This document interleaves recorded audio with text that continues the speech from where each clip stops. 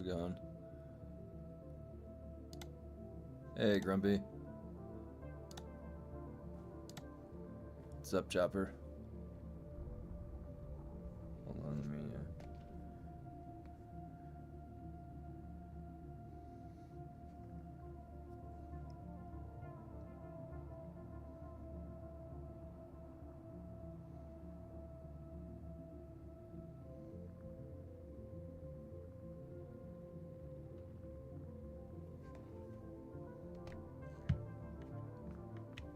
So, we have a hotfix tomorrow, it looks like.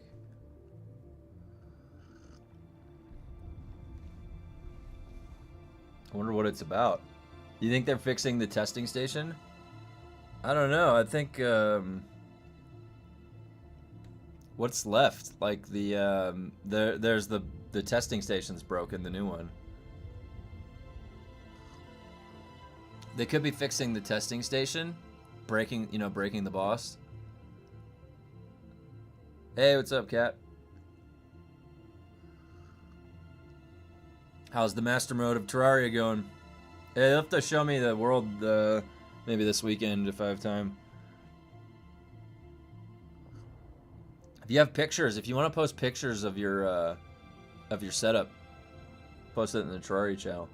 What if they shadow drop something? Well, I'll tell you that this is the perfect time to shadow drop something, is when it's kind of feels really boring, right? Like we're in the waiting period. We just had a full weekend of boring quests, and you know what? We need a shadow drop. All right. Hey, wait a minute. Where's my dagger skin? Where's my dagger skin? Did I get a dagger skin?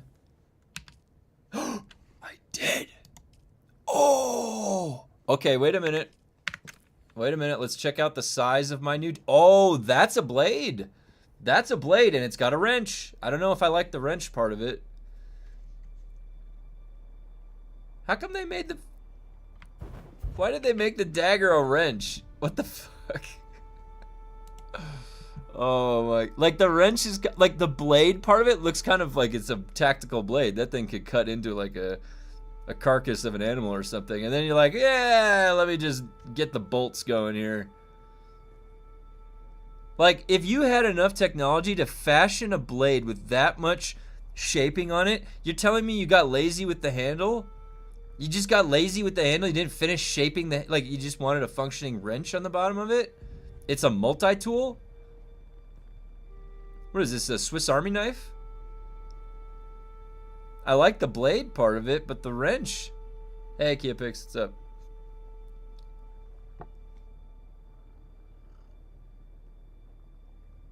I'm not sure we got the gun skin. Oh, what was that gun skin for? Hold on, let me look.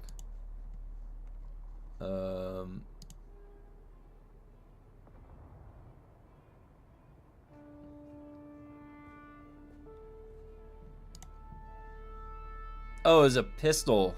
It was a pistol.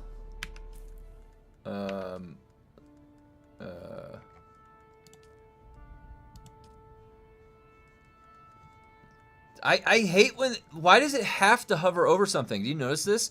You can't just be over here. It's hovering over something. You see it's hovering over the Emotus watch? Watch. Like, it has to stay... Asteroid harvest... I can't even look at the fucking pistol. It keeps trying to, like... You see how it, like... Okay, here. No, down there. Alright, there we go. Is that the pistol? Asteroid Harvester's pistol. Yeah, that's it. God damn it! Oh my god, dude. This menu. Why is it like that? Why does it have to be selecting something? Holy shit, man. I like how it says customization, and it's the least customized UI or customizable UI possible. It's kind of like a bit of false advertisement right there. All right, well, I mean, you know, that pistol looks kind of cool. Manungus, what's up? Let's get some Manungus. Where is it? There we go. What's up, dude? How's it going? I left the guild for WEXP week. Can I get an invite back? Be back soon? Yeah, go for it. You guys can come and go as you please. Alrighty, let's decree. Oh my god, you guys, we've got 33% melee damage. I actually voted for that. That's so funny. Oh yeah, dude. 33% melee damage, hell yeah. All you need to do is log into the game, and both variants will be added to your account. Oh, nice. I have to leave my solo guild first. There you go, Grumpy. That's what I was waiting on. Alright, I have 8 of these. 8 of these to do. Energy of... No. We will not be... Who wants to go to Taiki? Blushing Caverns. That's the one I want to go to. Let's get this out of the way, folks. Let's get this out of the way. Hey, you know what? Oh, crap. You know what? I thought for a second, I was like, oh, my ornithopter is jet black, and then I noticed the wings. What about the legs? No, the legs are actually still painted today. And the joints are painted. Actually, the only section today that's dyed, it's actually different every day, guys. I tamed a Balrog. Oh my god, that's awesome. I am actually getting really strong on my monk. I keep saying I'm gonna re-roll the Huntress for an alt, but my monk is just really strong. I keep getting upgrades, and I'm working the market a bit. So another hotfix, wonderful. Did they fix the color swatch for the treadwheel? No, but hey, 2Fox, they didn't fix this. Look, my wings are still green, and this time it's actually a different part. Look, the joint is dark, and now just this top section. I don't know how they managed that. It's like there's a precision painter coming in here and altering my dye.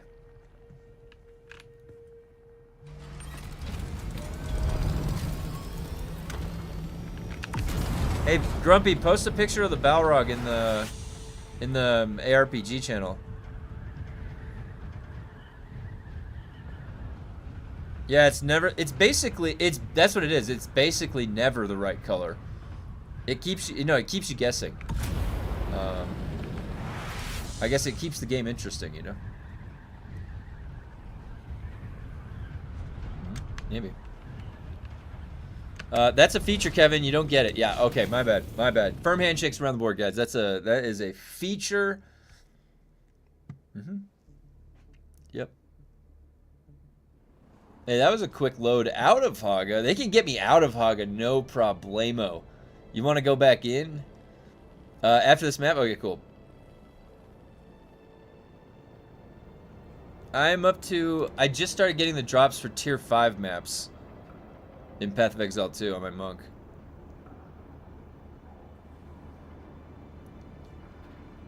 So far,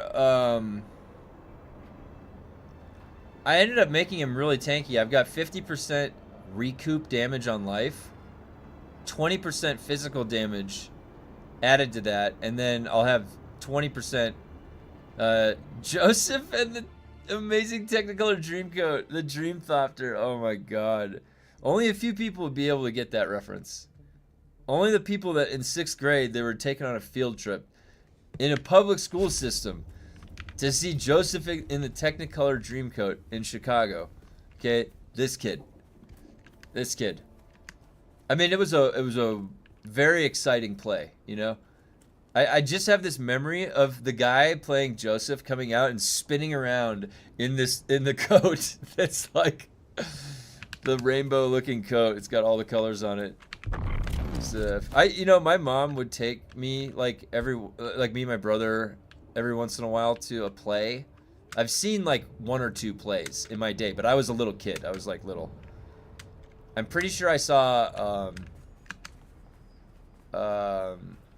Miss Saigon, I think it was called, because we lived near Chicago.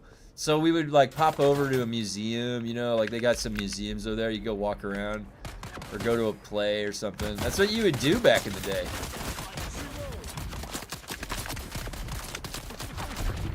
That's what you would do back in the day, pretty much. I saw it as a kid in New Jersey. Yeah, so you were in New Jersey, so I wonder, because I was Midwest, so that was, I was in like a suburb of Chicago.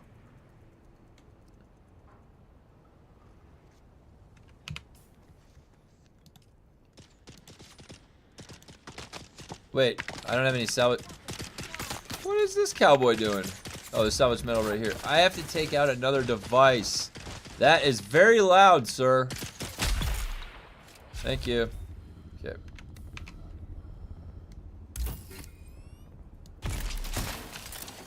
That is getting back on there. I saw it in Massachusetts as well. I don't remember the book, but the title is amazing. James and the Giant Peach. Oh yeah, oh you know. Oh, I read the book of that too. Yeah, I remember that. Have you gotten all the places? Yeah, I did. Are some things known for? So far, nothing's known. I assume they're gonna fix the testing station, if I had to guess. They've got eyes and ears in Nate's Discord, so they're on to him. They're getting his stuff fixed. They're probably using him as a proxy tester. He just doesn't know it. Yeah, I did. Look, I'm using the new dagger skin. Guys, it's basically like a MacGyver dagger. I can repair a car bolt. I can wrench things. Well, I gotta craft these. Somehow it's always when some things are fixed, there will be new bugs. Yeah.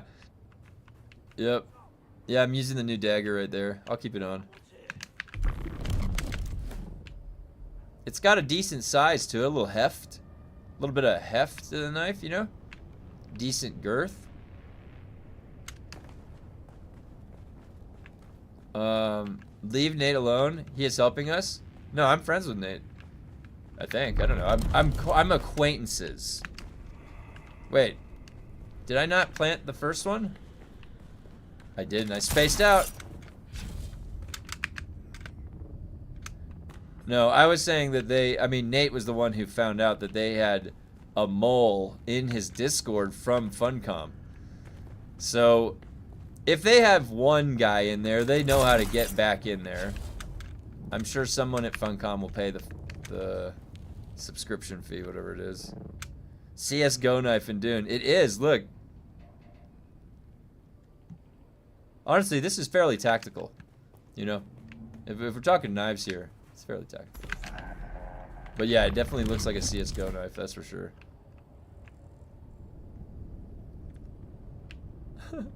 Everyone knows that girth...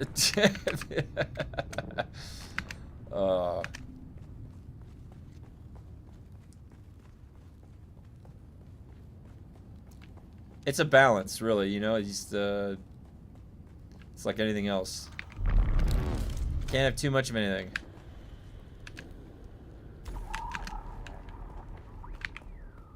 Well, I was already saying that the thing is what they have us doing right now is manipulating the data that they're looking at. Because the data that they're looking at, it's not necessarily the correct output of an analysis. Like once you look at it and then you say, all right, look at these metrics and this is telling us this. But it's really not telling you that. That's the thing, is what I'm trying to say. And so what we are doing right now, like what I'm doing right now, where I'm not necessarily having you know, I'm not engaged. I'm not being challenged in any way. So I'm not necessarily having a lot of fun. I'm just sort of, you know, getting through the process of this to get to the next step, which I've done a million times and I can grind. So it's not I'm not a stranger to that, and I'll keep showing up. It's easy for me to do that. But that doesn't make it a quality experience. So now, what would continue giving us an unquality experience? Well, if we're padding the metrics, and that's just buying them more time to give us more of what they've already given us. And this is why it's so important, what I've been saying, that they need to get creative with what they're going to be adding in. Because if they add in another year, 2 years, they like copy paste out this first year of development, and they get everything fixed.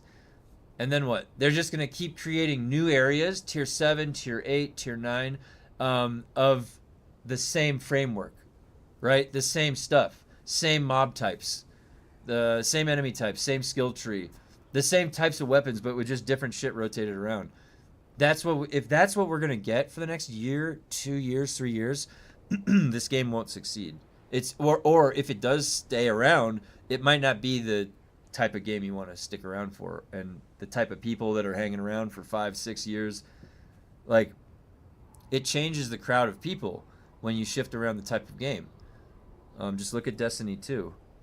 Like, in some games, you end up not even having the competition there anymore. If you want to go PvP, for example, you go to this, like, obscure game not many people are playing. Well, you're going to go, like, dominate PvP there. There's no competition left there to fight. So it's not really a good gauge in anything. You're not really going to have fun.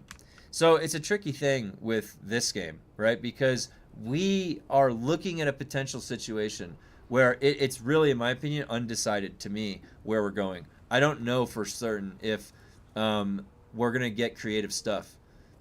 They've been so inundated with fixing things, there's no creativity I've seen at all. Other than the base backup tool, really, is the one innovative thing they did.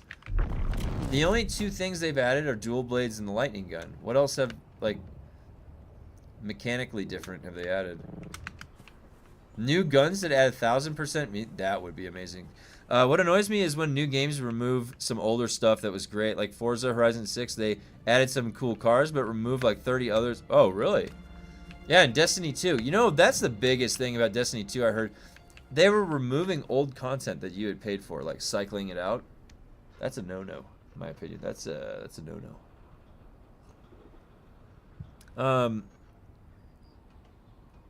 Yeah, I mean, the thing is that... Now, here's the thing. We could very well be... Joel didn't leave. If you look at what happened in Destiny 2, in 2024, Luke Smith left. I mean, I should have seen it right there with Destiny. If the moment that Luke Smith left, like, you're not going to have Destiny 2 anymore. Luke Smith was the guy that came from Halo 2. He was, what was his original role? He was like a... Dude, was he a community manager? I don't know. He worked from the ground up and became like the creative director at Bungie.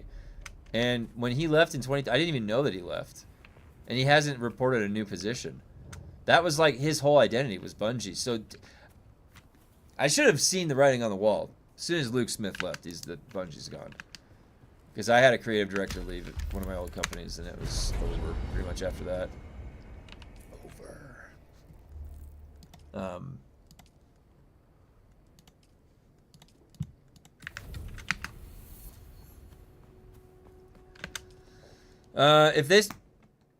If they sunset this game, I think I will travel to Europe and talk to them. You know, it's funny, because your name is OG Chopper, I just imagine you flying like an Apache helicopter over there. Just like some kind of crazy chopper. But then a chopper is like a motorcycle too, right? Not just a copter. Language is an interesting thing, isn't it? How to navigate the minutia of semantics. In ARPG, he wouldn't stop moving around, so best I could do. Oh, let me see.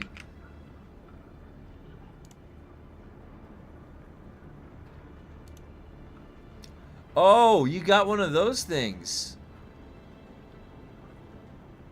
Damn. That's awesome. What a cool ass build.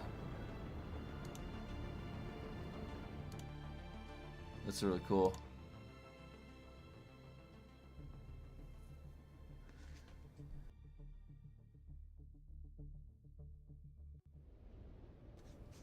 All right. Yeah, Grumpy tamed one of those big boss. That's a boss that came out of the door when I think I was streaming yesterday. And that boss comes out of the big door. He has twice the health of George. Does George ever die? Can you name the pets? Yeah, my nickname is for the Orange County American Choppers. Even my mom calls me that. Oh, nice. Yeah, Orange County too. I know where that is because I was down in Irvine and Newport Beach, right next to Orange County. I gotta craft these things. There we go.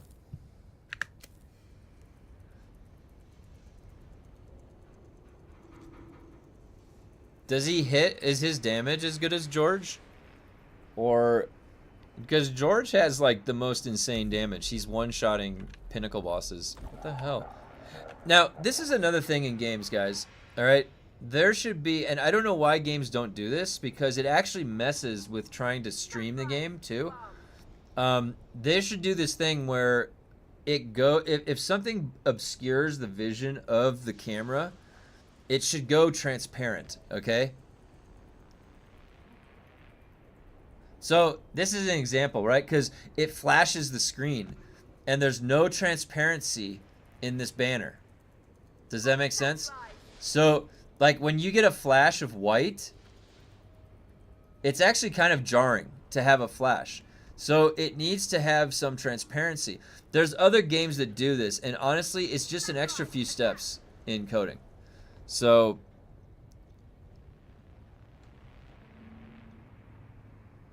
You see how this is a problem? This is just, I mean... This is one example, but there's probably others.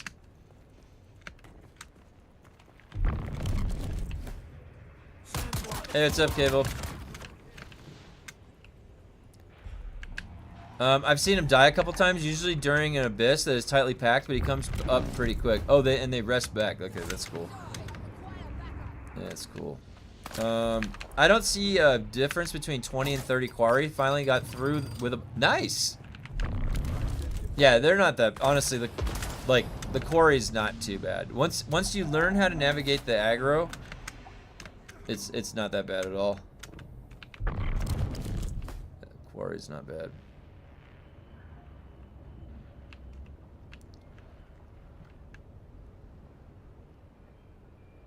Not bad at all. In like a basketball hoop. Oh. Raising shield for the sad guys.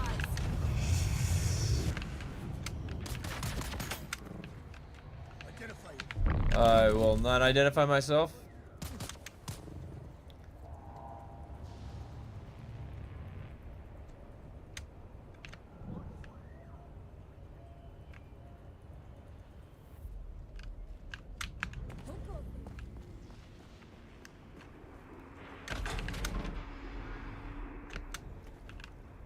Craft. This is actually the best one. This is so fast, this one to do.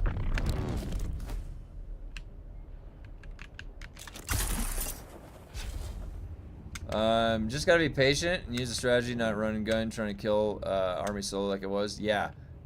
Definitely calm the nerves, think clearly, take your time, nothing to rush. I think keeping a clear head is always the best strategy. You can think on the fly.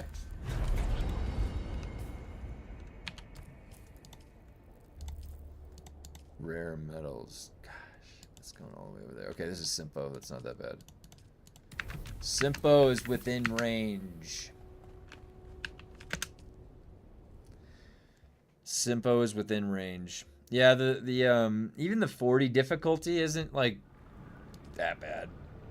I honestly, the 40 Lemminger is crazier. I don't even think I can do the 40 Lemminger right now. He heals too much. And the Simpo's gonna be the load. Is that what it's gonna be today? Simpo's the long load. Okay. That's what we're doing today.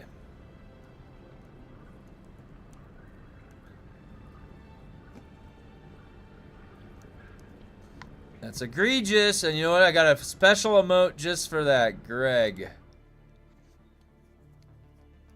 I've got the Greg emote.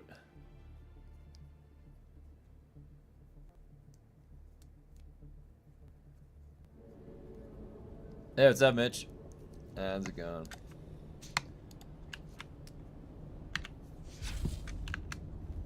Scan the proximity.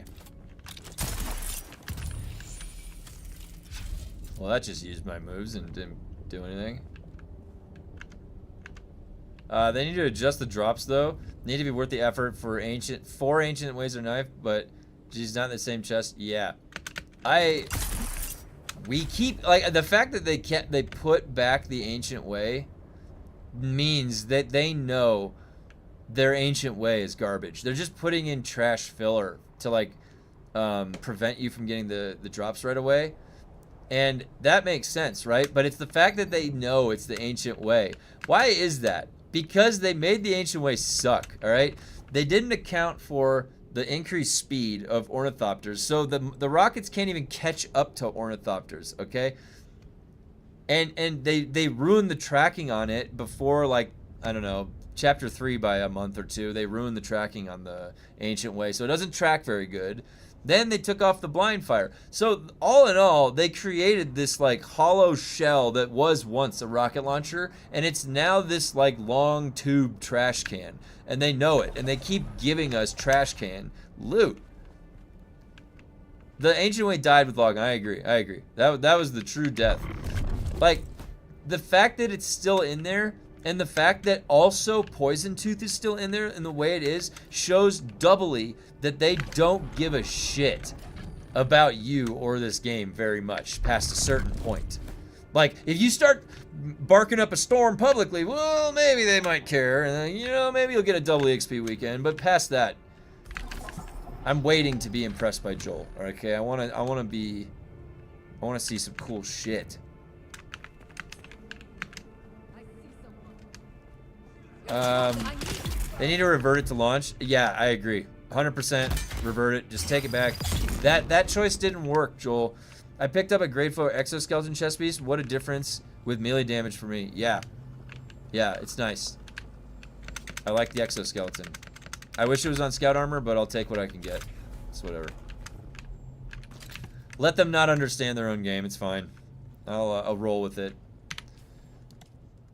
I'll play a hodgepodge. I'll play a game that has a development team with a lack of understanding of the game. That's fine.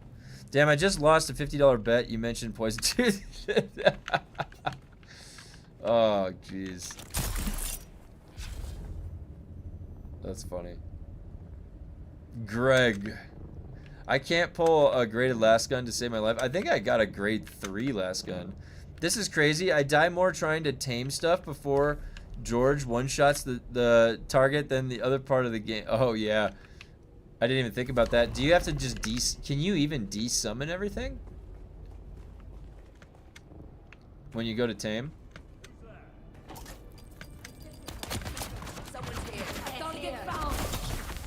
Nothing to see here. We're just looking for Jungler's notes. Alright, little Jungler. I like that word. Rolls off the tongue funny. Hello.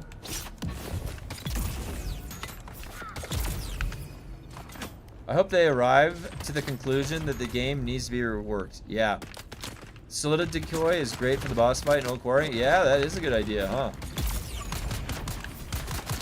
Solido Decoy. That's kind of like in Division 2, the decoy is really good because the enemy AI has to have some aggro to it. Return to the ornithopter. Post haste. Everything but the bear right now, but his leap one-shots as well. Sounds like a rough problem to have, Grumpy. Everything's getting one-shot. I don't know what to do. But I understand you're trying to tame something. It's like a boss. You're still one-shotting it. The Jongular lore is awesome. It's a good word. What is the origin of that word? Jongular. Jongular. Oh my god, they're gonna make me go all the way down to Wind Pass. That's how I'm describing this game now. Oh my god, I have to go all the way down to Wind Pass. That's not a good sign. They should have, well, no, there's not much they can do. They're setting up the polar caps. It has to be down there. Dual blade, slow blade does less damage. But it's time between each slow blade, it's faster. Well, I think the idea is that if you had a situation where you had time for it to ramp up its speed, the damage would surpass the other one. Egregious, George.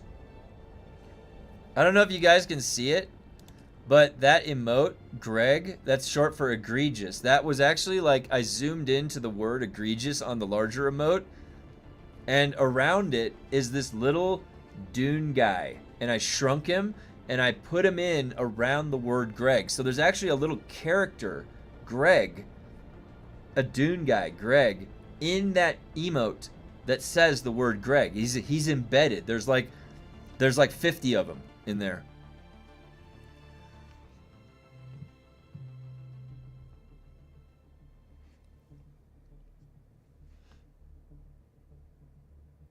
Like and subscribe, yes, if you like the content. I've never seen a fight club. Am I missing out? They post about the fight club. Ruin Gage, he posts about the, and Blue Stang. They do fight clubs.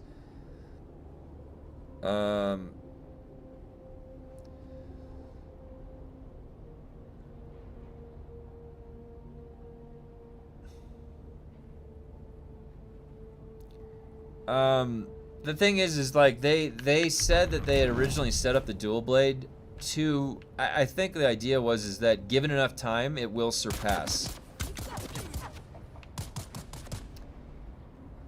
But you have to have that time to ramp up.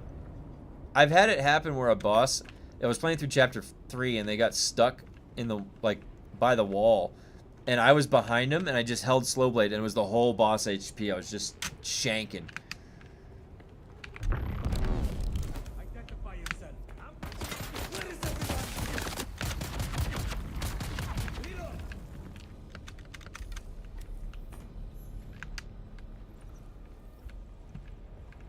Do I craft it? Gather the induction coils. There's someone here. Oh.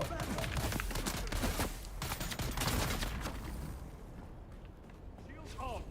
I require backup.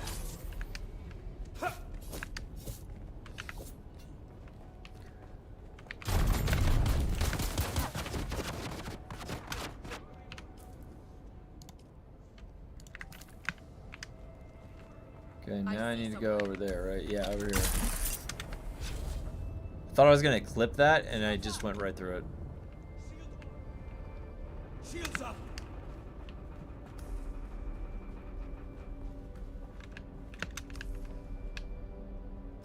So what do we think the hotfix tomorrow is gonna be? I'm thinking they're gonna fix the testing station. If I had to guess. Or would they even admit that? Would they even admit that they had to fix the testing station? Maybe they'll sweep it under the rug. It's an inside job. One of those things. Maybe there's something else we don't know. You know what it's going to be? Fixed an outlying issue with server transfers that prevented you, that made your character just disappear from existence. Also fix some typos. That's what the hotfix tomorrow is going to be. Fixed various typos in our other patch notes. Someone's here. Shields on. Oh my god. And I'm moving so slow. I love that. This is my favorite part about this game, is that how slow you move when they shoot you. Like, that just makes so much sense that I would do that, right? Makes perfect sense why they would do that.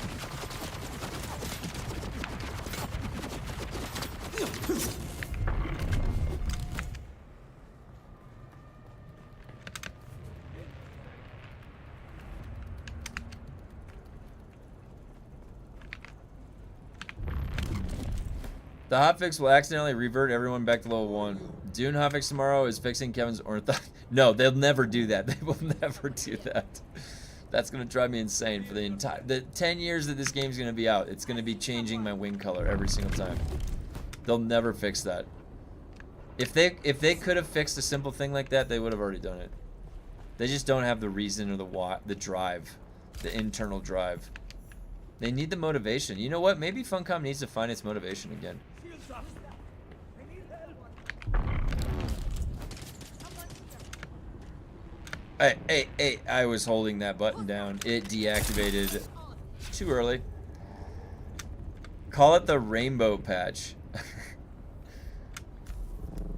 When you're finished, can I get it? Oh, yeah.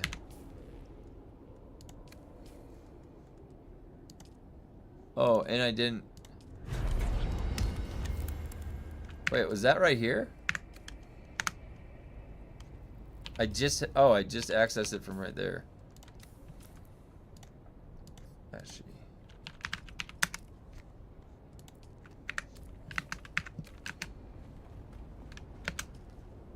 Wait.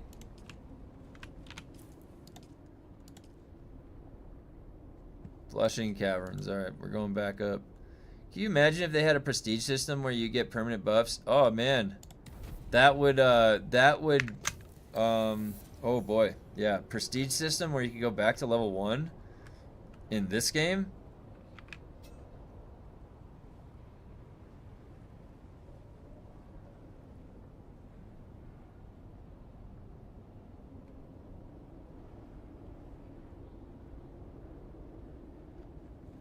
You guys want to do it all over again from level 1 on the same character, but like with a prestige icon near a name that no one can see?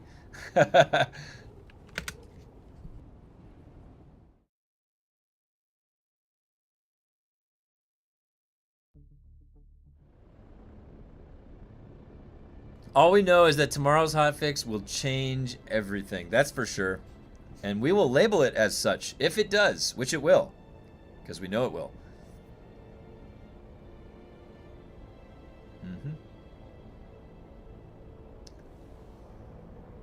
You know what's funny? I went to go like time myself doing the missions over the weekend, and my stopwatch got to like 1.5 minutes, and I had barely even gotten out of Haga. Everything I was doing was taking time. What are your thoughts about double EXP unlimited weekend, specifically on how not unlimited it is, because you can only benefit from Landsat mission 35 times. Well, they are notorious for semantic follies, I guess. You know, it's accident. If they use a word that you're like, they said this, it's accidental. I'm just telling you right now. It just is with them. And what they really meant is that it will be on through the weekend, and you only really get the access to it through the Landsat quests. So I think that it feels like the game doesn't have enough people playing it to warrant having this long of a grind. The double EXP weekend is a good break point because 250 feels like it's actually contributing, and even when you're doing just 5 a day at 250, it feels okay. 125 just doesn't feel very good at all. That's what it feels. That's our feedback based off of playing it since chapter 3, right? That's the feedback. I'm just saying. So if they were going to do anything, just double like the values, you know? They should just keep the doubling of specialization EXP at least on permanently. Because the balancing of 125 doesn't feel good. Just double this. Who cares? Just leave that double. Who cares? That actually 6 months seems like a reasonable amount of time, not 350 days. 350, but 350 days is okay on a game like, you know, Warhammer Online. When I played Warhammer Online, it took 1 year to get renown rank 80. That made sense. That amount of time, that makes sense in that structure of an MMORPG, a PvP MMORPG. That made sense. In this game, it might make sense if we had 180,000 people playing and all the servers were full. Give everybody time to do stuff. Now, they put that in there like this to buy themselves time to put stuff in the game. So, shorten it. Like, we don't need a year of nothing. There's an empty warehouse, basically, that we're dealing with, the deep desert. There's an empty warehouse. They built this big, beautiful warehouse. It's very innovative, the warehouse. They've made a lot of modifications to the outside structure that are unique, but it's empty inside. So it's like they need to fill up that warehouse because they got a big empty space. I don't know if that's even coming because they've got all this polar cap stuff. They tell us they can't do shit for like partitioning their load. So it's like I don't even know what they're capable of now. I actually have to see a couple things in line of deliverables to make a judgment on what actually to expect over the next 6 months, because it's hard to tell. They're doing a good job cooking stuff behind the scenes right now, if that's what's happening. And so what that means is I'm expecting a lot. Then they better debut some cool shit. But you know what it's going to be? It's going to be the one new element, the frost element, that's going to be the new meta because it's increasing damage on the target. So, and then everybody's going to be using frost elements. What is with the rate at which water is going down? You know, and I wish that I can't call it like this ahead of time, but I would like to be surprised by them, so we'll see. They've got a really consistent track record so far, so.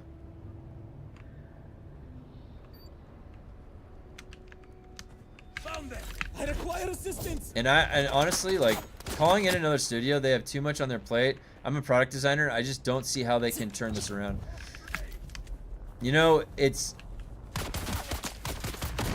what is going to be, like, I don't even know if turning around is going to be the right idea, because what they do is like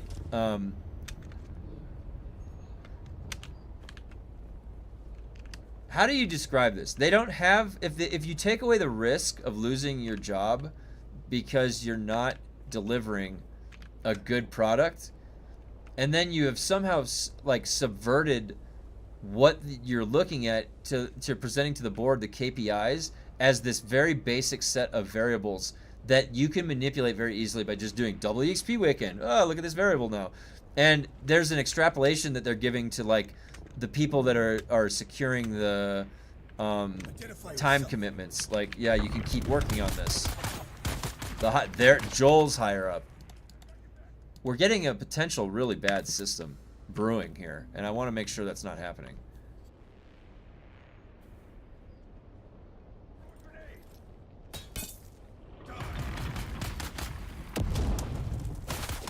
We're potentially getting a system where bad product is getting a measured increase in value. A bad product is having inflated metrics. So, and it's going to reinforce the bad qualities of that product. That's what we're at risk for. So, I hope we're not going down that road. And that's why I hope that at the end of the day, creativity overrules everything, and we get some creative ideas coming in. Is there scrap metal down here? Yeah, it's right there. Let's go. Because if you think about it, what I am doing right now is contributing to a metric that's not good. I'm basically contributing to a metric that says, I don't want a PvP. I'm a person that doesn't like PvP because I'm PvEing right now. I'm spending all my time PvEing. I must love doing these specialization questions or quests because I never miss. Like, there's all these extrapolated things that don't align to my reasoning why I'm playing right now. That's the dangerous route we're going down.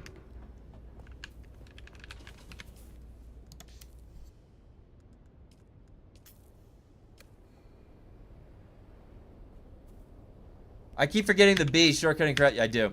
Thank you for. It's gonna take a few times to remind me. I'll get it. We need a live UI to see all these perks, but half are broken. I agree. Just realized there was a Shia LaBeouf in Return of Jedi. Yeah, I mean, but calling in another studio would not be a bad idea. I mean, or anything. I don't know. But you are live streaming your honesty. I try. Well, yeah. I mean, I try to be as honest as possible. And the community has formed from this game, so I respect this game, and I always will. I do a lot of development critique, and I have been contributing on the Funcom creator stuff. I've been I've been doing everything I can to try and help with fixing the bugs, coming up with ideas. But the thing is that studios don't take public ideas usually. That's not a common thing. Like, they're not looking for advice on how to make the game, generally. But if you find a bug, they'll be glad to talk to you about it and report it and stuff. You're not playing because it's fun or interesting or challenging. You're only playing because otherwise your character will be unable to... Yeah, exactly. That's and I know that. Like, and I'm cognizant of the like commitment that you have to keep a character up to the par of where, you know what I mean? Like, I've done that dance before. So that's why I'm doing it. You're absolutely right. Now, when I can go take the character and engage with systems and use that power, that's fun. And I like doing that. The thing is, there's nothing to do with that power right now that's fun or interesting. We already blasted through the testing station. We didn't even need to use the broken part of the station. I was able to clear through the station all the way up to 40 normally, so... I found a bug. There's no incentive to PvP. Just don't give the IP to Ubisoft or Bungie. We don't need Concord or Assassin's Creed. Oh man.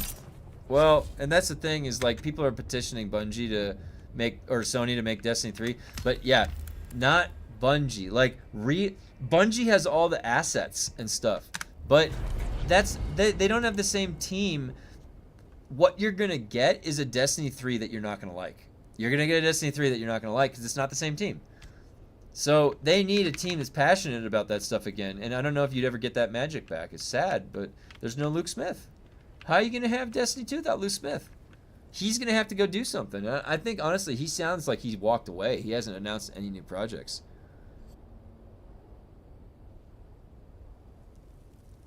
Bethesda! That would be, yeah.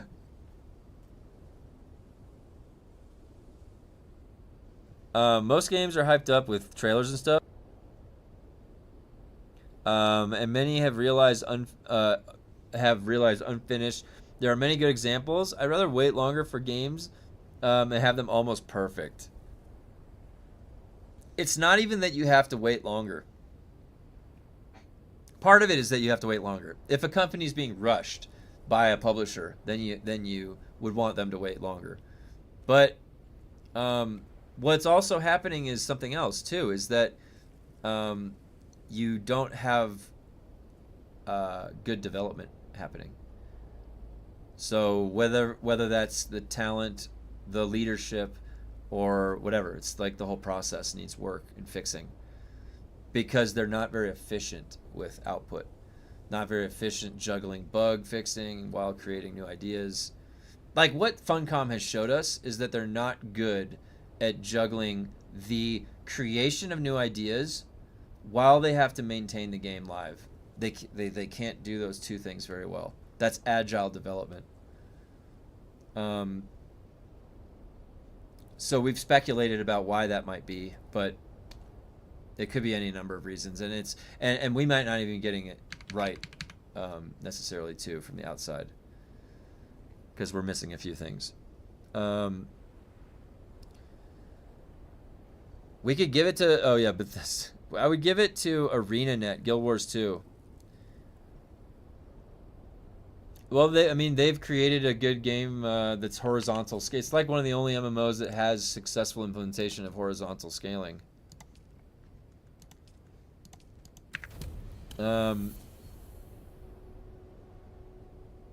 Conflating those and agile isn't really accurate. Right, it's one of the hypotheses that we had said. It's not necessarily the answer. We were talking, there was a stream where we were talking about what was causing the issues that we were seeing, and one of them that day, and I think Ghost was in on that conversation, is they might not be agile, but it might not be the case, because who isn't at, like, most development schemes or methodologies are agile.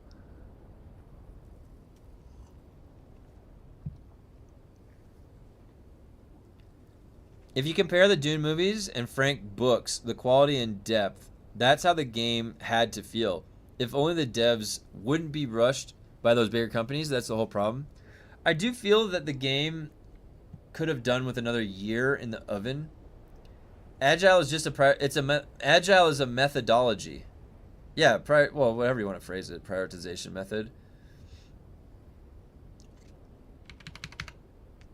But it's a the thing is you don't usually say, like, you walk into a company, you're like, what process are we using? Everything's integrated. So it's like,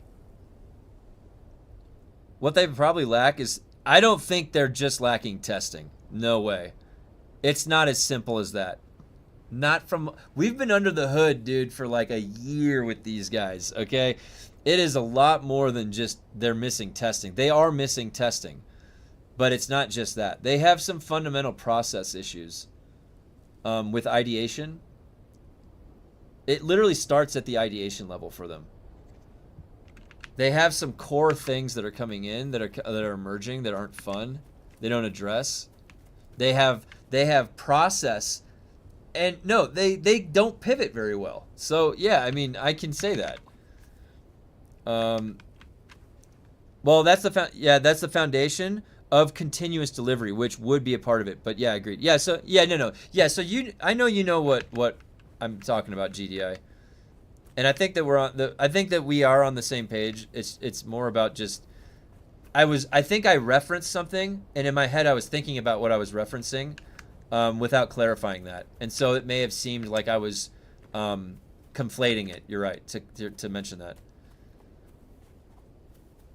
But yeah, what I was referencing is like that the other day that we had that discussion about postulating what might be going on. And it's not to say that that is what's happening, because it's, like I said, there's no real way that you would know unless you just got in there and spent a few days with them.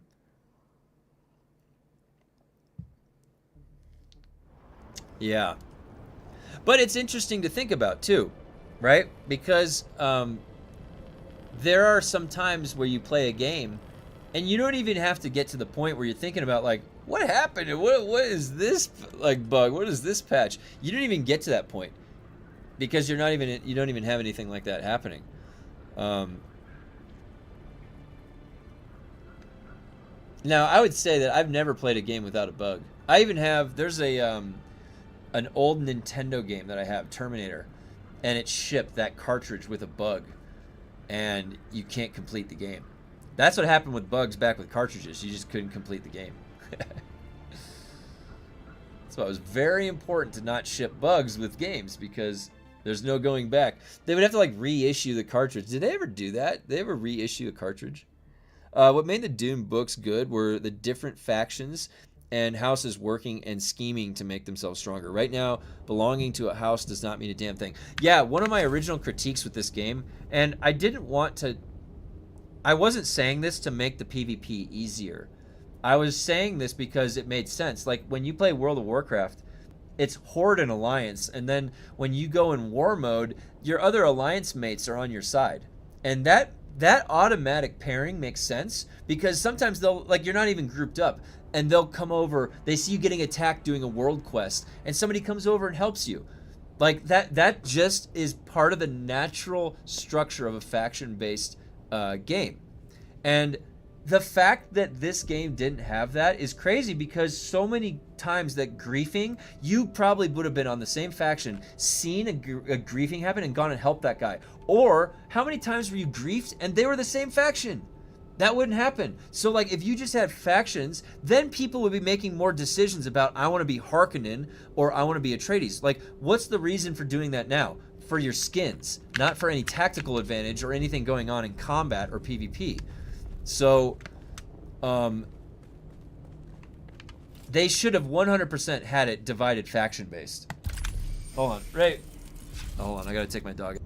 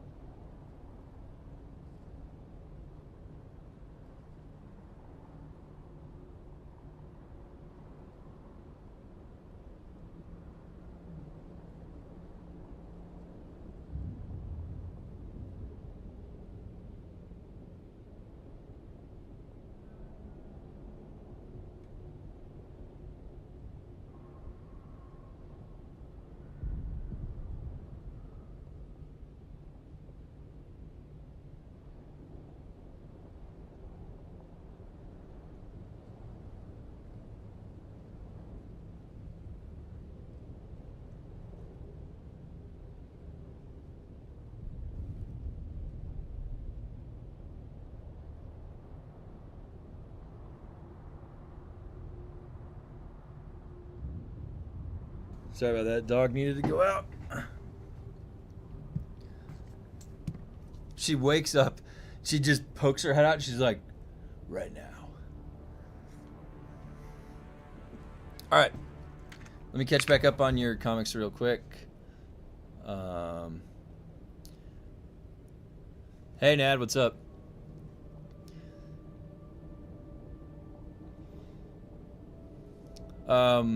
What was that game you couldn't complete? Oh, here, I'll show you.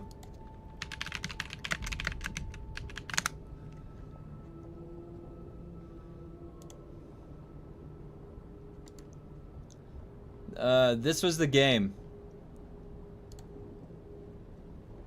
Hello, class, and welcome to the... Nope, not that. All right, where is it?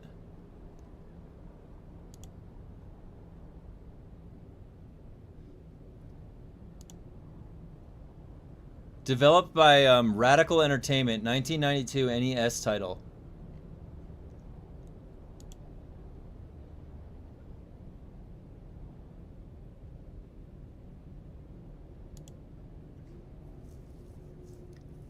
Oh my god, dude. I also had a Total Recall game. Alright, yeah, I'm not going to play that video. Okay, I was going to try and show the picture of it, but yeah, it was the NES Terminator. Try the new dagger look. Yeah, it did. Look, here, it's right here.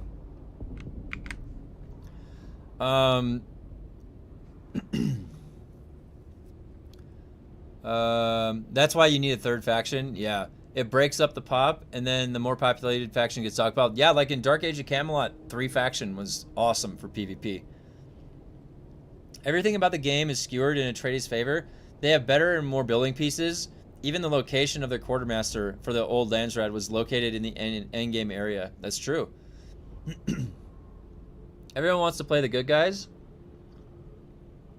The only reason Horde became bigger than Alliance is, wow, is historically the racials were better. That's true. And and they made them like not really bad guys. It was just a different faction. And then they just didn't like the other faction, right? Because I have all my World of Warcraft characters are undead. I love playing the undead race. The Alliance wasn't the good guys. They were just prettier. Yeah. Yeah, armor generally looks better to some races. Visually, they're the good guys. Lore-wise, both great. Yeah. Horde is visually monstrous faction, so by most people's standards, they go Alliance and no. Well, guys, and honestly, think about it.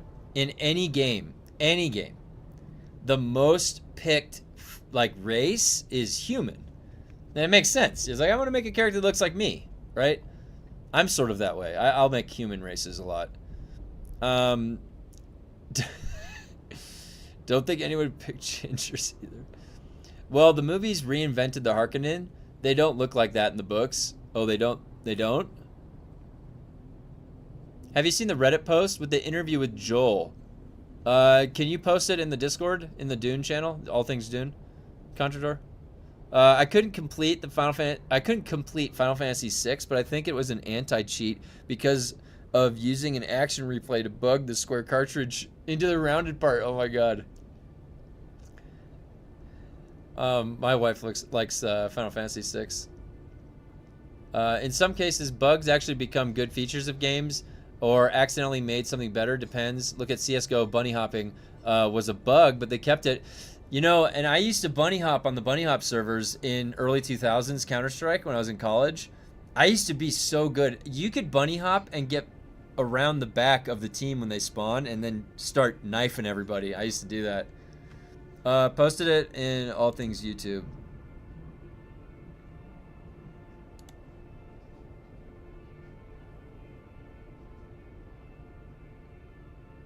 Conversation.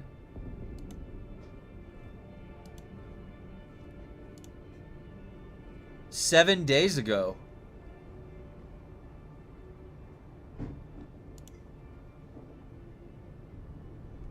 Holy shit.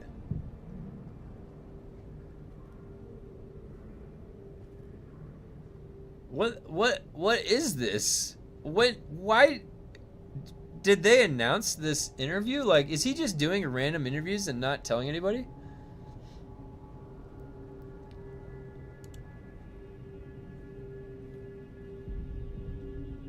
Oh, Games of Norway Steam Festival. Okay, so there was a Games of Norway Steam Festival, and then this group interviewed Joel and a few of the devs. And in the, it looks like in...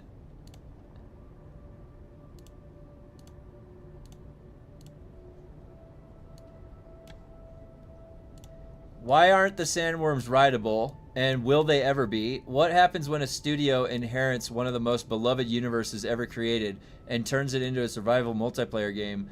I asked all these questions and many more to Ole Andreas Haley, production director, and Joe Bylos, creative director on Dune Awakening. They survived the conversation, so you can all get the answers you were looking for. All right. There you go. Look at that. All right. Dune Awakening Steam charts. 7.8K. Not that bad. All right. It had a 11,000 over the weekend, I think I saw.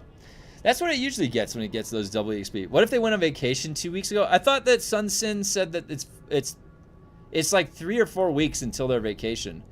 It was taken during some Steam event in their region, and they mentioned a PvP interesting. So, do you have a summary? Contrador, do you have like a Cliff Notes? Hey, Galadorn. Do you have a Cliff Notes of the interview that you want to summarize real quick? I won't be able to. I'll watch it later.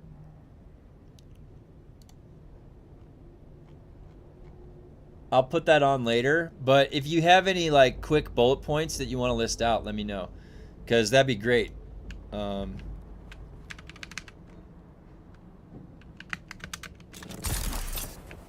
Let's wrap these up.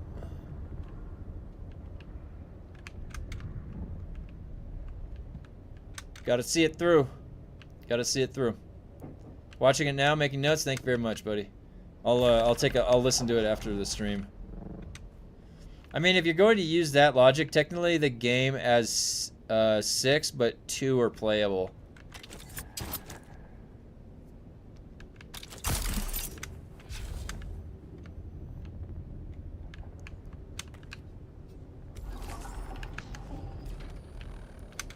I see what you're saying. So they have 6, but only 2 are playable. You know, I think that it's conflicting vision, right? Because he's still hanging on to keeping the desert obscure, but the desert is a big, empty, blank space, so there's nothing to do. It's like putting faction stuff in there is things to do.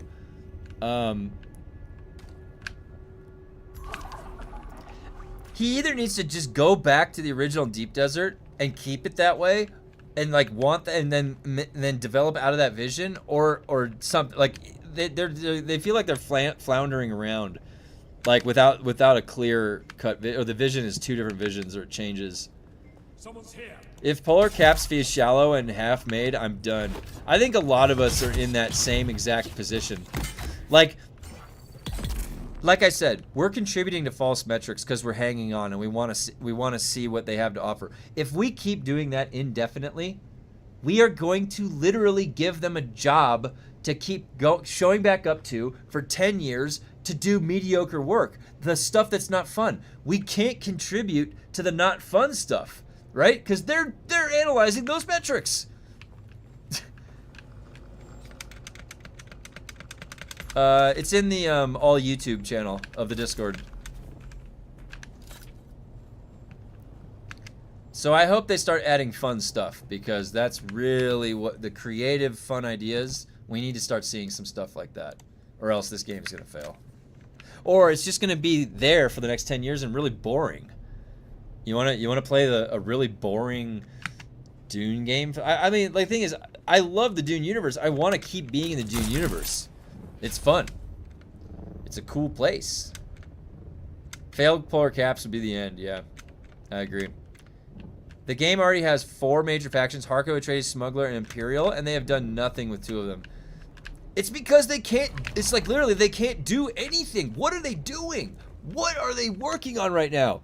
They're always so busy. They're always so busy working on shit.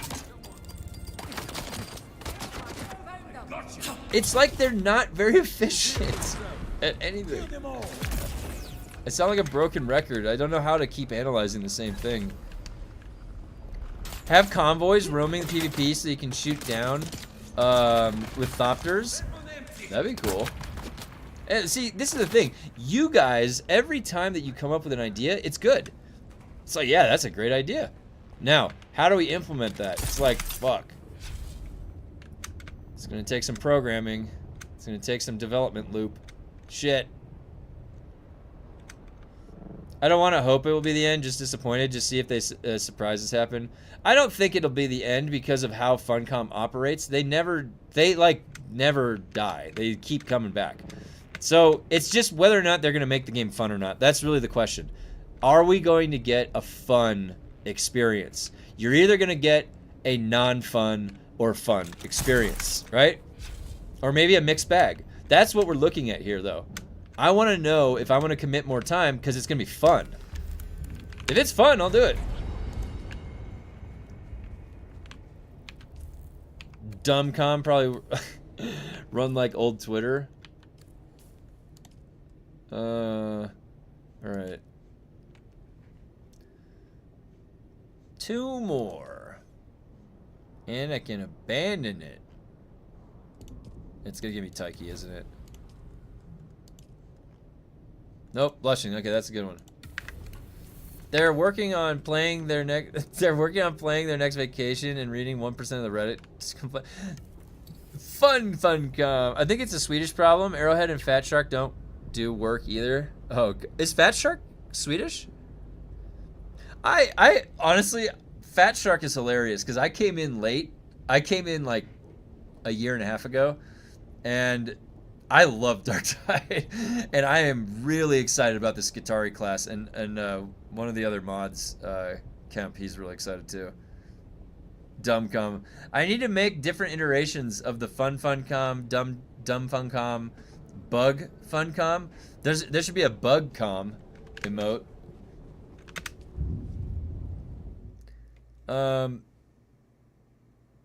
Yoinked. I'm taking that. It's mine now.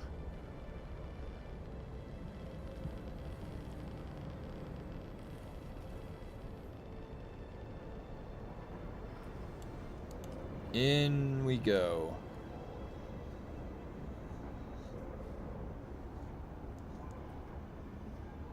I love the games, but the developers aren't all there. There's definitely a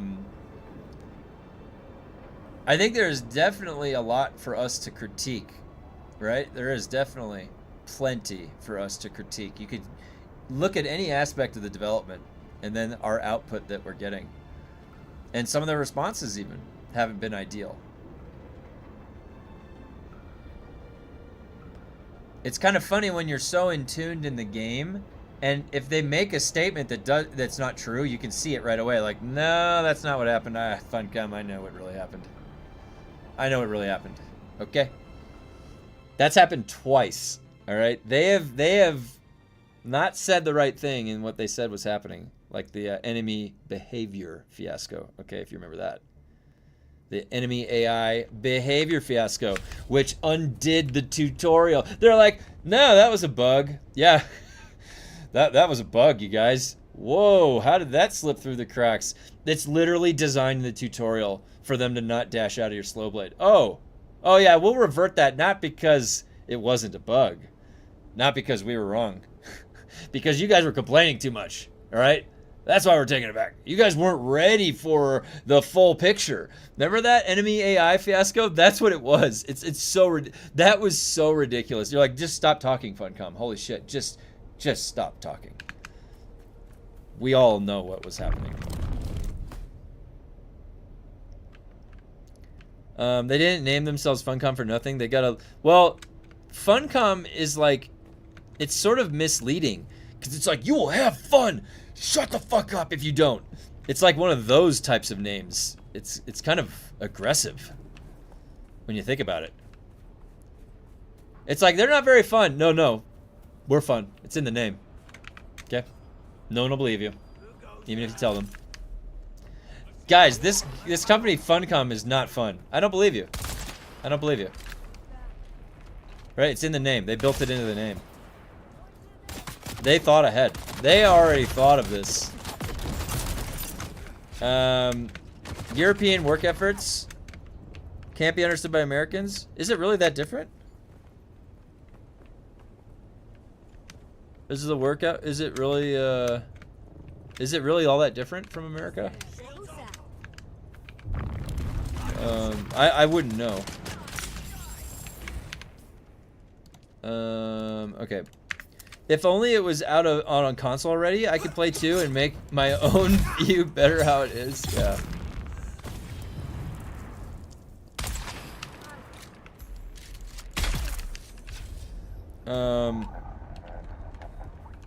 It's a good game, but the end game is very stale.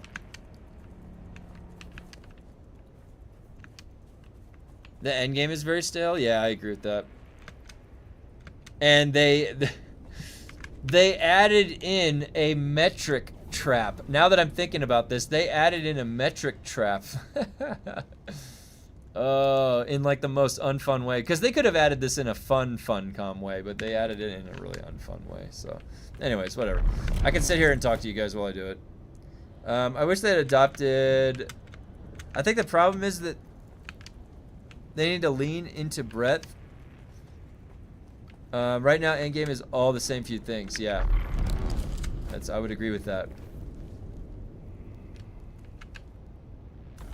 Yeah, I don't really think that we can generalize between EU and America, and all, like I don't think that we can generalize that, because when you're working on the international, like I've done work with Singapore for implementation in China, so like, and I was working 60, 70 hours.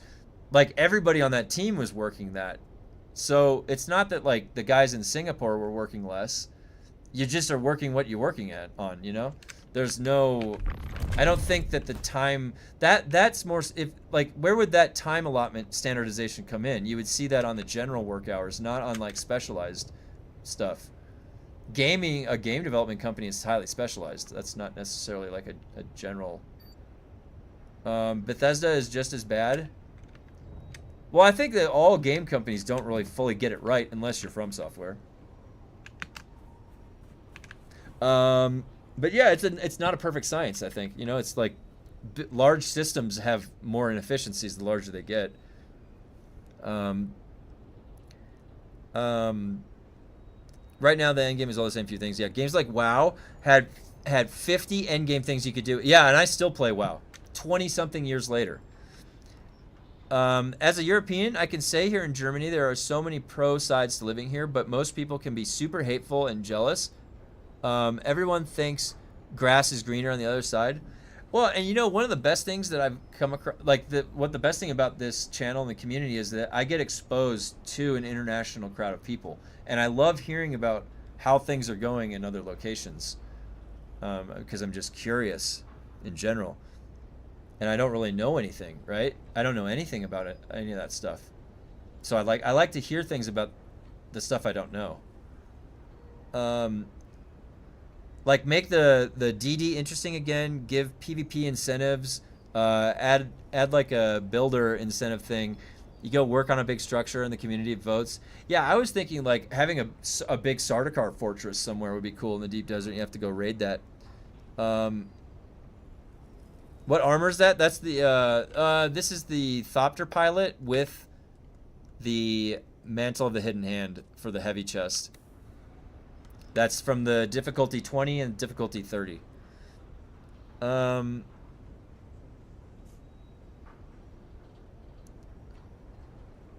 Yeah, isn't the whole so cultivating a healthy work culture, that mentality comes from creating more or better quality work output during the time you're there, right? That's supposed to be the idea. And yeah, I don't know if anyone figured out the perfect formula for it, right? You could make some cool building stuff, and that was incentivized. I'm building a super cool base and having a lot of fun with it.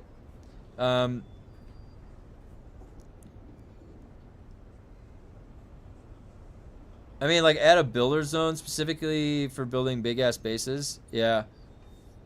That would be cool to have, That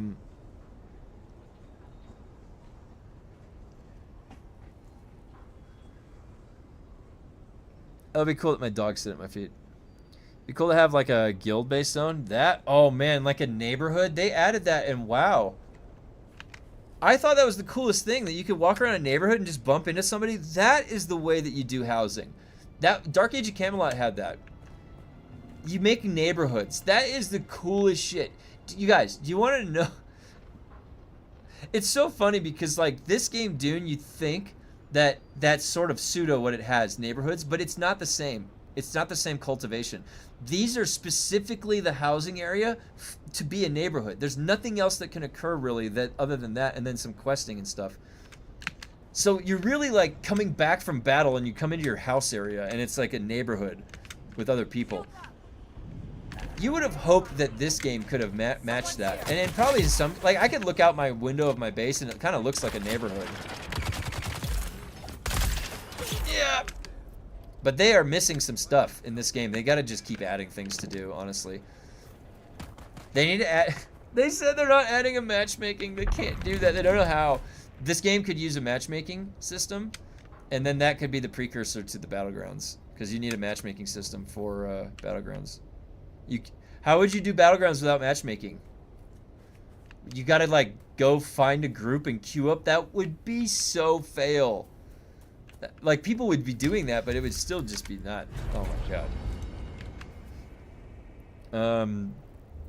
I just realized chair dogs of Dune are the reverse of real life. We are the dog chairs. Dune said chair dogs. Oh yeah, that's right. That's funny. Yeah, and they're concerned about zones being too memory troubled for big bases. Just make base zones. Yeah. That would be it for the if you could do a guild one. Funcom's Age of War in Conan Exiles was a massive destroyable fortress that was implemented so bad it tanked the server performance and most people hated it. I don't mind it, but mostly it was pointless. It sounds like the idea might be fun if they could get it to work. That would also solve the returning player power loss thing too if it runs out of power. Yeah, I mean that I agree. Funcom had to remove it. Nothing in the PTC if there is a hotfix. Oh, God. So what are they fixing? What are they going to do? What's tomorrow, then? It's going to be something... It's going to be, like, so nothing burger. Age of War had 0 war.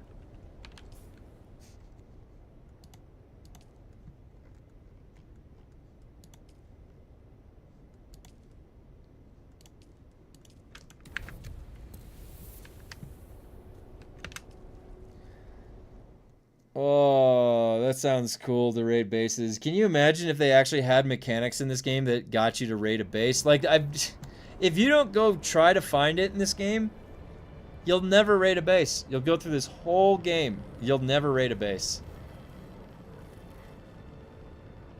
Hotfix applied to improve stability. That's probably what it is. Fixed various text-based typos in the tooltip descriptions of the game.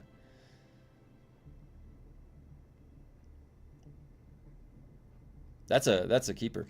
What's the land rad mission? That was the... I either skipped Taiki or Smuggler's Run or... what was the other one? I forget. Fix an issue where characters were missing the endowment. Oh, man.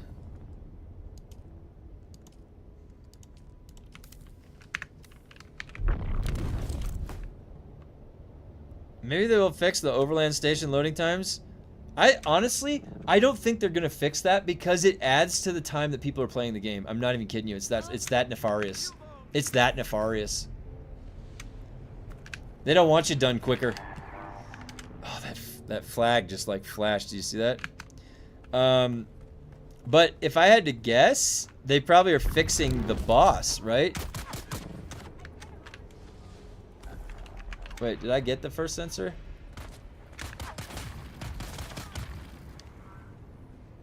I can't see. Look at this. They purposely put this flag there. Okay, I did get it.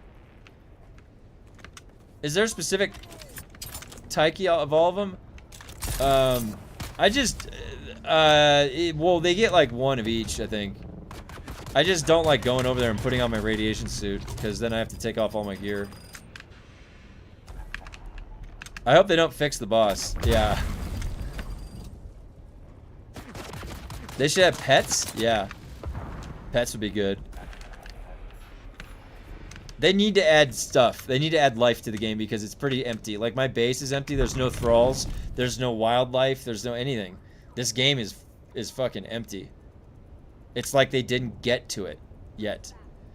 And now, where are all those ideas? I don't see shit about adding anything like that. We're gonna fill the world out with stuff.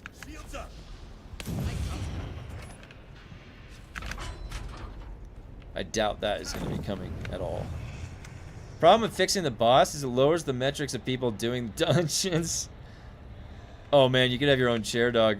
Or the ability to mind control Shadowlud like Sheena in book 5. That'd be cool. All this going on, and I'm still trying to figure out who we are a Gola of. Can't be Duncan, Idaho. Could it be Desmond Hart? That would be really cool if it was Duncan, Idaho. Hold on, I need to get my dog some water. What's wrong with the boss? The boss is broken. Ray, come on. Ray.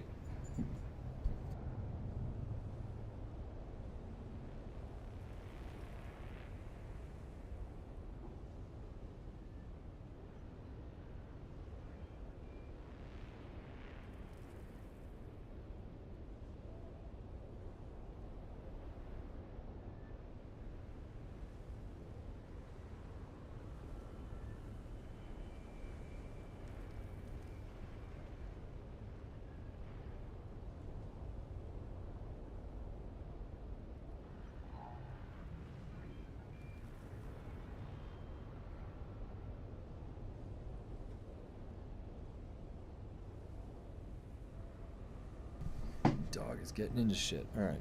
Sorry about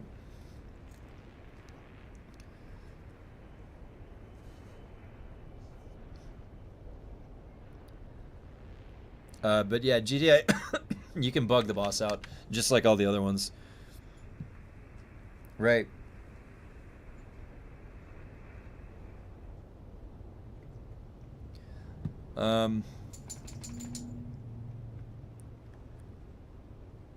I don't think they'll say who we're a Gola of. That'd ruin the mystery. Yeah, they'll probably keep it building. He's at the Atreides base in Haga. Not many people watch the TV show to know who Desmond is. Top floor, you had to find Duncan. He just doesn't do anything. Of course.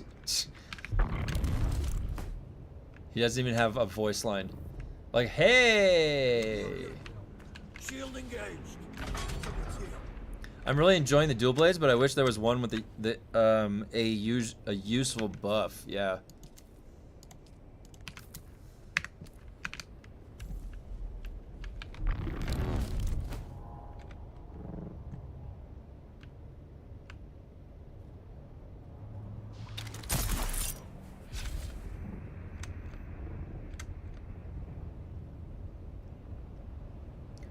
So we were my wife and I went out to we had to go run to down to the market yesterday, and when we went out we saw a big brown bear just moping around, probably within 15-20 feet of us, walking by.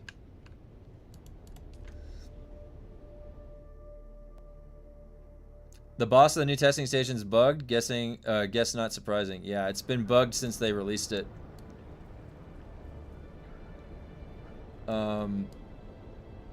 What's today? Tuesday? I should stop by and get those that resource.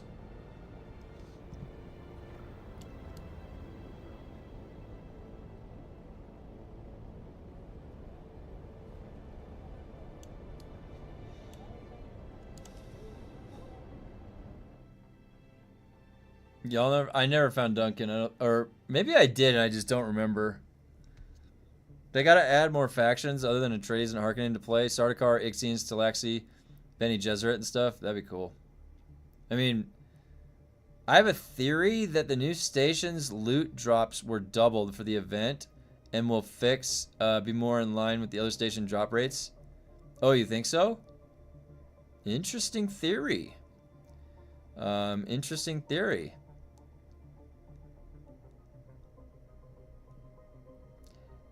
If it's brown, you're down. If it's white, good night. Oh, yeah. If it's a polar bear, you're dead.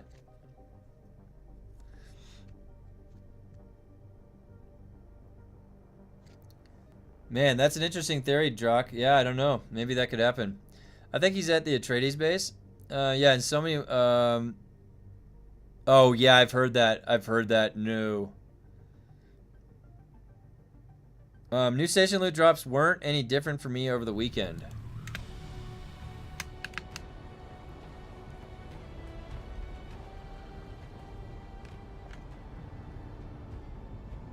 Great game here, Funcom. Great game. Look at this lag.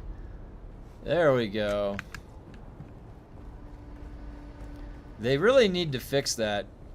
That is crazy. Duncan is your swordman quest to craft the sword. Oh, okay. Yeah, I did. Hey, look at that. That guy was naked. All right. Oh, that guy's loading in naked too. Look at this, guys. Functioning game here. Functioning game, yeah. What?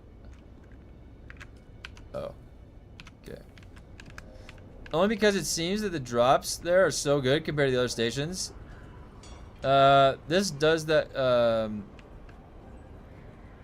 I haven't played in a fat minute due to IRL stuff. That's alright. We've been playing Path of Exile too. How's Dune been? It's been pretty boring, honestly, Blue. They did a double EXP weekend over the weekend, and it was like pretty hard to get through, to be honest. We're really waiting on them to add anything new.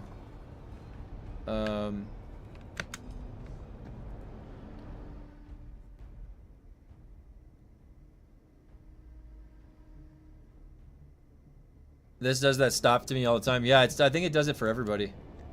You can tell that it's not my computer because my my camera is still moving. Like, you can still see me moving around. It's the game. Hey, what's up, Lafu? I had a dream once. I got eaten by a bear after running from him. For sure, scary creatures. They're angry and hungry. I think most we have is deer, foxes. Yeah, I live up at the top of a mountain and there's bears up here. So it's their territory. But they're pretty nice. I haven't run into any, like, you know, bloodthirsty grizzly or anything. That would be terrifying.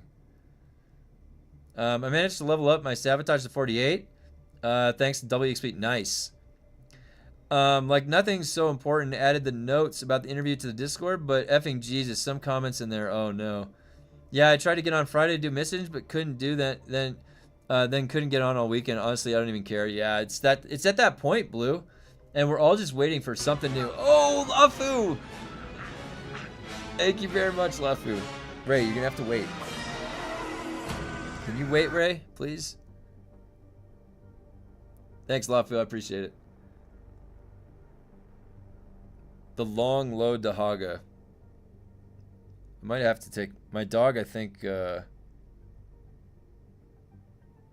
she does this sometimes. There's something outside and I have to take her to go see what it is, or else she's gonna keep... She's right here next to me, bugging me. I didn't even log in for the weekend. Dude, I tried to do it this weekend, and oh my god, my plane is actually the right color. WXP should be the standard, but doing 35 in the row is unfun chore. It's so bad. What's up, Grumpy?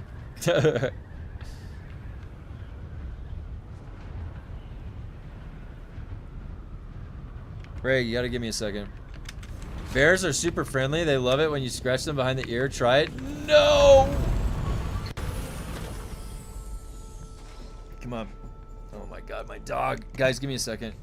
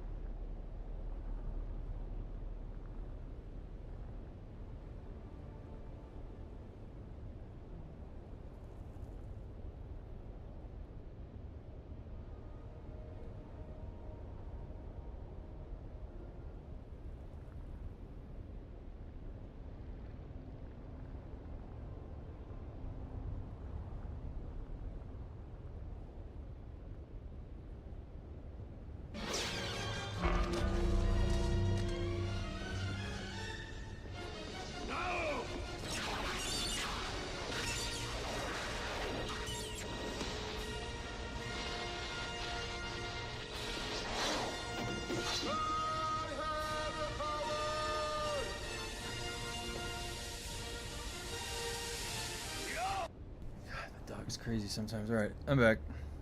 Oh my god. Wait. Oh. What? Yeah. Hey. I missed that. Grumpy. Did you guys see the new Masters of the Universe? Did you guys see the new Masters of the Universe emote or the Dolph Lundgren? I added that. Thank you, Grumpy. Oh my god. Oh, Lafu! And we're gonna get the commando! We got the commando. Yes. Arnold is building my cabin.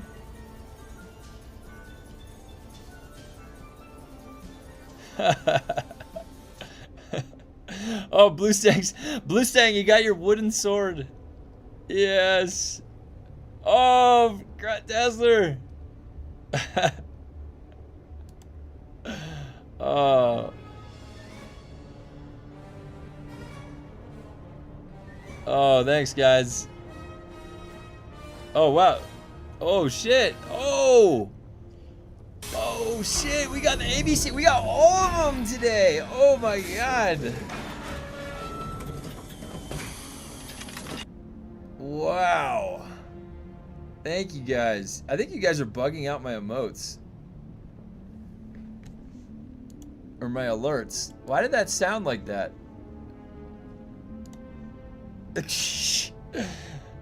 Thank you, guys. I appreciate it. Everybody, Dazzler, thank you very much. Hey, how's the server going that you set up? Were you able to get it working? I appreciate it, guys. Thank you for stopping by all these weeks. Oh, Lafu again with the commando. Gift overload. Thanks, guys. Thank you very much. I appreciate it. Happy June. June 2nd. We're in the summer. We made it to the summertime. We made it to summertime. And everybody that is new members, you get the best emotes in town, okay? We've got a God Emperor of Mankind emote. We have a Greg emote, okay? We have also a fun com and an unfun com emote. There's lots of good emotes here. And I also, yeah, I'm a huge From Software fan, so I play all their games. So Solaire, Praise the Sun, that's a big standing point. I'm off to grind away the rest of my specializations, max out for the benefits. All right, see you, Gunny. Yeah, man, server's up and running. I'm barely looking at it on my main. Decided stockpiling and grinding specializations were needed. Oh, nice, yeah. I will say we do have the best emotes. We do. We do. Now, the thing is that I put all of the emotes in the Discord so that you can use them in other Discord channels. What's the hotfix for? We don't know. We were speculating. Another repair glitch. Fixed a repair glitch that you guys didn't even know was there. Do you guys like my t-shirt? I showed this last week. Goosebumps. Night of the Living Dummy. Slappy. That's the Slappy shirt. Yeah, we have, this is the, oh yeah, sorry. We have the, are you the best? Are you the best? Oh, let me see here. How good are you? Let me zoom in. Okay. Yeah, I use it all the time in Discord. The Discord can have a lot more emotes too, so I think I can add, I can keep adding them. Hotfix repairs several typos from the last hotfix. Oh my god. Don't do that to me. That would be just ridiculous. Hotfix repairs several typos. No. It's gonna be something. What could it be? Should we make a bingo card? No, because for bingo they have to be doing multiple things. It's like one and done. All right, yeah, we got a bingo with one and we won. No, you can't do it like that. What could the hotfix be for?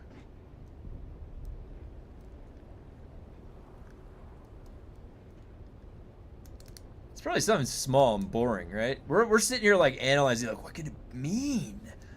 What is it? And they're not even thinking about it. Like it's something small.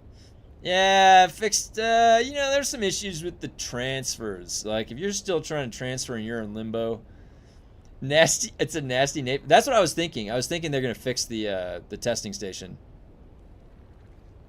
But then I thought, are they gonna admit that? Are they gonna admit that anything was wrong with the testing station? I don't know. I never understood why they publish patch notes after it's been deployed. I think that they do that because they make mistakes, and so they publish them like last minute so they have less mistakes in the patch notes. Other companies, they publish the patch notes like in advance. Like go through the patch notes, dig through them. Like Blizzard, yeah, you can go dig through those patch notes, all right? It's really easy. Funcom, they're like, nobody look. Nobody look. Until right now.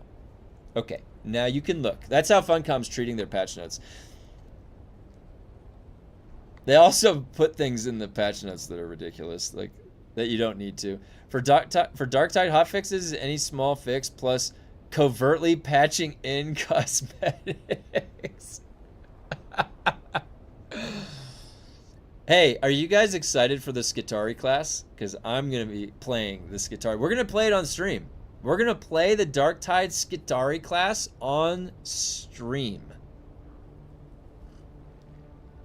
That's how excited I am for the Skitarii class. The testing station bug actually helps with one of their metrics, so they're leaving it in. You know what? You could be onto something. So them not admitting that it's there, that helps with the metrics. Them not fixing it helps with the metrics. They'll probably fix it. They've got to, right?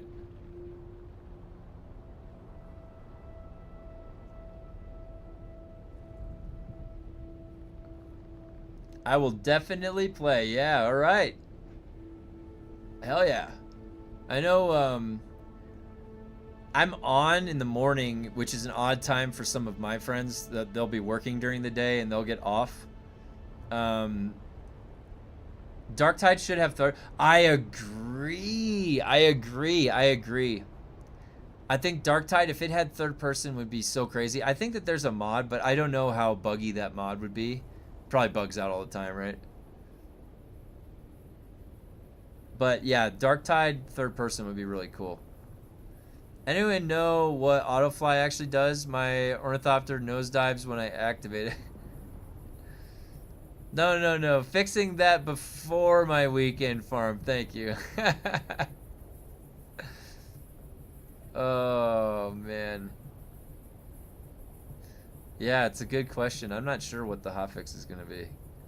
Anybody's guess, really. Anybody's guess.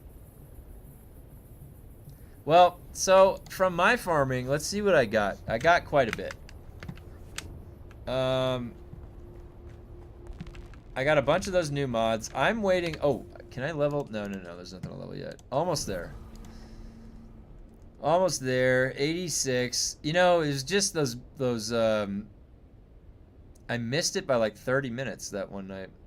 Anyways, almost here. This will be by what? 2 days? Or wait. No, it's 100. And then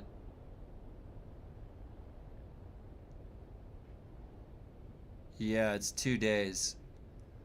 2 days by 1. And I'll have that.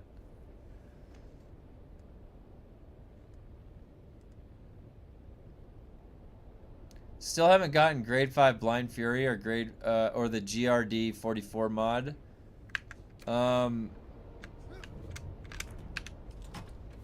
I have how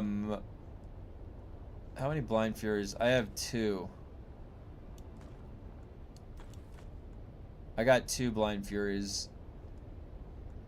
I got an Eel's Tooth, Branding Blade, Serpent Fang. This is all the grade 5s. This is all grade 5 stuff right here. Um,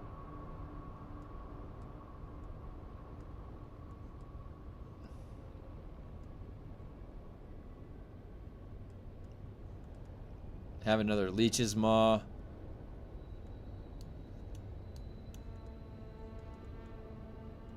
Got some exoskeletons.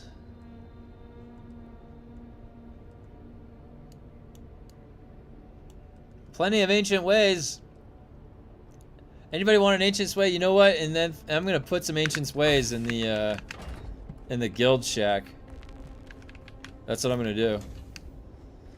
Can't have enough of these ancient ways, guys. Can't have enough. And you know what? I should put some pyrocket stuff in there.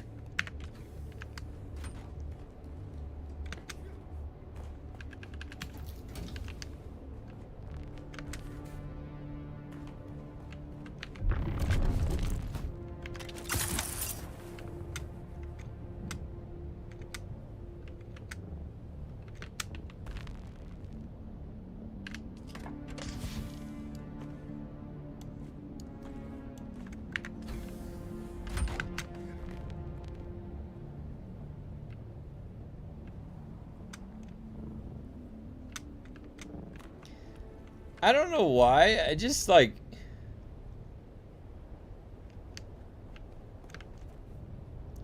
this water shipper stuff. It just like this outside paneling should have been black or something, or charcoal gray. I don't know why it's red. Why would you want your base to stand out like a sore thumb in the snow? Wouldn't you want your base to be obscured? Aren't you at a like literally it's called fucking water wars. You're at war. Don't you want to be camouflaged? Wouldn't your base be white and blend into the snow? Like it makes no sense that they're like, yeah, we want our enemies to see exactly where we are. Yeah, that makes sense. And also, like when I go snowboarding and stuff, you wear black. My snowboarding outfit is all black. Black pants, black jacket. You stand out the most against the snow with black, not red. They thought red because red was the opposite of blue, which is water. That's what they said.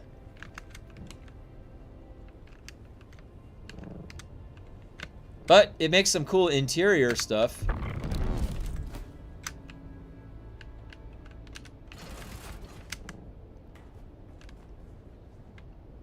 Definitely has some cool interior.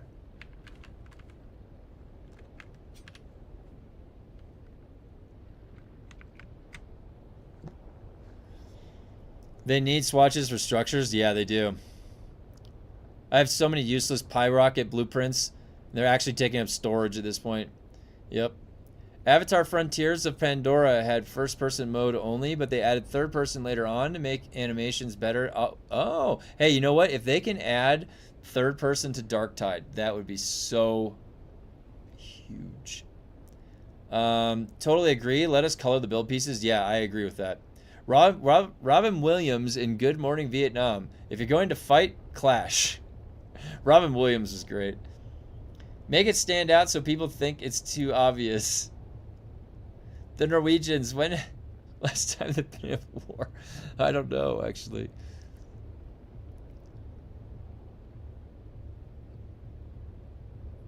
But I agree, swatches for structures. Like that could solve the issue right there, right? If I could just dye the structure.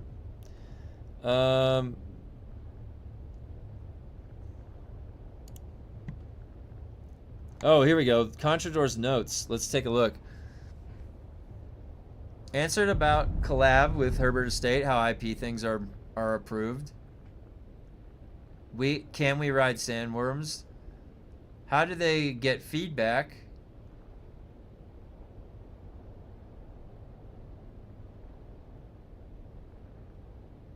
Player retention and player metrics. PvE and PvP DD activity numbers up since split. Comment about loud PvP minority players. Comment about marketing misleading people. Oh god. That doesn't sound like a good interview.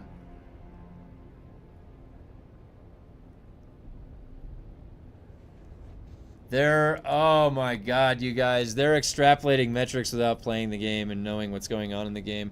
Their only view into the fucking game is these metrics. They don't even want to play their game. They're just gonna look at the metrics.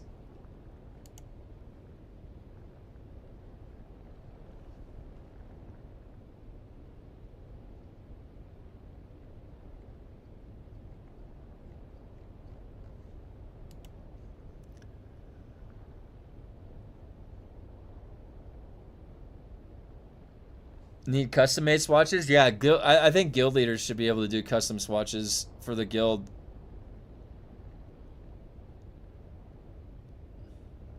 Norway, Finland, probably chillest and simplest people ever. And that's a good thing, right? Being chill. On the topic of buildings, it angers me that the Harkonnen glow globe has yellow light. Yeah.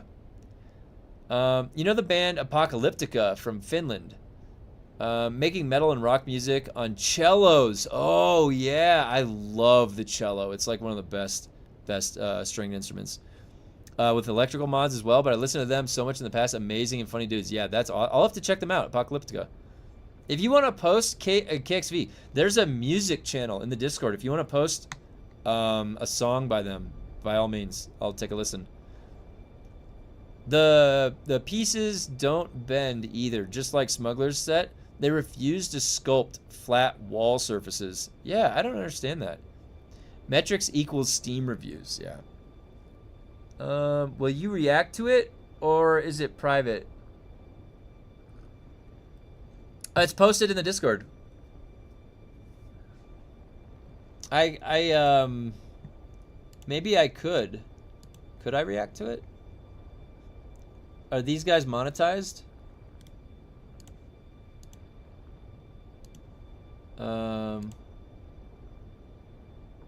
4 subscribers and 3 subscribers. So they are not monetized. So I probably could stream the interview. Would you guys want to watch the interview right now?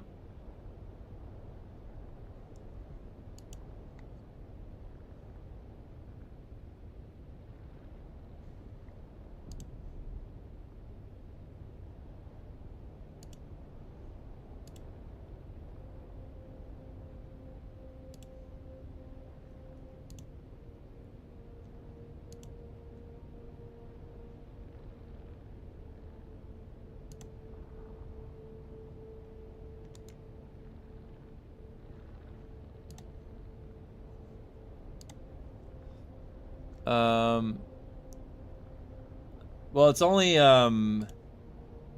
that's 41 minutes long. Hold on. Let me just see something real quick.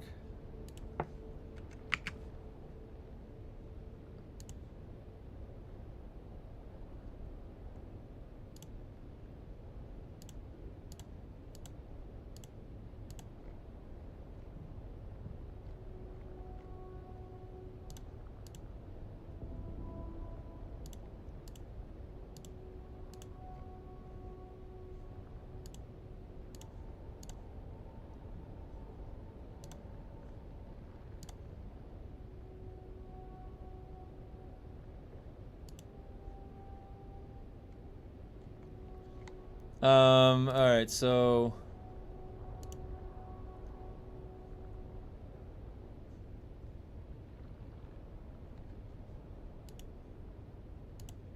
this is the interview.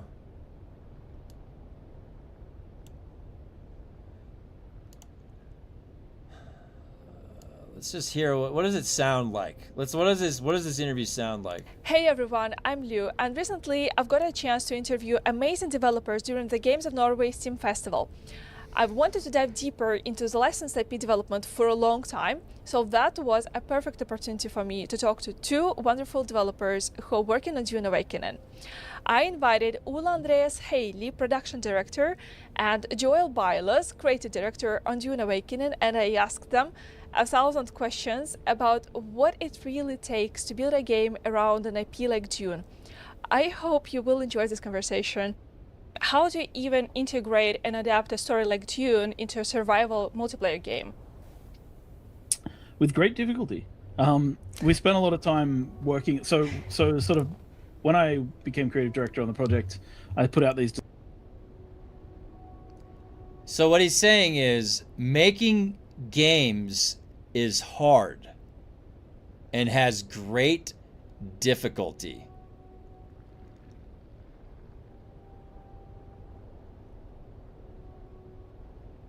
Design principles, and then I started working with the team about how to think about survival in the DUNE universe. And there's some obvious things like sandworms and water, but there's some very interesting technology in the DUNE universe that is, I think, kind of unique, like still suits. So really we needed to build game mechanics that were aligned with all of the IPs. It's so complicated. You wouldn't understand. It's involving water and worms. It's very complicated. So for example, the way you harvest rocks, you don't hit them with a pickaxe like you do in a million other survival games. You harvest with a cut array. A cut array is this, short beam laser. That's not something that's hard to understand. You use a pickaxe, you laser beam it. There's literally other games that you laser beam shit with that's survival games. This is not new. From the lore, and we needed to develop the mechanic for, you scan the rocks to find the fracture points, and then you cut through them with the laser. And this was all, you can say there's a certain amount of like work that goes into figuring out how to get these things to feel elegant. And he's explaining what blocks are to a fucking toddler. Warframe has a well-established mechanic in No Man's Sky for literally mining that he's just describing. You don't need to talk about the rudimentary steps to make a game. Like, holy shit. We are a minute and a half in. And we spent a lot of time with all of the DUNE mechanics, from shields to suspensor belts to the cut array to the dew reapers, like just making sure that the unique parts of the DUNE universe felt really cool. What does that kind of development demand of a team that original IP doesn't? Maybe you want to start that one. You have more experience with all of the IPs that we have handled in the past. I can put in it afterwards. Yeah, so I think IP does two things. It comes with requirements, right? So you're always answering. This is going to be exactly what I've been talking about for a long time. I did work with Marvel where the back and forth for redacting the stories and stuff and getting it just right. That's standard. The IP owners, and making sure that you have this relationship that you build with them of trust, so that they trust that you care about the IP as much as they do. And that's kind of always my job when I start with an IP, is to get them to believe that I love the IP. Gage just said it. This is like asking yourself easy questions to make yourself sound smart. That is a correct analysis of that. If you make it sound hard and complicated and you say it is, that's like you trying to manipulate the situation. Almost like you weren't really working yourself as a developer in a challenging scenario. Like yeah, we just had to come up with a couple of mechanics. Like IP, and I know the IP as well as they do, so that we can come to this place where they can trust that the things I'm sending them are okay. And then I think the restrictions it puts on the team is just that, like, I'm always having to, like, how would I say this? Most people in Funcom have read DUNE because it's a requirement for working on the project to have read the book. So everyone needs to understand some level of the source material. But then there's a lot of detailed questions about what we're doing day to day. See, but then, okay, that's a good thing. Everybody has read the book, and that makes sense now that Poison Tooth has appeared in our skill tree, because that's in the book, Poison Tooth. But then the thing that he had just started describing in the first minute and a half of the video is how hard it is to come up with the mechanics and make it work in the game. Like, what does that look like in the game? The mechanic. That's like a game designer, what a game designer does. And I've worked sitting next to, like, for hundreds of hours next to a game designer, a lead game designer. So why is there then like a gap though in that next step of application? They didn't do that for some of the other stuff. Like Poison Tooth is a thematic skill. It doesn't work. Like you had the idea that it's in the book, and then you understood that it was in the book, and we're gonna put it in the game. But then that next step, making it a mechanic that is functional in the game and works, like you'll use it, they missed that step. They didn't get to it. So, and Poison Tooth isn't even remotely being a mentat. Interesting point. Interesting point. Maybe they had a bunch of, like a affinity diagram, a cluster diagram, and they're like, where do we put these things? These are the terms from the book. That could be an ideation session. These are all the terms from the book. We got to put them in the game.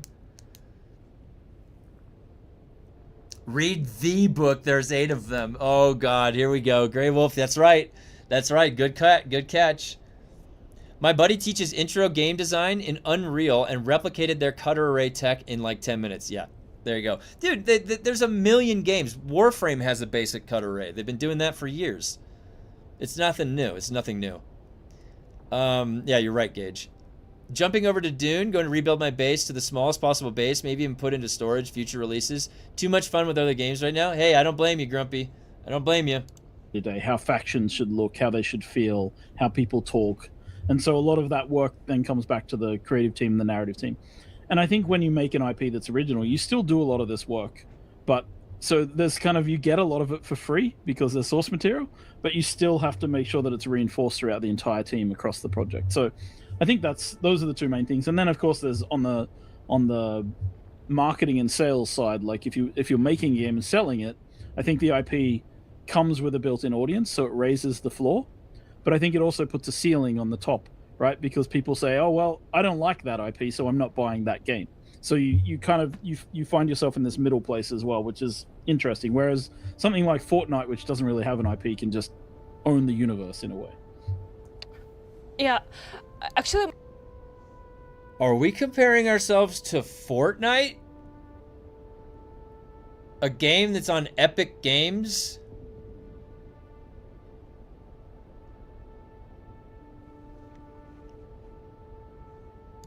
My next question was, were you a fan of DUNE before, like before development or not?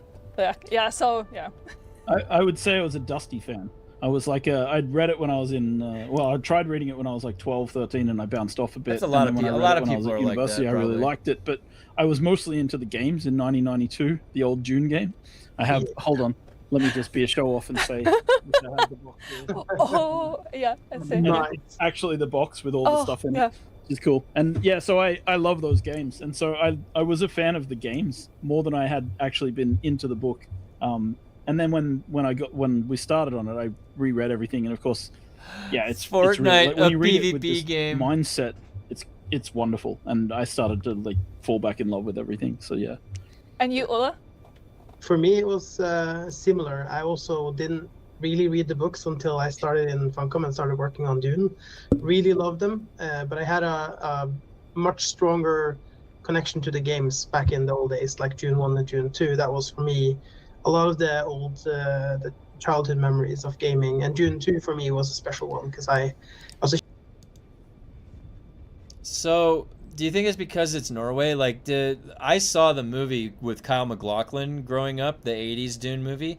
Was that because I was living in America, though? Was it less likely that outside of America that movie would have been seen? Or was that movie internationally known? Does anybody remember? Like, did you guys that are living outside the United States, did you guys see that movie when you were younger?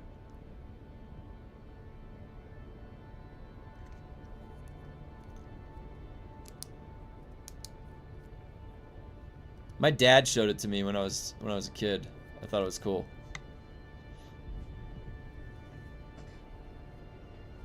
I feel like I have a spider web on my face. DUNE 2000 was better than the first 2 games. Yes, it was an international release. It was a huge movie. Okay, good. That's what I thought. Okay. As a Brit, I did not. Yeah, I saw it as a kid. Huge flaw. But huge nonetheless. It was international for sure because I think Disney bought the rights. Oh, okay. I watched Lynch's DUNE as much as Star Wars. Yeah. It was just one of those other movies that we had. Like, my dad had some sci-fi stuff when I was growing up. I hated it. Liked the 200 miniseries over the 84 or 2000 miniseries over the 84 release. Okay. playing Dune 2 on the Amiga 1200 at the time. It was an awesome game. Oh, that's cool. The Amiga. A huge fan of RTSs back in the days. It was a massive thing for me. So just yeah, and it had a unique angle to RTS that I really liked. It had some cool new mechanics. So that was my connection to Dune. But I really love it, and how we work with Dune in our games, in the way we work with it. I think we have a pretty healthy relationship to it. We don't let ourselves necessarily. It's not limited to what the movies are or what the books are, because we've kind of set our game in an alternative timeline. So we get to do a lot of fun stuff with it. But at the same time, Dune was the first RTS. Was so fun. I played it on my Sega. Oh yeah, nice. We get to build from a lot of the awesome source material that exists there. So it's been a really fun IP to work on because of that. So that was I feel like a genius move from our sake there. Actually, do you think that was an advantage or a liability when you started working on it? Like being a fan of Dune? Oh, I think if you're gonna make something like this, now I can have a rant. No, I won't have a rant. No, don't. But I think if you're gonna make something that's based on source material, you absolutely have to be a fan and love it. I can't say I hate anything more than like Hollywood TV shows where they slap the name of one of my favorite book authors. Like, oh, we're doing a great Wheel of Time show that's nothing like the Wheel of Time. Like, that stuff really drives me insane. So I'm old school maybe in that sense, but I believe if you have an IP, you respect it, and you really try to be true to the source material. Give me Poison Tooth, Joel. Give me Poison Tooth. I'd like to ask you a little bit about your collaboration with the rights holder. Okay, so can you just tell me a little bit about the collaboration in general? How was it like day to day? How involved they were, and did they push hard, or where they push hardest, or they allowed you maybe to like just run, create? So, I mean, we have a process that we use with them. So, you know, they're in LA. Legendary, we work with Legendary, but Legendary then work with the Herbert estate who have the rights. So most of our back and forth is with Legendary. We have a meeting with them every 2 weeks, and we have a Jira Kanban board. And this Jira Kanban board is set up quite simply. It's a submission column, and then there's a rejected, approved with changes, and an approved column. And our goal is to get everything to the approved column. So what we do is we upload our art, we upload our designs, we upload our... That is that's a remote optimized way to do this. That's standard, honestly, for a big IP. Something working with Marvel would be the same exact thing. You would have your submission for the art or the story, and then they will like edit it, and it'll be a bunch of red coming back. Like, this is how you have to change it. That's totally standard practice. Totally standard. Things to this Jira, attach all of the files, and then Jira is usually, like, I use Confluence and Jira for the bug reporting system for when we were making games years ago.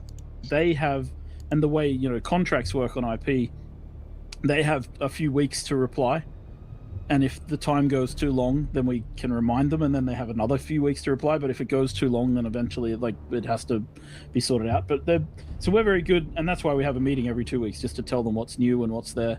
And essentially they check our stuff, they move it to the approved, or they move it to the approved with changes column. It's very rare that they reject anything unless it's complete. This is for story and art. This isn't anything for mechanics. Like, sometimes we run into things with, like, you know, they're about to show something in the movie, they don't want us to show it, or a big one was, for example, in the beginning of the project, we were not allowed to show the Fremen because they wanted to establish how the Fremen visually would look in the movie. And of course, we thought we would be... And that makes perfect sense. That all makes perfect sense. ...out before the first movie, which was kind of a joke in the end because it took us a lot longer than that. But so we didn't put Fremen in the game right from the start because we thought, oh well, we won't be out before the movie and we can put them in after. But of course, then we were way later than the movie and we still didn't have them in the game. So anyway. And why is that, Joel? Why is that? big smile on your face. It's not Joel's fault, I don't think, though. It's not Joel's fault. It was kind of funny. It's but I made that into part of the major plot of the game, so it's fine. I think another thing to keep in mind when we're working with the IP holder is especially Legendary, because they're still working on the third movie, right? And they were working on the second movie, is that we also can collaborate with them and also have to kind of work with them on how we market the game, when we like timings of things, so we can bounce off each other and boost off each other. And it's kind of interesting how you, even if the games and the movies aren't actually like one-to-one related, sharing the same IP allows us to collaborate that way. It's interesting. Was there actually anything that really surprised you? Something that I said no to?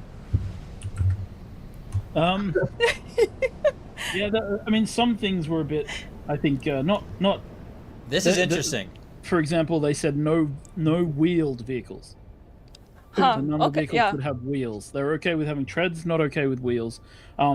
That's interesting. Which is, I mean, it's fine. It didn't really change anything, but that was like a restriction that I found kind What he's giving us right now is insight actually into the Herbert estate mind, like what they're thinking. This is interesting.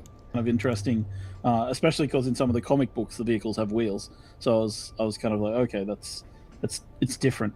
But yeah, it's I think that was a big one. And then there are a few things, just most of the things where I feel like we've kind of gone, oh, okay, we can't do that, is because they're very particular about things for the movies. So like it's like, for example, I'll give an example. We had this opening CGI for the game that we made where we have kind of Paul talking about his dream and talking about the alternate universe, and that's kind of the way that we frame the universe.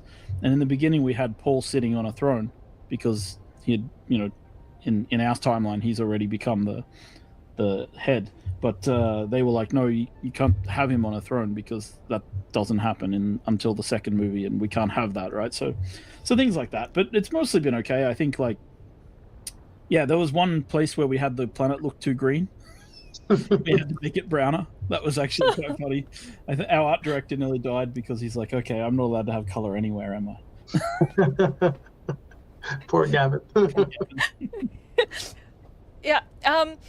So my next question, with something like Dune, the audience already has the version of Dune in their heads, right? Before you even ship the game. How did you and your team frame the pressure? Yeah, so I think there's still, I mean, I've still had conversations with plenty of people who tell me that I'm wrong about this part of the book, or I'm wrong about this law since the game launch. I think it's always hard. I actually talked to the team about this a little bit, that people will have a version of Dune in their head. It might be from a video game, it might be from a book, it might be from David Lynch's movie. You never know what people think when they think Dune. So we have to create our own version of Dune. And then we just have to make sure that our version of Dune is as true to the lore and the stories as we can make it. And then of course we did the alt history thing, which allows us to sidestep kind of some of the questions that might come from the story of Dune. But the universe and the technology, I think the thing is, I don't think people have defined those very clearly in games. And even in the book, I think Herbert was quite good about like hinting at things, but not actually describing in very, very great detail how they worked. So it gave us wiggle room. And then it's up to the player to, like, I think with everything, right? You're asking people to come into your fantasy or into your world. And if they come in with the attitude of like, oh, they better not mess up my Dune, you're probably not going to think that we managed to do a good job. But if you come in with the attitude of like, I'd really like to see how these guys thought about Dune, then I think you see that we actually tried really hard to do a good job here. But I feel like our approach was from the very beginning very I don't know if dignified is the right word, but like we had a huge amount of respect for it. As Joel said, like everyone has to read the book, and everyone cared about the IP and on the team and how we portrayed it. So it took a little bit of the pressure off because we already. What if they were like, he made us read all 8 books? We'd be like, whoa, maybe they do know what they're doing. But no, they're just like, there's just one book had that attitude. We felt like we knew, and we had a lot of trust in Joel, and from a narrative point of view, and the narrative team also knowing the source materials. So I personally wasn't too concerned about that. I mean, even our penta shields were made proper with like penta being 5, so it's 5 layers. shields. The particle has 5 layers, and you can check that in the game by taking the camera and turning it. Oh, I had no idea. Did you guys know that? Did you guys? What?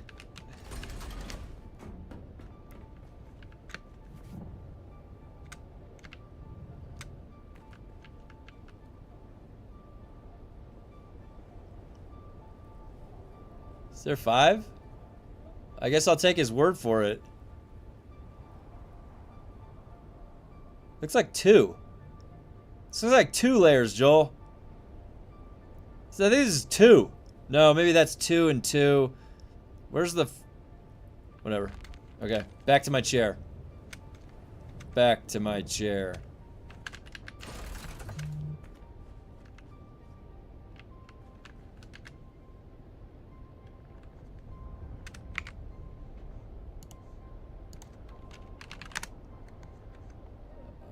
Wait a minute.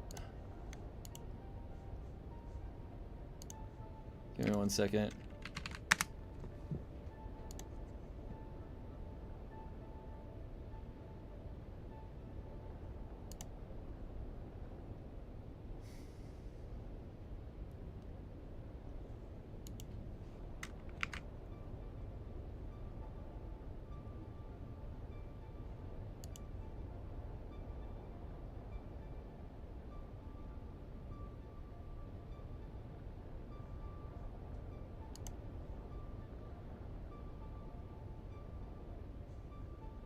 Okay.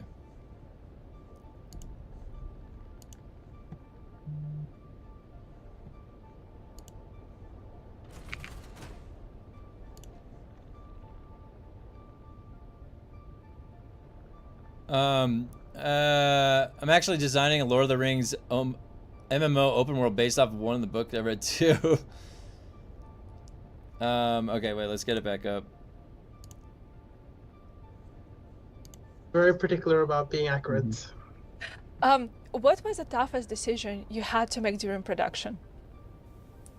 Toughest decision we had to do during the production? Yeah.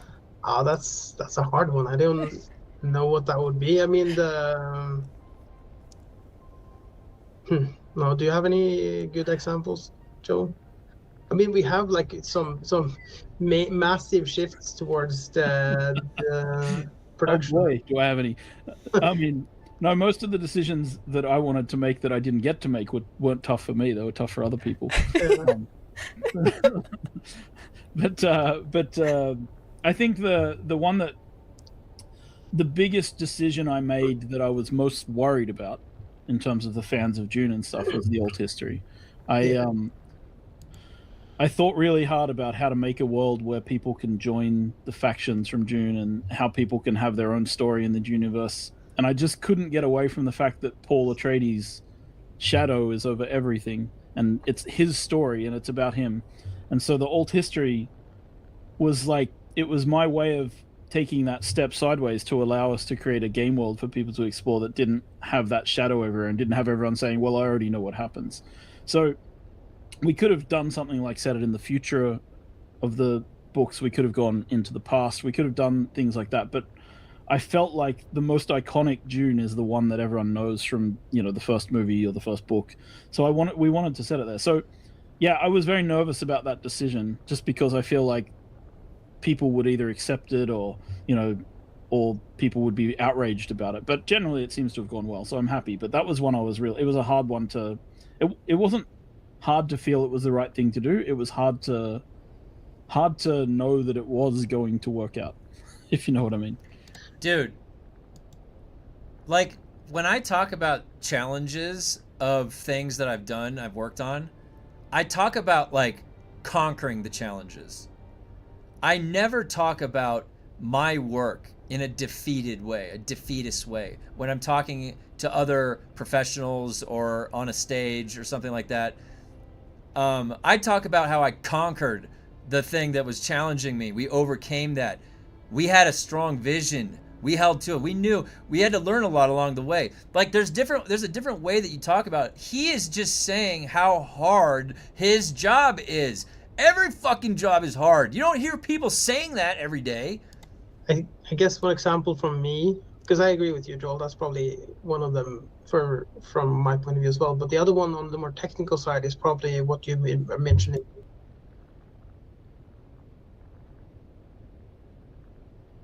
When you're in an interview, you always drink water because people will think, what's in that glass? Beginning is initially our game was designed or crafted around a completely different type of game. Like that, this is the very beginning. This is many years before this, but it was a massive open world game. We were talking like continuous open world for miles and miles, and it was much more procedural, less handcrafted, and it was much more PvP. Like it was basically only PvP. And that was a hard decision, I think, for the team to kind of move away from and transition to what the game is today. But once we made that decision, I think there was also like a relief because all of the pieces kind of fell together. Because what we were crafting back then didn't really gel in our heads. It didn't really work as a game. That was the biggest concern I had with it. And I don't bring up old trauma, but I was like fighting some of those decisions for a long time, and it was hard to make that pivot because there was a lot of institutional friction, I would say is the right way to put it. It's some decisions that you make early on, if they get rooted too strongly, they're really hard to pull out because you need to pull out the roots and everything. Like the red bar. Mm-hmm. But in the end, it might be the better for the project, right? And I feel that's how it was in the end, and I'm glad. Yeah. And sunken cost fallacy is a very real thing as well. Actually, was there any element of the DUNE universe, like for example, a creature, a character, or a piece of lore that gave the team the most trouble to translate into a playable system? Sandworms. Mining. Mining was less impactful, I would say, than sandworms. I think sandworms were really hard to get right. For sure. I think we did nail it in the end, but it was that took a while. That took, I would say, years. That was a couple of years. Can I actually, I'm not gonna lie, from a development standpoint, I could tell you that the worm probably would take a while to get right. It would, and they did a good job. To an extent, it's still really buggy. And you can just kind of look under the world. Like the fact that we can even breach the world and go look under to see what they're doing, that's like, they should have prevented that completely. But I will say that you can recognize, because like designing like a dragon, for example, and making it like truly ruthless and tuned and like you got to go fight it, that takes a lot. So it makes sense what he's saying. That is. Add on this. Did you have a conversation with your team about whether to make worms writable or not? Yeah, it's been a conversation multiple times, and I mean we've said this publicly. It's not that we don't want to do this. We just, if we do it, we want to do it proper, and we haven't been able to design and get a. Wait. It's not that we don't want to do this. That took a while. That took, I would say, years. That was a couple of years. Can I add on this? Did you have a conversation with your team about whether to make worms writable or not? Oh my god, I almost missed that. To make worms writable or not. Okay. Did you have a conversation to make worms writable? All right, let's hear it. This is 7 days ago. Yeah, it's been a conversation multiple times. And I mean, we've said this publicly.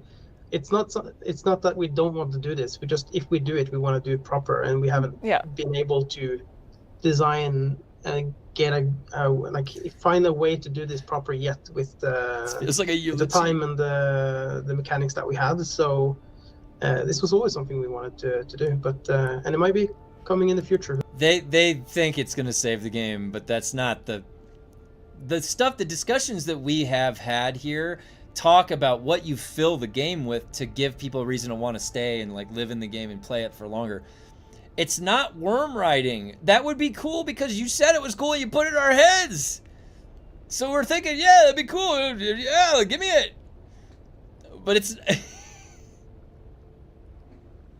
oh no. Who knows?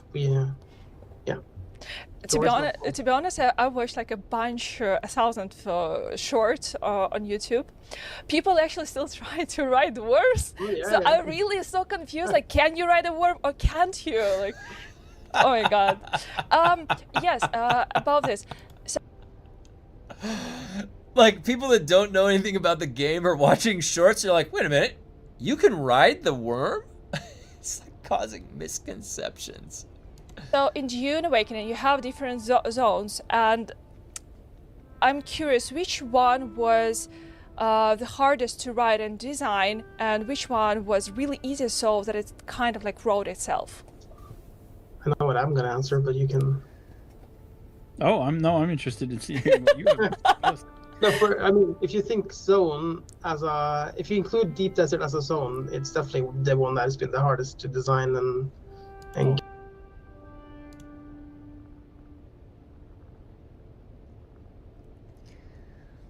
The Deep Desert has been the hardest to design because nobody has put any fucking effort into it. You launched the game when it wasn't done, so it still had like months left of design thinking and implementation and testing. So you guys just didn't have enough time, and that made it hard. Get in a good state. Ongoing project, I would say. Ongoing project, yeah. But yeah, A 1 year ongoing project.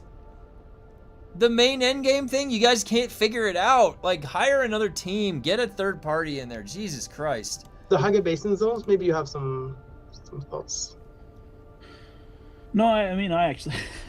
This sounds so arrogant, but I find like that stuff so much fun and so easy. Yeah, except for the fact that you turned off PvP mode. Now it's boring as shit. So actually, I didn't have any trouble envisioning the biomes we have. I felt like that was quite easy, and I worked with the content team and the... Yeah, like, it was like, it's... For me, it's always just this... You figure out what a player journey... Not just the cut array, but the worm saddles are difficult to create as well. Through these things are and what the progression paths look like, and then you it's like, okay, we have a desert world, so we need to make a desert interesting, and then it's like, how do we make a desert interesting?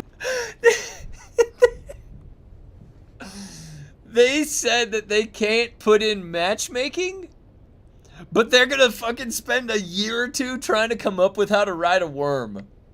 But they can't do matchmaking. Come on. Matchmaking would actually save some of the game, like make the community aspect better, but then you still have a shitty chat. Anyway, you know, but I felt like all of that was not hard, and figuring out the factions who live there and what they do. I don't know. Like, it's a bit, yeah, I find it easy, right? Like, that stuff I find. You are a walking contradiction. You just talked about how hard your job is and how hard making a game is, and now she asked you what else was hard about making Haga, and you're like, I can't think of anything. Everything's so easy in my job. And it's not only is it easy, it's fun, right? Like, it's I feel like that's just the bread and butter of building an open world, and I think it's one of the most enjoyable parts. So I think the probably hardest thing to make was the Haga Rift in the Haga Basin. The big underground dark section was a lot of work for the world team because of the way it had to be built. It like, we had these procedural tools for building Sea of Sand, as we call it, around islands and things like that. But the Haga Rift had to be one big piece, and then they had to build this giant, this giant canyon. Literally, what those people do. It's their whole job to build worlds. Okay, they can build all sorts of worlds. And then fit it into the world. So that was probably development-wise the most difficult. But in terms of the story and the narrative and figuring out the background, I mean, that stuff's just bread and butter. I love it. It's great. So He's making me hungry. I'm being gonna a make some fan of toast. DUNE actually helped. So it was actually an advantage. Yeah. Absolutely. Yes. Yeah. So my next question: is there a small, almost invisible detail in the game that's there purely as a love letter to the source material, but something that most players just will not notice, walk past? Sure. I mean, there's many of those, but there's one example I like to use just because I think it happens quite early on. There's a unique knife that drops early on, and you find out that the guy who had the knife was fighting off Sardaukar. No. Actually, what happens in the beginning of the game is that you find out that you only get one copy of the blueprint, and when you use it, it goes away, and then it makes you feel bad. And you're like, wait a minute. I don't permanently get access to the recipes. Oh, it's going to be one of those games. Because he was on his way to the trial of Akul, and it turns out that his father is Jameis, who's one of the main characters in the DUNE lore. But Jameis doesn't die in our timeline, right? So Jameis might still be alive in the world because Paul didn't exist, and therefore he didn't fight Paul. So, yeah, and just when you read about That's so cool. I'm sorry. and when you read the description of that, and you kind of understand that this was the son of Jameis, and he died here, and it's a bit sad how he died. But like that's a that name is mentioned like once in the book, the name of the kid, and this is kind of our note to that. And there's just stuff like that hidden all across the world. We put things everywhere. That's cool. With such a big IP like DUNE, how do you actually handle players' feedback and especially playtests? How do you decide which feedback to act on and which to leave out? I guess I can start. I mean, we are kind of interesting because, like, in the 18 months before we even shipped the game, we were running a closed beta with a growing number of closed beta testers, and those were key in helping shape the game towards those 18 months. And I would say it's like a triangulation. We call ourselves data informed, not data driven, right? That's important because we need to be the ones at the helm, the ones driving. But is there even a clear line of designation between those two concepts? Because you are making decisions, which is driving off of data. So they kind of, his statement is like an expression that is there's a sentiment behind it. But then that creates, it's either A or B. It's not possible that it's anything else.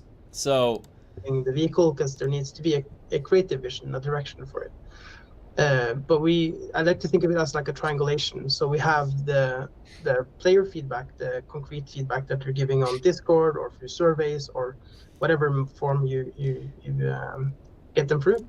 And then you have the telemetry itself, which we have tons of in the game. So we have tons of data that tells us something about player behavior. And that's super useful for us. And we use that extensively during, like, to track, for example, how long people were playing, where they dropped off, what's the... I think that here's the problem. Triangulation is the wrong way to think about it, because that's 3 points, and then like one of the points is the QA, that's the people that you're crowdsourcing. The triangulation should be 2 points of triangulation, 2 separate systems of triangulation. One is completely internal in your company, because your company is the professionals, and you do your own triangulation, right? And then it goes live, and then you have iterative live triangulation. But what you don't have is no internal triangulation and only an external component coming, right? You have to have a thorough QA system of internal testing on your end. Then it goes out the door. There's been companies now, like that for a long time now, that have been cutting out that last part. Their day 1, day 2, day 3, day 7 retention, day 30 retention. Look at if there's stuff that's broken. We can look at heat maps where people are crashing when they're playing. They crashed. The GPU crash happened here in this location. This CPU crash happened here in this location. Okay, then we can jump into the map and look at that location and then figure out what's wrong.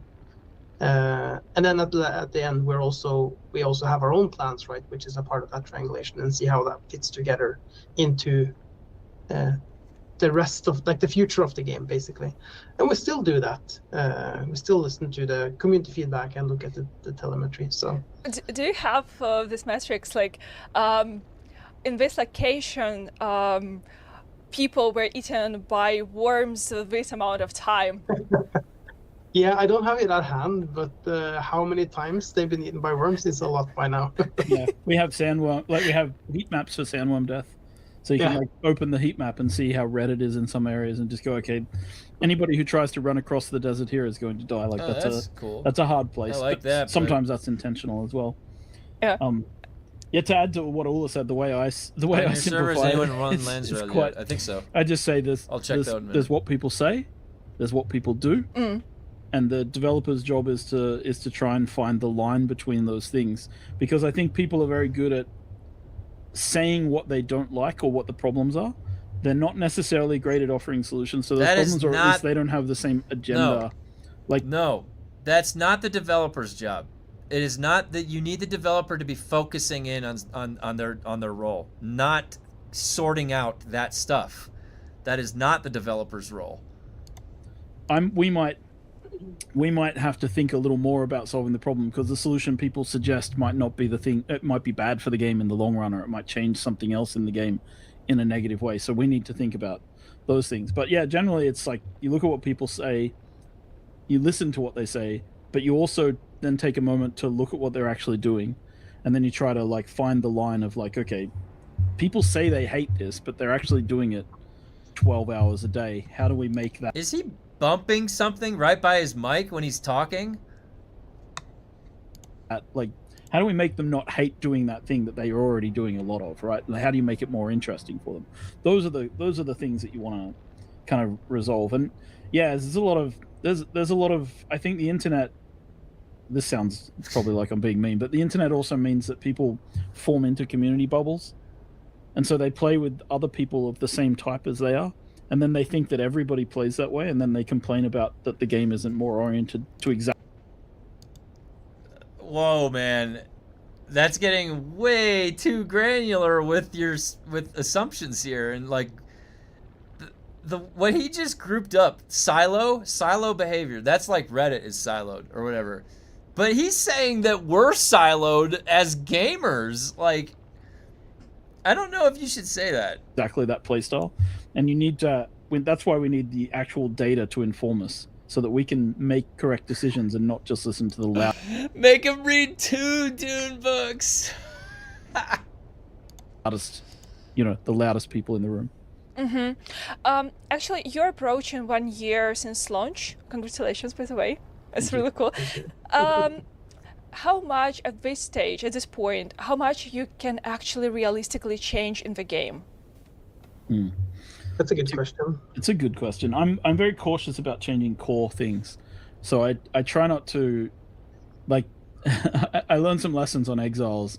For example, we changed the momentum on the characters in Exiles at some point in Conan Exiles, and the community rebelled because they were really mad that the tactile feel of the character that they've been used to for a few years had changed. So I'm very wary and cautious about changing core mechanics that people have really gotten used to. Balancing and tweaking numbers is one thing, right? But then changing actual game feel is a much more difficult. Then why is Poison Tooth still fucking 9 damage or 8? You're saying things and you're oh my god. He was just talking about how they have to sort out like what people say and what people do. Well, Joel, that literally look in the mirror as you're saying that, what a developer says and what a developer actually does. Dude, you're literally embodying this right now. You are saying you do all this stuff for DUNE, but fuck.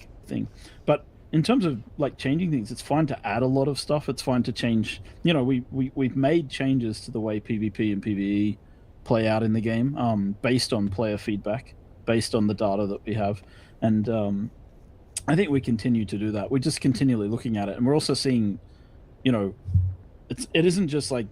He fucking said numeric values aren't that bad. Like, what? Where is an example where they capitalized on that? Where they've like quickly. What would you do with Poison Tooth right now?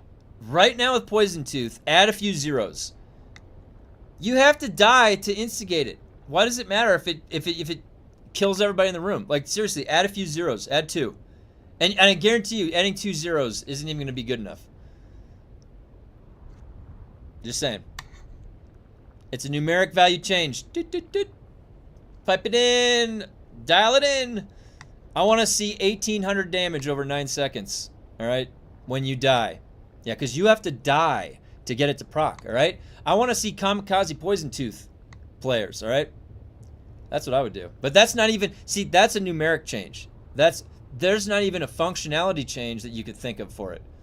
To get more of a use out. Like, you can bite into it. Like, you don't have to die. Like an actual cyanide tooth or something. One place, right? Like, there's Steam reviews, and that's important, but then there's Reddit, there's, you know, our own Discord, then there's all the data we've been gathering. So yeah, all of those things.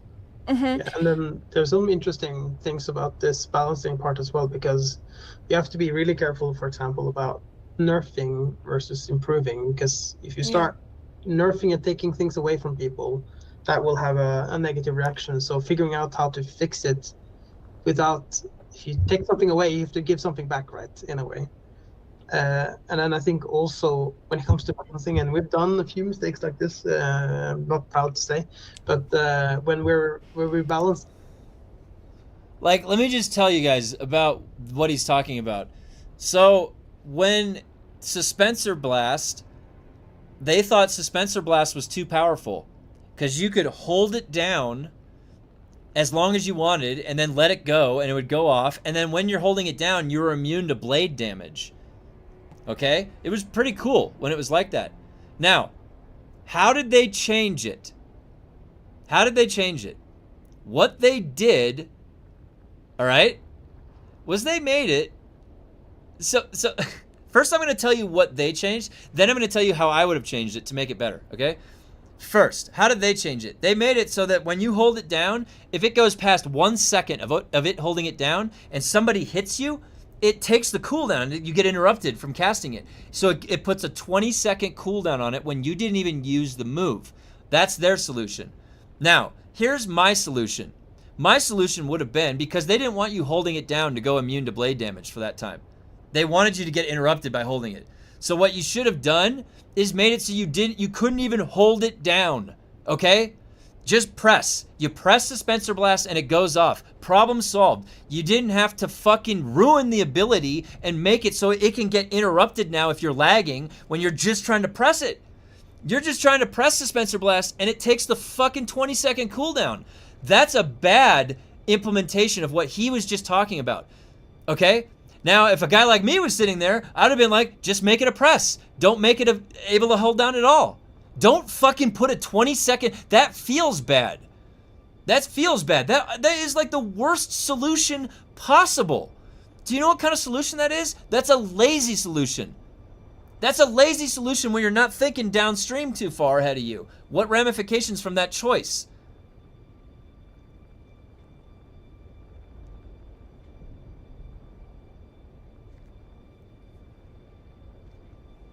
Something, and we balanced it to the point where it breaks something else, like the power consumption of a wind turbine or whatever, and then that ends up turning your base without power.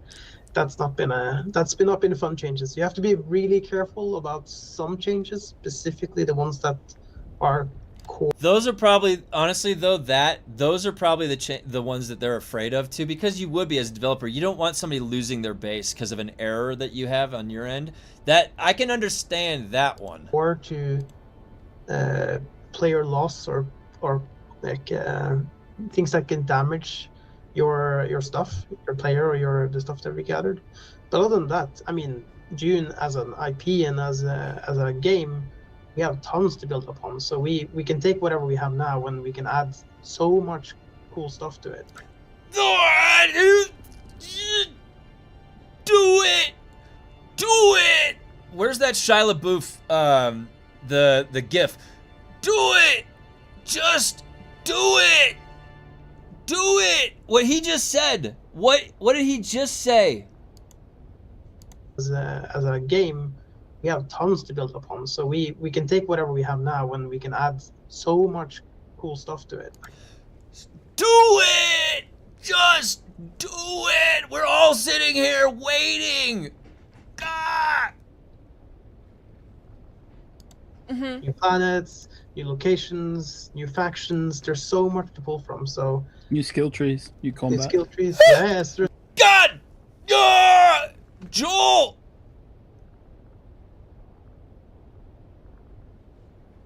He's gonna add a Sook Doctor tree. That's a confirmation right there. He is gonna add a Sook Doctor tree. He was talking about it at the other, at the creator meeting. This, oh my God, you guys, this right here, this past 30 seconds, he said, we have a shitload of creative stuff we can add. And then, and Joel's like, more skill trees, new skill trees. Literally, that's what we've been asking for this whole time. We have been asking for that 30 seconds right there. Why have they not posted that 30 seconds everywhere? You need everybody to know that that is what you're thinking, because that is reassuring to us that are waiting here, like, for content. We want the next thing. We're waiting for the movie to come out to see if we want to commit more time. I'll tell you what, new skill trees, updating the old ones, creative stuff you were just saying, like, do it. That's the new, I need to make, you know what? I'm going to turn that Shia LaBeouf, his little, where he's like sitting there like this, I'm going to make that into an emote. I should get that. The Just Do It emote for Funcom. It's going to be the Funcom Just Do It emote. I should write that down.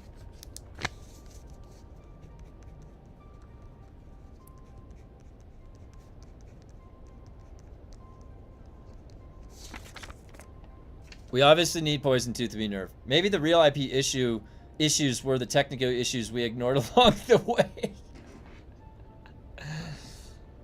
There's tons we can. We're not afraid to add stuff. Why can't we shove? On top of it, for sure. You have different types, chapters, DLC, and expansions, right? How do you decide which update should come next? Like, is everything actually planned out, or you change priorities based on the player data? So we have an overall plan that. So Joel have talked about like his 10-year plan before, but on production side, actual production, we try to stay somewhere between 6 to 12 months ahead on the planning side, at least high level. Obviously 12 months will be a little bit more fussy than the closer. And then we also, on top of that plan, will reshuffle or jig it based on player feedback. So we had a plan for example, Chapter 3, that was planned out. We had started on it, and then we saw the player feedback, and we completely scrapped that plan and reshuffled the things. Like, what are the chances that that original plan had like some cool PvP shit in it? They're listening to the wrong feedback and they're making a shitty game. Like, that we had done, so we didn't lose too much, and then made a new plan based on that feedback. So all right, hopefully they didn't pivot too much. It's a bit of both, but yeah, we have right now. I think we have like 4 different versions in production, in different steps of production. So there's one team working on this, and then one team working on that, and then another team or a couple of teams working on this at the same time. So that's that's planned out. And which update the community actually liked the most? Maybe you saw some, you saw it in metrics, maybe like in concurrent players or something. Man, this is shitty. This is really gnarly, because like if you think about it, you guys. Oh no. Oh god, this is not good. So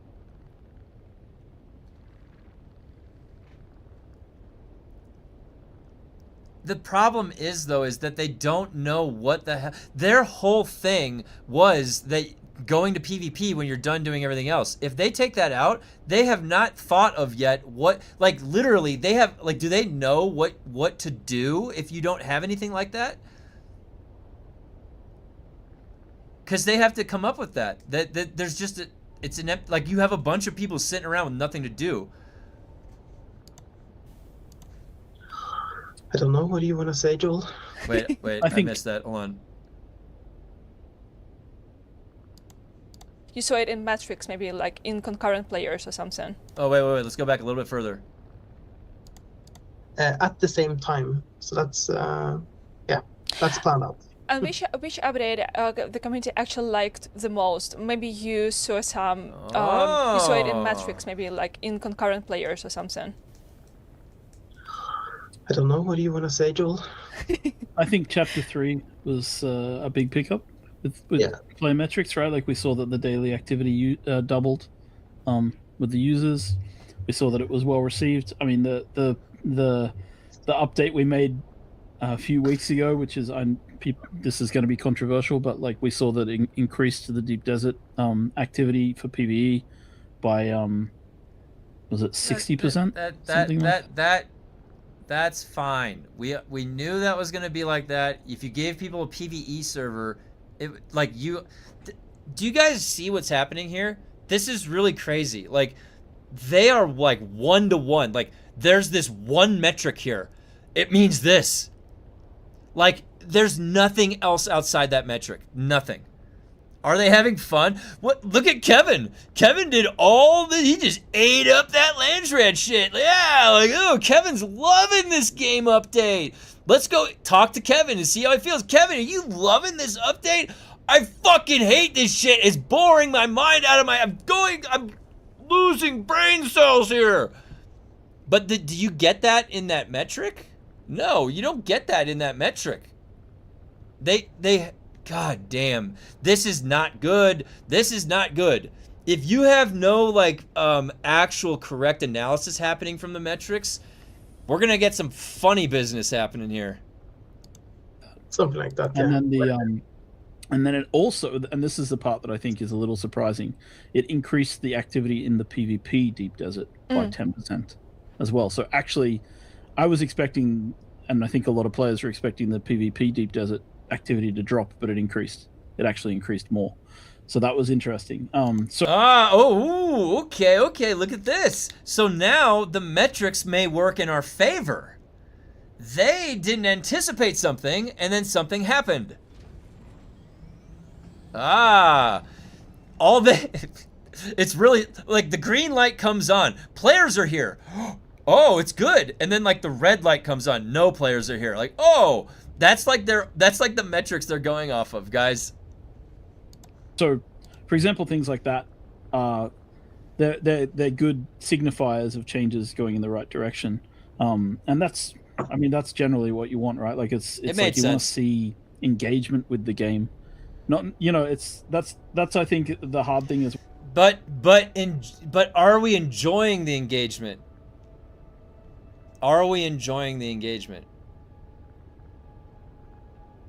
Well, like some indicators, like people can be angry here or there, like writing angry posts, but it's not the whole story until you look at what people are actually doing, right? So oh god, dude, they just need to talk to some people that actually have played this game for a while, because you'd find that there are still a lot of positive things. It's not as binary as he's thinking. It's like you either love it or hate it, and if you love it, you're obviously this category of people. You have to be. Like, it's not that simple. It's like they're treating things so binary. And yeah, the PvP split's fine. Because the thing is like there should have been a server choice. Here's the PvE servers. Here's the PvP servers. Like, it should have been like that. There should have been no question right from the start. We lost 90% of players from launch. Those that stuck it out changed. But what about the 90% left? That's right. If you give players 2.5 times the spice and resources, of course, there will be players, of course. Oh, yeah, exactly, Sin. Again, a false equivalency. False equivalency is like the name of the game here. They should have never gated T6 by PvP. Probably not, yeah. They're the ones in a data bubble. Quarky, absolutely.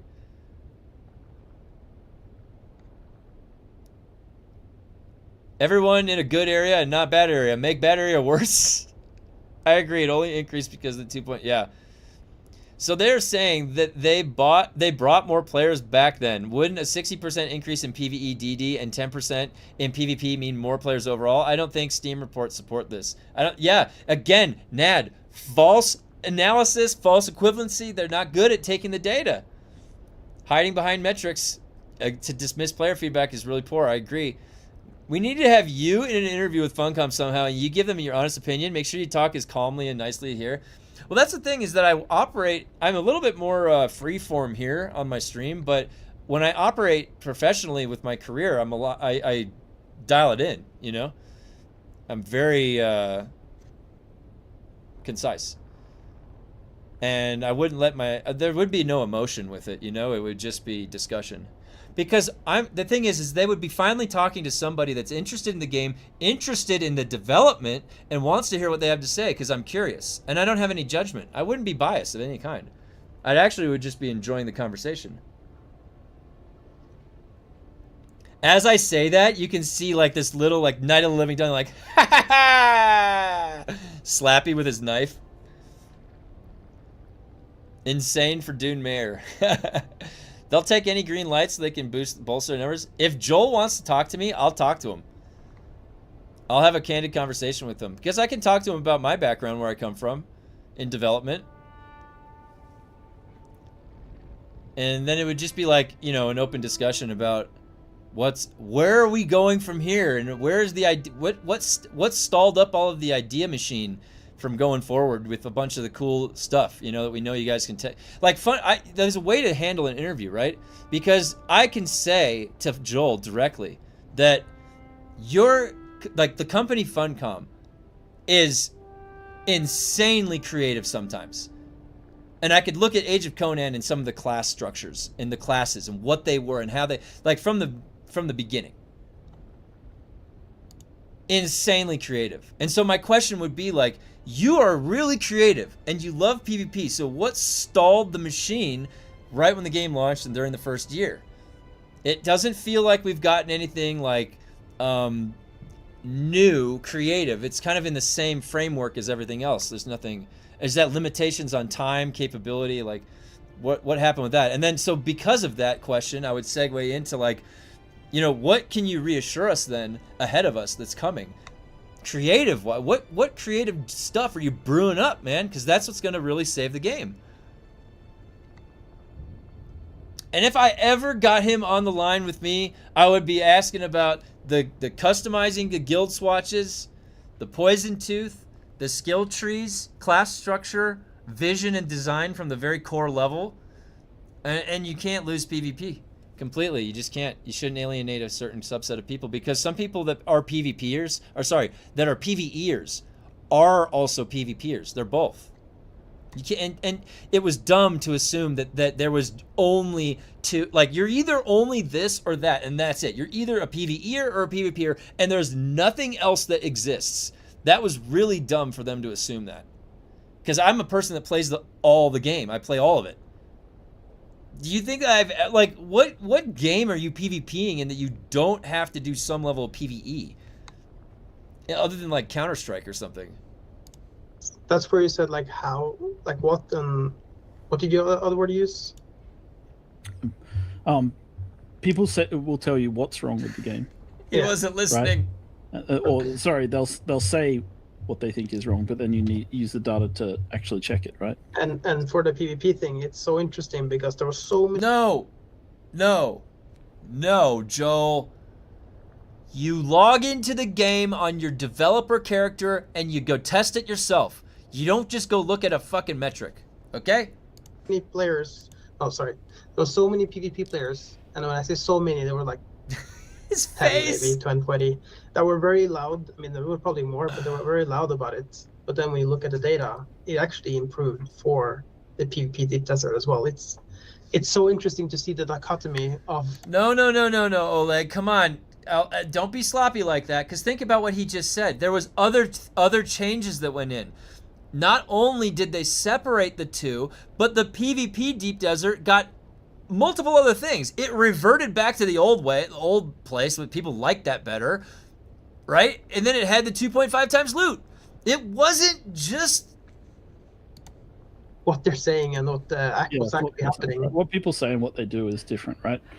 It's To summarize, do you think people... He threw it in again! What people say and what people do! Oh man, Joel, come on.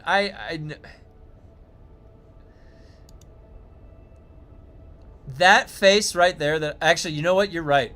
That face that I'm looking at right there, that I just happened to pause it on, that's the face of somebody that just wants to get through it because they're tired of it.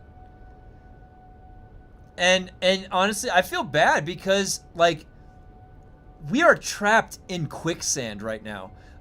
Like, literally, they are in quicksand. Because every new idea they're thinking is informed from the data is actually sinking them quicker into the quicksand. Like they're, wait, what's up? Oh wait, what's up? Oh, hey, come here.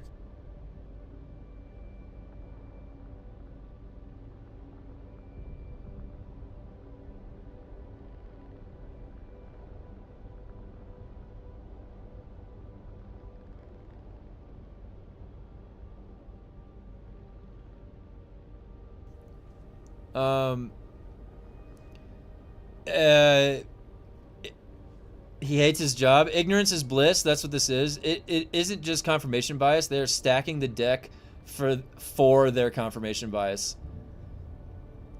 They like trying to keep their jobs. I didn't mind PvP after they brought out the vehicle recovery tool. Before that, if you lost a vehicle, you had to farm mats and build again. Yeah, and then on top of all that, there's the red bar. What the fuck? Why not apply it to yourself if that's the rule? What you're saying and what you do is not the same. I agree. That's why I keep repeating it. Yeah, the reasoning is going to prevent them from turning it around. The only hope is new leadership. I hate, well,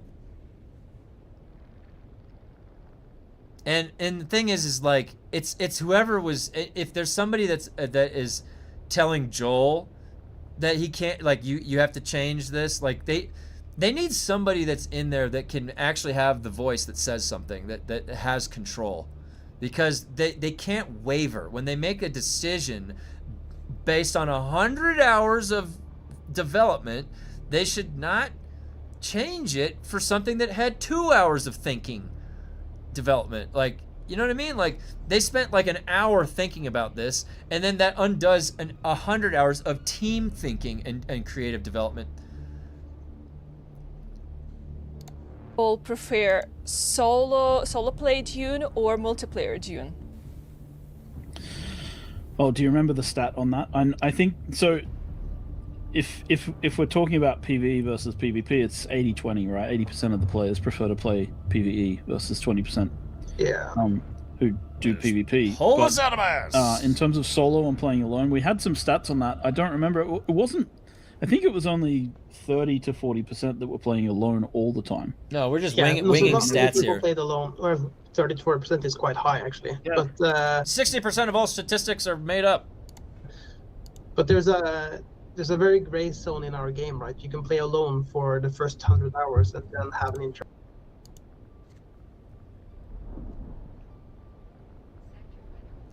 That cup, what is he drinking? There's no like fizzy stuff going on in there. There's no bubbles. That's a mixed drink. Interaction with some people, and you're one of the group that people that have played a little bit of group play. But I think what we see in our game though is that it's very solo friendly, extremely. Like, you can play the entire game solo, and there's quite a few community or people of our players who actually just play it solo, and that's pretty amazing. So I think we struck a good. No, and again, not like, oh my god. So if I was there, I'd be like, will we be able to play the game offline, solo? Nah, it's Mr. Pibb, I swear. Balance there in terms of it doesn't require, and that was a part of the design as well. Like, when we designed dungeons or ecolabs in our game, or sorry, Imperial testing stations, should use the right word.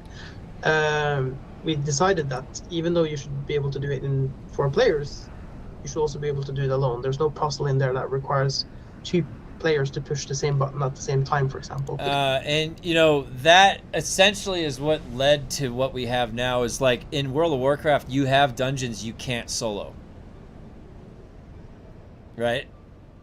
You have solo content, but then you have group content, and then the group content you usually cannot solo. They didn't make that choice. That they actually made that you should be able to solo it too. Now, what does that do? That made it so that then their tuning strategy for being in a group, and then their actual thinking, oh, you're in a group now, it should be easier, let's make it harder for you. That line of thinking only comes out of that. Because if you design the dungeon from the get-go, like a mythic dungeon or something in WoW, you're already thinking, let's get the group through. They won't be able to solo it anyways. You don't even have to tune anything differently. Because we wanted you to be able to play it alone. So now I don't mind that because I run the lab solo, so whatever. I don't mind that choice, but I'm just pointing out sort of some of the development decision. my next question, if Dune were a single player game, what it would be like, especially in terms of the story?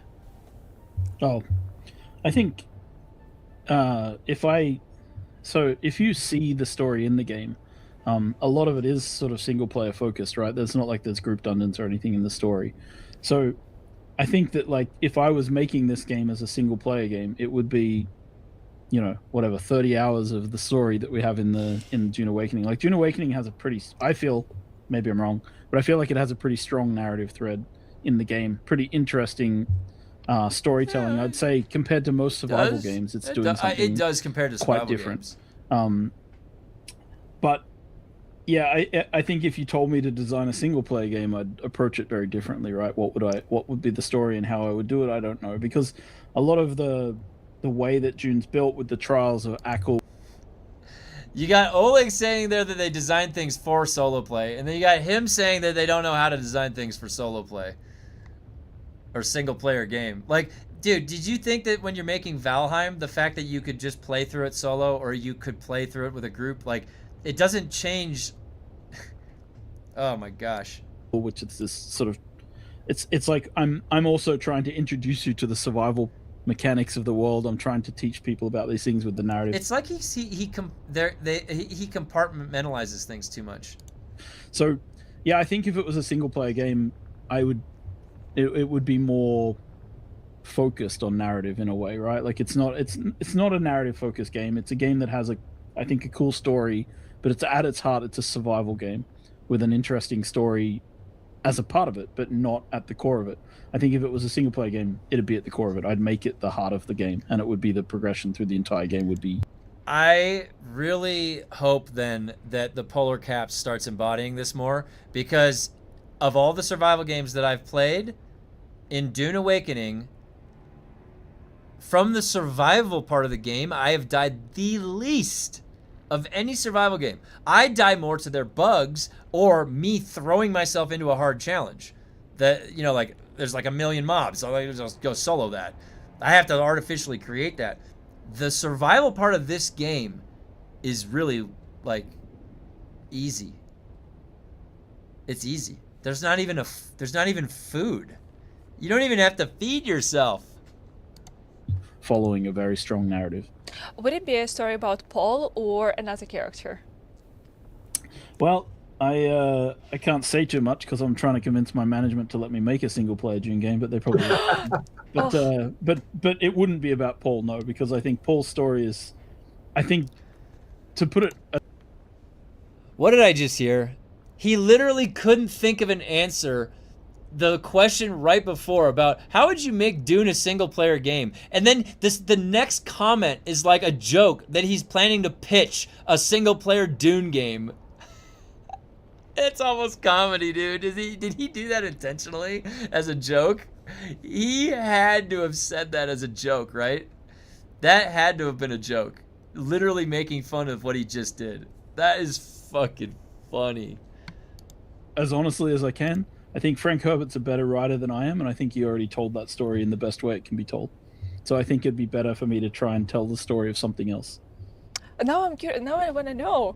Oh. Wow!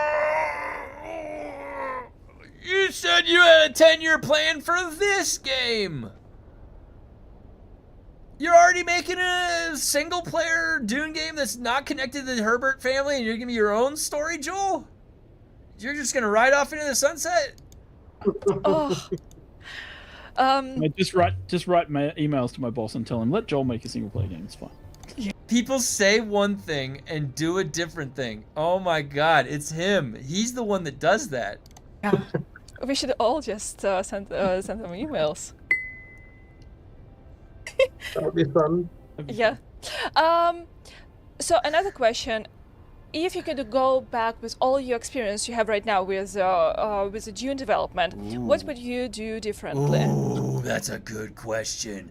That's a good question, guys. What this is about to show us is the insight into the developer's mind. How is he going to answer this? How is he going to answer this one? What would... Dude, is Joel going to, A, man, I would have just stuck with PvP, fuck everything else. Is he going to say that? Or is he going to say... What is he going to say? Now he's got a big smile. That made a big smile go on his face. What do we got brewing here? Where do we start? Do you like my questions? Well, start somewhere. Oh my goodness, that's such a... Say something. Well, I'd anything. I'd put my foot down about the size of the world pretty early on, I would say. I would probably take away some of the, like, I would... Yeah, I don't know. There's so many things, but I would finish. I would reverse finish. some of the technical decisions. No, God, finish a thought. I can't understand what he's thinking because he doesn't finish his thought, or he doesn't say it. This is crucial right here. If I was sitting here interviewing him, I would like, no, go on about that. Like, so did he want a bigger world or did he want a smaller world? That is a crucial piece of information, okay? Because if he wanted a smaller world, why? I would change some of the marketing. I don't care about because the marketing. I think we confused people a little too much with our marketing at times. No, you didn't. That is a marketing backpedal right there. That you're literally saying one thing and doing. Holy fuck, dude. Oh my god. No, the marketing was showing interesting stuff that was coming. You just cut it out, the content. You never got to it. You never got to the content. We still have loading screens. What do you mean the fucking marketing, dude? Our loading screens show us those things that they're talking about in the marketing. Literally, to this day, the loading screens show all this fun stuff happening that we're never going to do. Not the marketing, Joel. It's literally in the game. You just didn't get to it. And no, it... I'm not... Oh, shit. There we go. Not blaming marketing, by the way. I was involved, so it's not their fault. It's just our messaging wasn't clear enough. I don't think we told people clearly enough. This is a survival game. This is what it is, right? If you've played survival games, DUNE is a game you're going to love, right? Like I don't think we were as clear about that as we needed to be. No, I feel like DUNE survival was clear, wasn't it? It was pretty clear. Survive in Arrakis. So I would change some of those things, and then yeah, I mean, there's a million small, like, decisions. I think in the end, I think the game is really good, and I think like how the path to get there was like. Wait a minute. What did he just say? And I think the game is. Oh, I thought he said the end game. He said in the end, the game is really good, and I think like how the path to get. Well, the thing is it like it could be like a really good game. It could be. It could be a good game. There was like this winding path, and I think if I could go back, I'd make it a straighter line. If I could, that would be the way I would describe it. In the geometry. No, for me, it's a lot of the same things. The technical decisions made early on, I would try and reverse some of those. What technical decisions would you reverse? I would love to know that. But because what technical, like, that would be such cool insight. And then on the production side, I guess I wish we were What if it's like they were working on server stability, like an actual fix, and then they pivoted to like the base backup tool or something, and they had to get that technical thing fixed. You know what I mean? Like that would be really interesting to hear a deeper,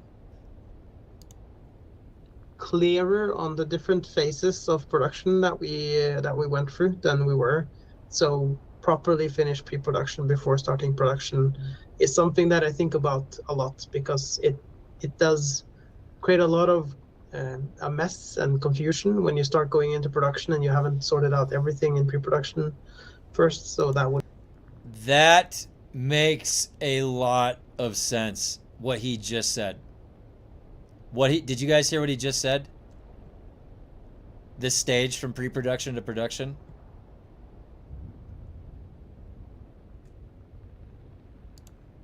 that we went through than we were. So properly finish pre-production before starting production is something that I think about. There we have it, guys. Oh my god. Properly finishing pre-production before starting production. That's what he would do differently. That's an ongoing process, by the way. That's always happening. So that might be where some of the issues are happening at their company. They're not finishing the pre-production. About a lot, because it does create a lot of a mess and confusion when you start going into production and you haven't sorted out everything in pre-production first. So that would be definitely one of the things I would want to clean up if I had a redo. Okay, I have just last two questions. Two. I have. I'm not gonna lie, guys. This has been fantastic to go through this, because whether it's good or bad, getting insight is always the primary drive that I have in life. Okay, I like to gain insight because there is a truth to that word. It's embedded with insight. It's kind of, I'm trying to understand what the true nature of information is. More. I can't ask everything. Okay, so, and you have update upcoming, right? Soon. Can you just tell me, just briefly, some important stuff from the upcoming update? What players should expect? So, new locations, some new cool stuff. From update 1.4, you mean? Yeah. I mean, there's 2 new locations. One of them is Wind Pass, which is an abandoned Harkonnen location that has been taken over by the water shippers, where they are processing. I didn't know it was abandoned Harkonnen. For water, which is a really cool location. You can take 5 Lance Red missions, and you can go there and complete them. I think the team did a very good job on making that a location with a lot of interesting verticality and locations. And then we have the Old Quarry, which is a new dungeon, one of the scalable difficulty difficulty scaling dungeon. I don't remember the name of the boss, but you might know. No, I never remember the names of the Jalanta! dungeons. They're all Jalanta! There's a cool new boss. unless I hate them, in this case I'll always remember, but in this case I don't remember. Jalanta! Yeah. How do you not know the name of the boss? You're the creative director. Oh god. It's so funny because in the other interview, they did that same thing. They're like, what was the name of the boss? I don't remember. And then one of them remembered and they said, I think it's Jalanta. Yeah, it is Dr. Jalanta. And then this interview, they don't remember, and then no one reminded them. It's Jalanta. A research. A cook boss. Yeah. So and then Nobody of course we're knows introducing the visuals of the water. Fucking work there. You created this. You created this. You literally just created this. You just launched this. You don't even know the name of the one fucking boss that you added. Neither of them did. Oh, my wife's gonna get. I'm gonna get in trouble with my wife. I gotta quiet down. What a nice ending. They didn't know that he couldn't like type like Google it, Fextra Life. Like, what's the name of the fucking testing? Like, they had to sit there and scratch their heads. Dude, this is Night of Living Dummy t-shirt is perfect for this.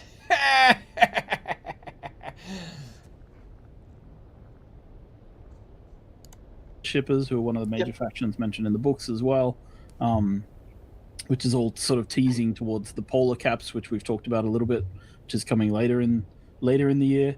And yeah, this is kind of like a tease to that. It's sort of the later in the year, so we're not seeing that this summer. We'll see that later in the year.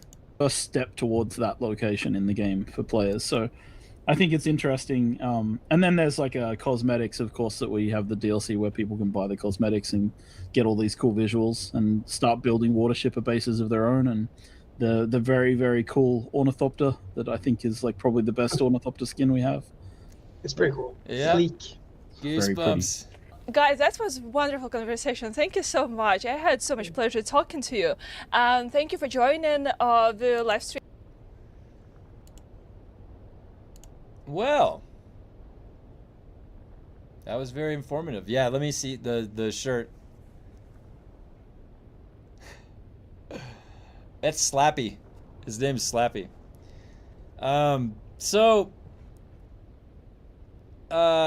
Some good information there, but honestly, oh boy. All right, guys, what do we think? So pleasurable talking to you. Thank you very much. Appreciate that. Always fun talking to you guys. That's 6. Yeah, Slappy. My brother, I sent my brother a picture of the shirt. He's like, dude, that's Slappy. I was like, oh my God, it was Slappy. That was his name. Because they don't care about the names or the bosses. Dude, like, how does memory work, right? How does memory work? If you see something like twice or 3 times, like, it's kind of like a little familiar, right? Did these guys even look at, like, anything to do with, like, like, how the fuck did the creative director and the what is this, production director, they can't even think of the name of the boss of the patch they just launched? And they've been working on for months. They've been working on this for months, and there's only one boss. One boss, not 5 of them. And I can name all those, maybe.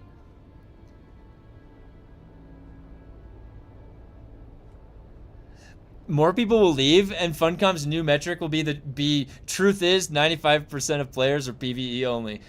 They're like, this is the truth that we didn't want to tell you. 99% of the players are PvE only. There's like 3,500 players total left. This weekend for Dune's first anniversary, they better do double loot for the dungeons. Oh, wow. I didn't even think about that. Pretty standard softball interview. First thought, they are basing upon metrics, but boredom of the hamster wheel of missions to have artificial player retention is not accurate. Yeah, I agree. False equivalency, Jake. That's what that is. They must literally never play the game. They don't. I don't think they do. They're too busy looking at Steam numbers. That would be terrifying to be doing that, because like they're not very good. To play the game, that's more important stuff. Yeah, of course the players are PvE only. I agree. When they don't give us anything to do and we're bored, then you start measuring things. That's not accurate. It's like a lot of people have been sitting in Arakeen lately. People must like to do that. People are enjoying sitting in Arakeen all day. It's like there's nothing to do. That's the metric. There's nothing to do. Where's the there's nothing to do metric? You have to give them some slack. They have vacations to play. Oh, God. I hope you like the Landsrap grind because we ain't getting a piece of polar caps before. No, I don't think so either. I don't think so either, guys. This is not looking good. Like, are they going to go on vacation in 1 month and they're not going to give us anything? They're not, huh? There's not going to be shit. We're going to have all summer with the current state of the game. Dude, this game will fucking die if they give it 3 more months like that. 3 more months with no update? They already have Slack. 3 more months with no update, man. This game is going to have like 2,500, 3,500 players by the end of the summer. I don't see caps until 2025 for sure. Dude, and when console, like, they're not even talking about console. You know why? Because they can't even estimate the time for certain things on their fucking Jira to-do list. If you have things you can't estimate time for, that's not a good sign. I'm serious. You usually can, and you can estimate like a double time and give yourself plenty of time. They must be just resource tight. That's why. Now that I'm on Stoneheart, I'll tune in for the death races and PvP finally. Just for yeah, I mean, each weekend they're doing stuff, and when I'm free, I was at one of the PvP events the other weekend, but I'll try to come out as much as I can. But I have a really busy schedule outside of streaming. I already see that coming, no surprise. Now they're doing something before they have to. They have to do something before vacation, right? You know what they should do? The entire time they're gone on vacation, just leave it double everything. I usually don't like to be a doomer, but I'm afraid you might be right. 2 or 3 months of this situation, I don't think the movie will save the game. They just can't leave people with like too much of boring stuff, right? And the thing is that I don't know if anything's going to be coming. Like, what could they possibly add before their vacation? They've got 4 weeks or 3 or 4 weeks, and you know that last week before vacation, you're already checked out. You're already making plans for Friday. All right, you're already thinking about it on Thursday. Let's not kid ourselves, okay? You've been looking forward to that vacation all year, and you aim to take it. Well, Joel already took a month vacation, but if he needs another month vacation, get it in there, whatever. Oh, man. Iggy said this morning he's been setting up multiple streams, so something is happening. Okay, good. Maybe it's something to do with like the self-hosted stuff. Don't forget that year planning for vacation. Oh, they're going away for a month again. Yeah. Give Dune 10 years to have content wheel. Well, guys, I don't know if you caught that, but in this interview from 7 days ago with Joel didn't mention his 10-year plan. He mentioned he's going to be pitching an idea for a single-player Dune game. To be honest, I thought that was a joke. I thought he said that in his Joel sarcastic way, and nobody else picked up on that was sitting there at the interview, and they're like, ha ha ha. Like, I think Joel saying he was going to pitch a single-player game was a joke. But we'll see. Maybe it wasn't.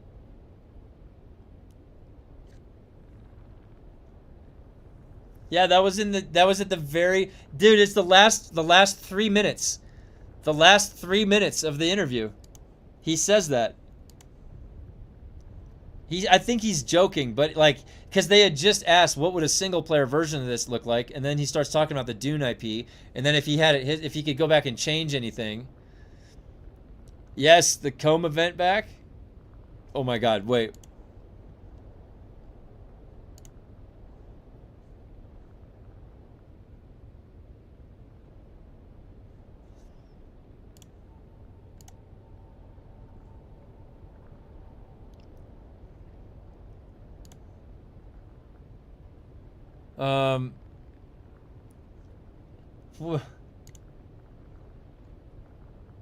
No.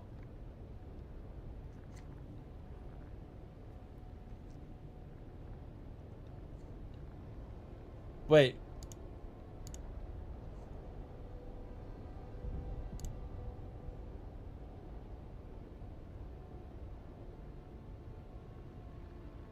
Wait a minute. Where do you see that? Is it really the Comb event? That's what the hotfix is tomorrow? Oh my God. 1 year anniversary? Okay, Veldov. Okay. Oh my God. That would be so fucking funny. Dude. No. Wait. Because think about it. We're trying to think about what the hotfix is tomorrow. What if it's the Comb event? What if you're right? You guys are all joking here, but what if you're spot on? What if it's a 60-minute downtime? All right, what are they doing, huh? 60-minute? Are they fixing typos? If there's gonna be a single-player Dune game, it needs to be made by a developer that's made good single-player games, like the dev making Blood of the Dawnwalker. That'd be cool. That'd be really cool. Funny how Gout Godiger, one of the main people for Anarchy Online, and then Age of Conan left mid-Conan development due to differences. They fired a bunch of their US staff around the same time. Oh, really? Interesting. It's going to be the Community Challenge Rewards. There'll probably be boosted stuff. They're removing all quicksand. Because Dawnwalker devs also made Witcher 3 when they were at CD Projekt Red.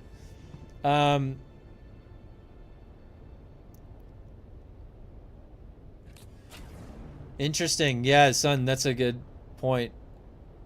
Another week of cannon blasting in Haga would be the worst. The tax is calculated throughout the year. You receive vacation money from the last year. Dude, I wish, I'm not gonna lie. That sounds kind of nice. We have to, like when you're a contractor and stuff, you have to fend for yourself out in the United States, and it's kind of a pain in the ass. There's nobody's taking care of you. Nobody. I've been in the middle class my entire life. Teacher's salary, like 50, 60K a year is where I've been operating at for a long time. And it's just enough to get by. But yeah, taking out like having it just automatic. We have to do everything. A lot of people have to do it ourselves. We have to do everything manually, like all the taxes, all that stuff. It's a pain in the ass, especially when you're piecing it together from a bunch of different jobs. I would love to have my taxes just, I don't even think about it. Just take my taxes out. I don't have to do shit. There'd be too many like loopholes for that. Can they not stagger the vacations as to not shut down entirely? I don't know. HOTFIX brings back these taxes with penalties. A work year including vacation money is 1950 hours as an average estimated per hour paid. I wish making money was as easy as in some video games. That'd be nice, yeah. Real life money glitches. Arab Emirates have no taxes? Oh, I don't know anything about... Yeah, I don't know anything about how, like, the stuff overseas goes down.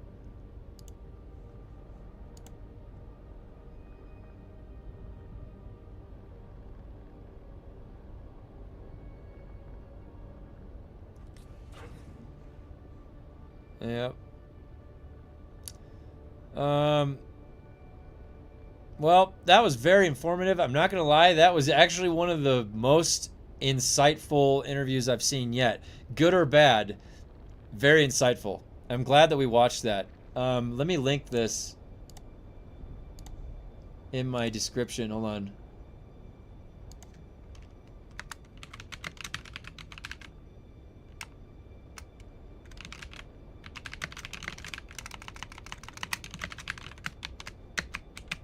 Alright, I just linked the dev interview from the stream right there. I mean, there are banks. Yeah. I was at CrossFit one year, long time ago, and there was a fucking bank robbery 100 yards down at the bank near the CrossFit where I was at, and they had assault rifles. It was like the movie Heat, and they got in a high-speed chase that went all the way up to like San Jose. It was crazy though. Like I was like, can you imagine? Like you're just like working out and these guys with assault rifles roll in. They got like a bag of loot. They're like, yeah, running it down. Nobody move. I'm hosting another PvP event this weekend. I had to postpone this last weekend due to IRL emergency. Oh, okay, yeah, I just posted in the Discord, Blue. If I am available, I have the podcast this weekend. But if I'm available, I'll stop by for a little bit. The last one was pretty cool. I had fun watching that. We have IRS here that calculates individual taxes for everyone, and employers use a digital tax card they can request to prepay taxes for the year off salary. Sounds logical. Hotfix patches old repair glitch back into the game.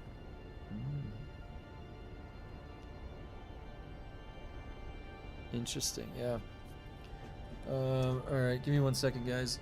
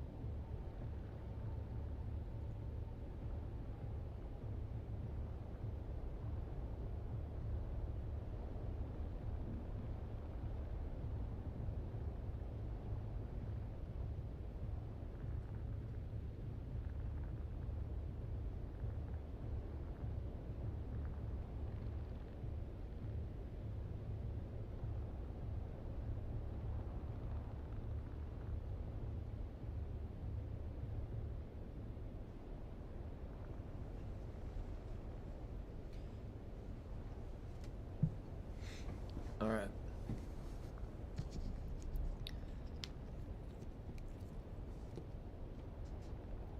It's always nice DUNE ventilating here. Wish they there's a rep where the customers actually had collectively. Yeah, I mean, I've been trying my best to give the feedback on the different channels that I can.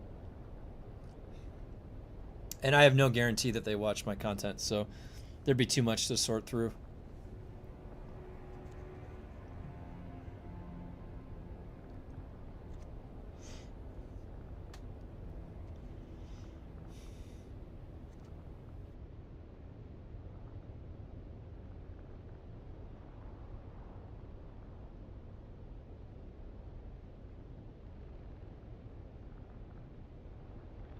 Just not confident hearing this stuff. Yeah.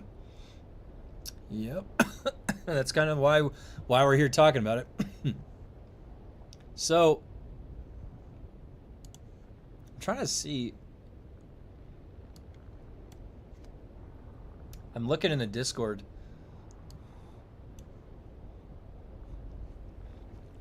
Has Icky? No.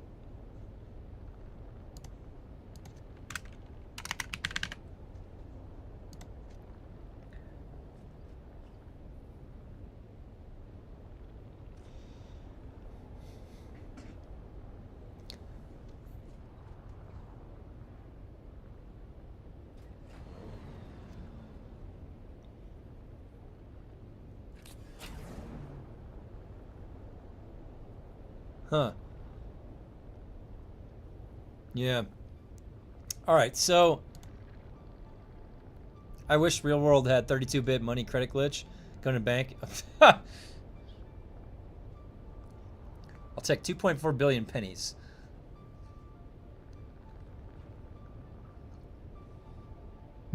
Yeah. Well. Holy shit. So So now the question is, what are we going to get before they go on vacation? What the hell is the hotfix tomorrow? What are they cooking up? That interview was like a roller coaster of emotions, because if you think about it, they were talking about there is so much creative stuff we can add. Oleg said. He said, Joel said, new skill trees. He said that. You say that within a 30-second time frame of the two statements, you're gonna build up that. So you're thinking about cooking up new skill trees. This is good. Okay, now we still need a system to participate in that's fun, not just going to get spice.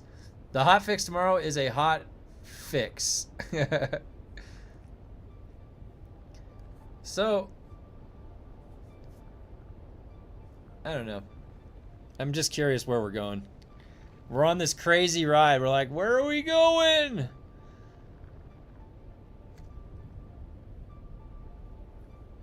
Unfuncom, yeah.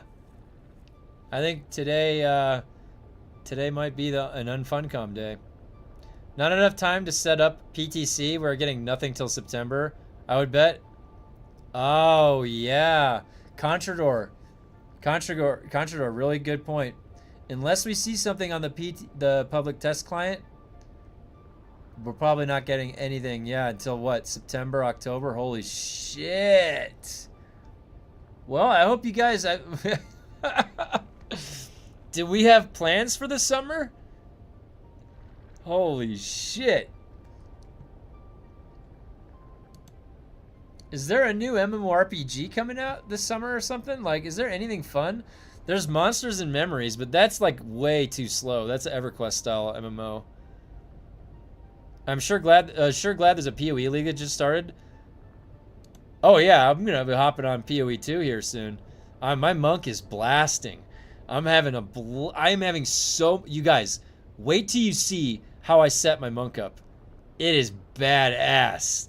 Oh my god.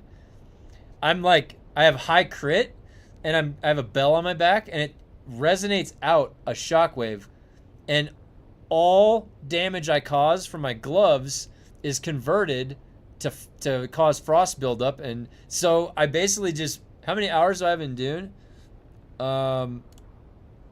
Let's look.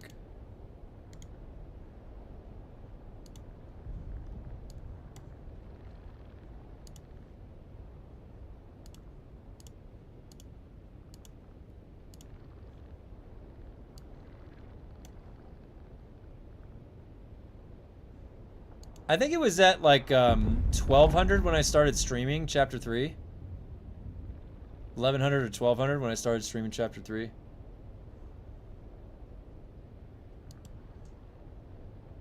But look at this, guys. You ready? You want to know what game has more hours than DUNE? Look at that. Path of Exile 1. 2,400 hours. 2,400 hours in Path of Exile 1. Even PUBG's got respectable amount of numbers.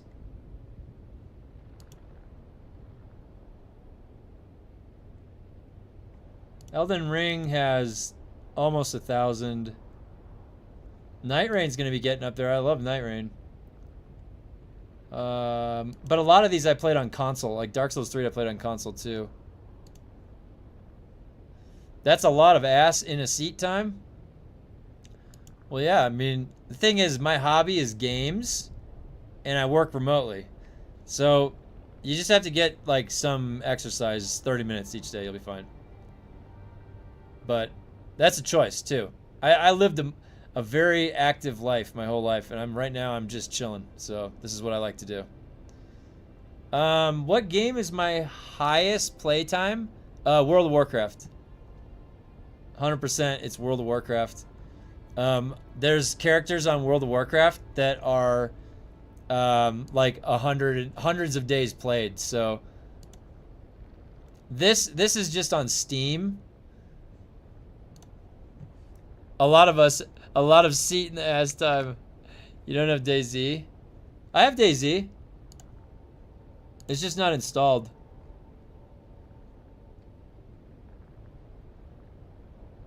Where is it? Wait. Yeah, there it is.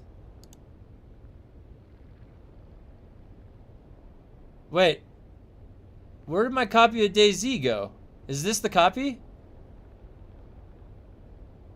Say I'm not judging, just 8K hours? Oh, yeah. No, I don't mind. Guys, I tell people all the time, I don't have any regrets on how I choose to spend my time in my life, ever. And if somebody wants to say, like, I'm not saying you were, no, but if somebody does, like, whoa, you have a lot of hours in that game. I always like to think of it as mastery levels. Yep, I gotta pump those numbers up. I thought I had I've played DayZ with my. I thought I had it though. I don't see it. Don't I have Arma 3 also? Yeah, I have Arma 3. But these are tools. Oh. I have a bunch of games. Where's Destiny 2? Oh, I installed this because I wanted to see the what's going on June 9th.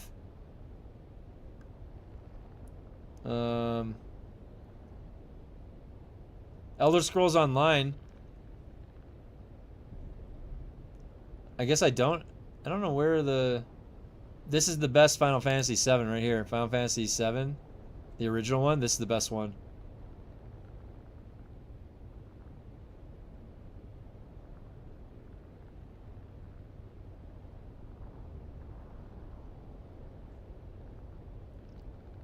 Kenshi I picked up. It was on sale for like $3.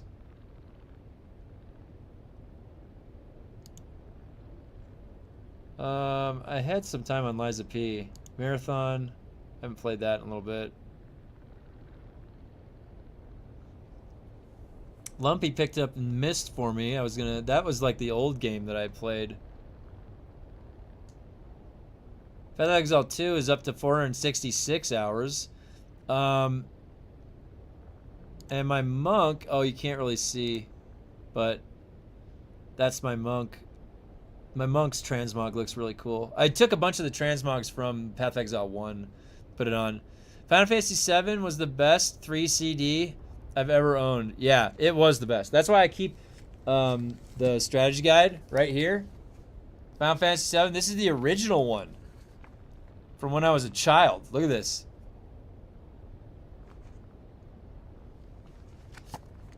It's got everything. Look at the back of it. This is from 1997. This is from 1997.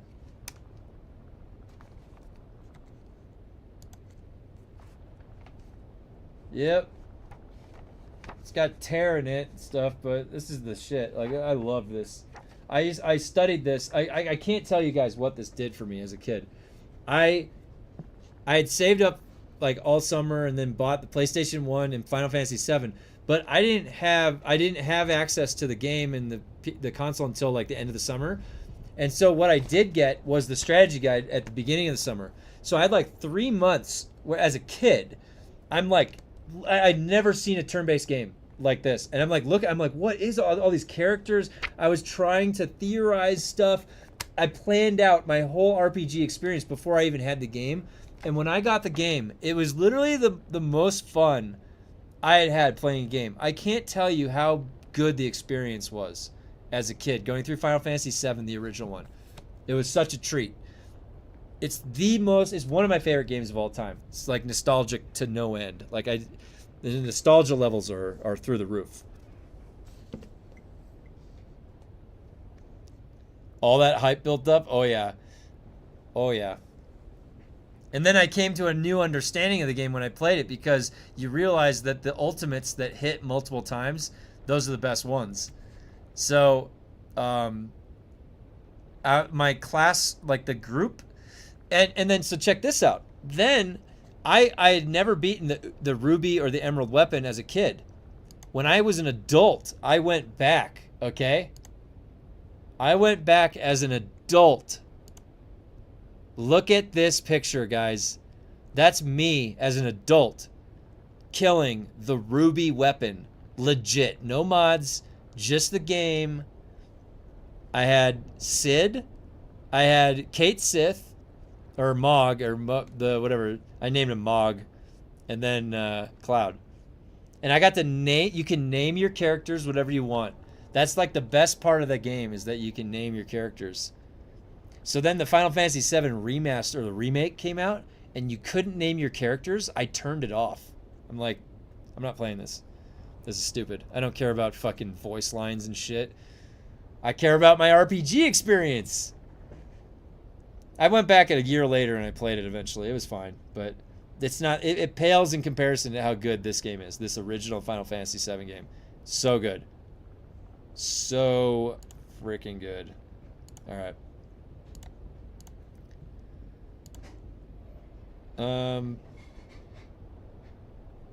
Let me grab something.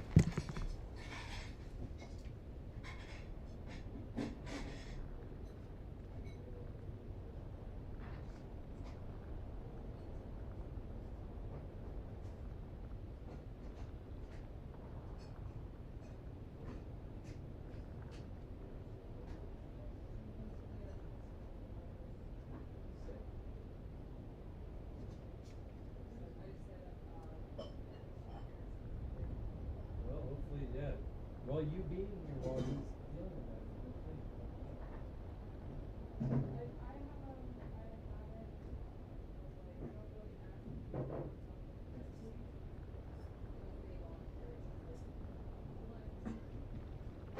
Right. Yeah.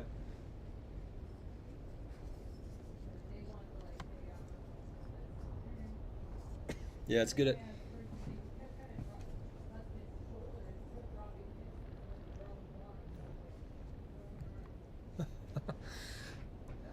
Yeah.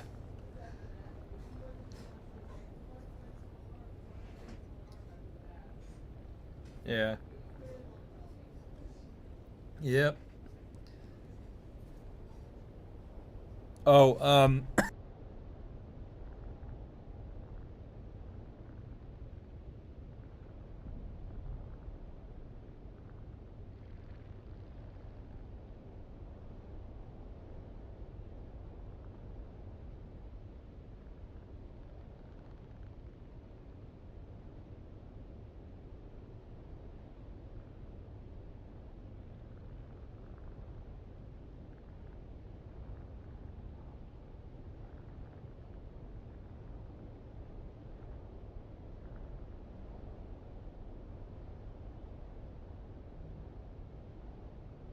all right. Damn. Deal with that later. I had a package not get here. Okay. So, where am I at? What am I even doing? That was a good discussion. Wow, we got sidetracked down the right path though. No Landsrad missions left. What's crafting at? It's almost there. 86. 2 more days to be 88. Man, that interview didn't exactly build hype, did it?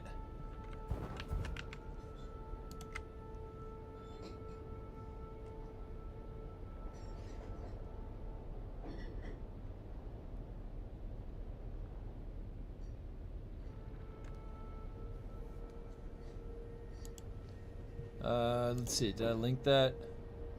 I should link that in, is it linked in the Discord?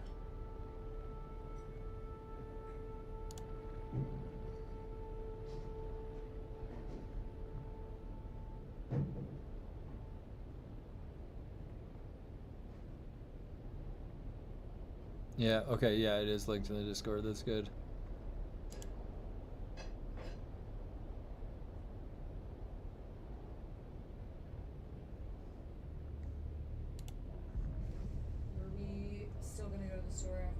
Huh?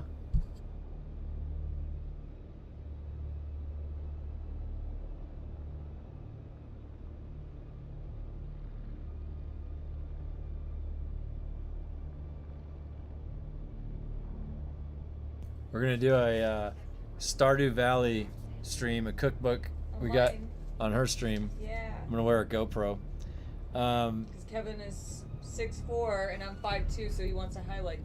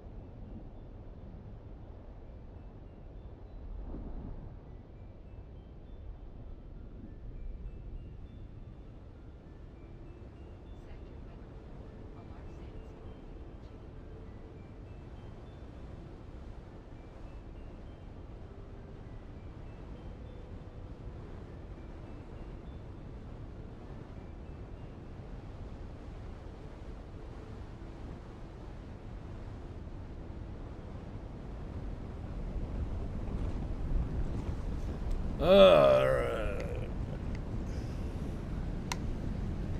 am I doing? Where am I? Landsrad's done.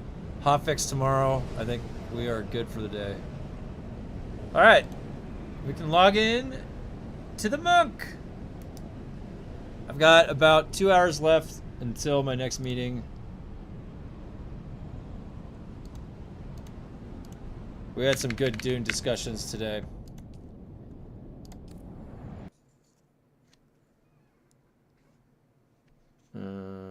This goes off.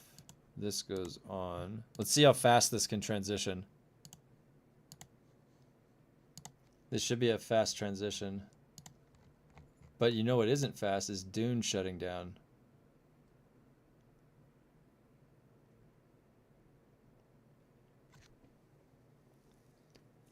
Come on, DUNE. It's still running. Thanks to the stream. I'm gonna still stream. I always go the same amount of time each day. Alright, here we go. Boom. This should boot up insanely fast.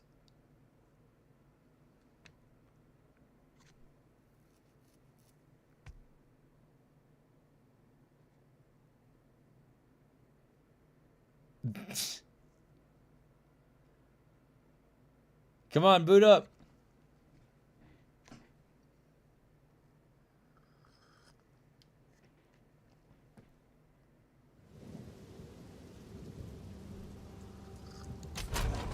Oh, this is not D4. This is Path of Exile. This puts D4 to shame. This is like comparing D4 is checkers and then comparing it to like a fourth dimensional cube.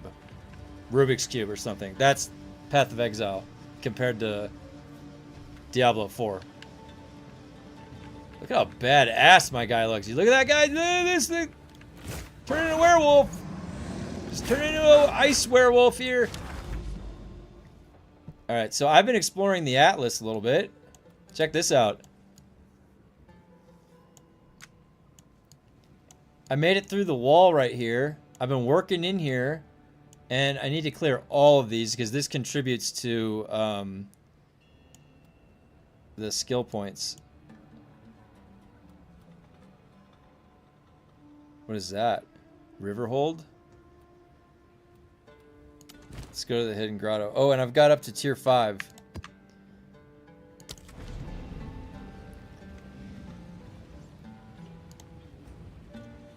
The monk build that I'm using, I had to switch off of fists. So that was the big difference that I had to implement at the end of yesterday. I had to switch to a staff. And I actually, so the build has gone through a little bit of a retool, but not by much.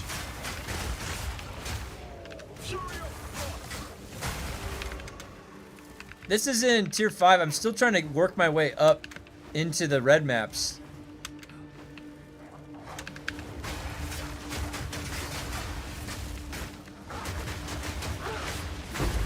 Woo!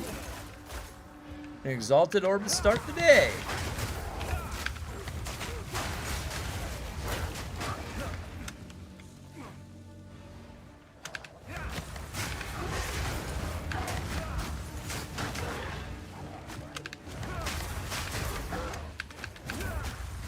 Not yet. Pretty fun build. You basically just teleport forward with the Shattering Palm. And then you right click with Ice Strike. And that's it.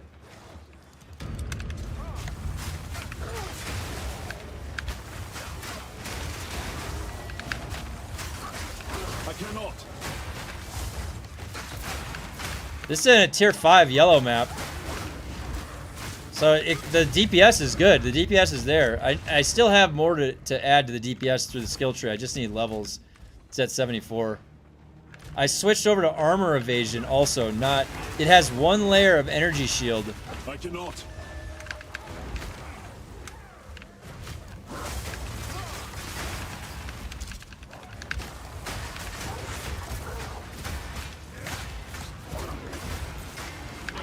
That guy like disappeared. I cannot.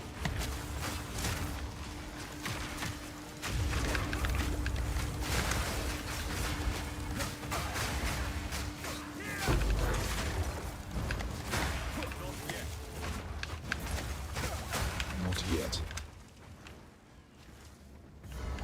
Oh, the boss is already here. Which one was this? Oh, it's this guy.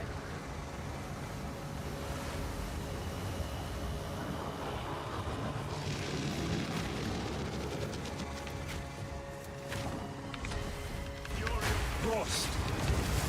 Oh shit. Oh!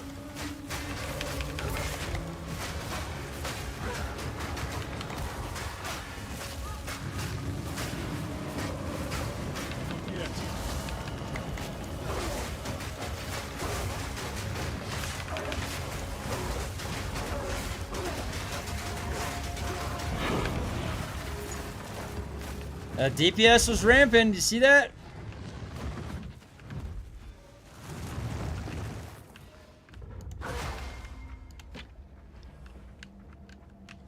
Now, I don't think the DPS is as high as the Huntress.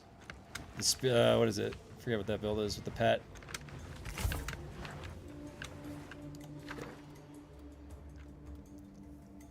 Improves the quality. Oh, wait. Is there anything better?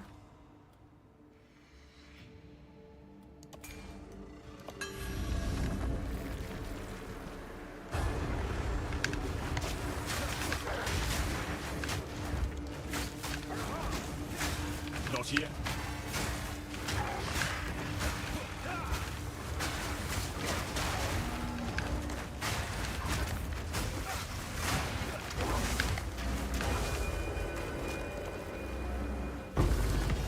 Nice.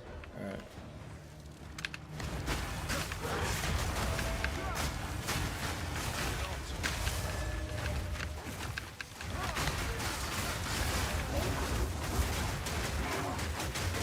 The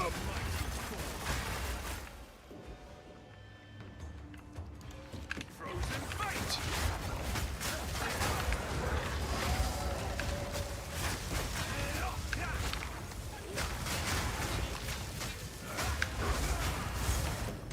Nice. What was that? Druid focus.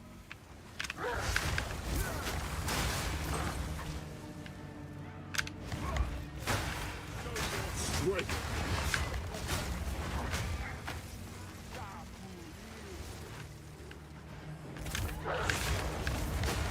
I cannot.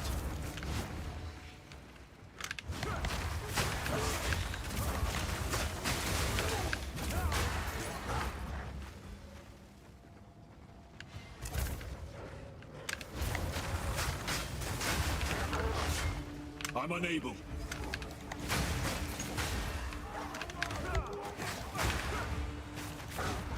I don't think I got a map in this one.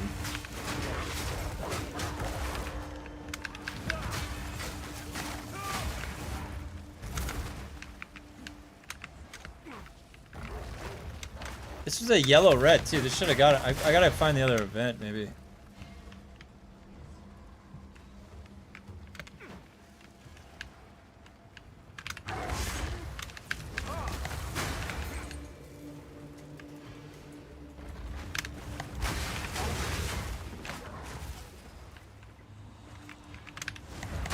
Oh, it's so spread up. What's your favorite color?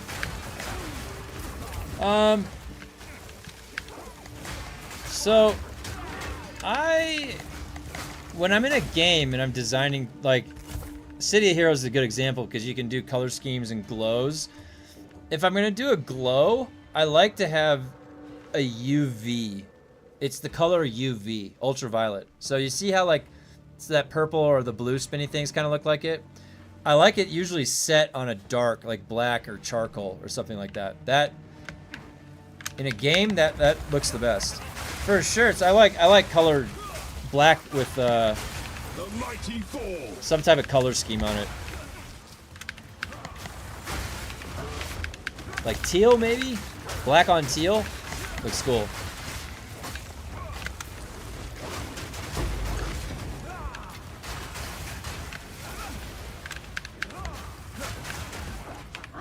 yet.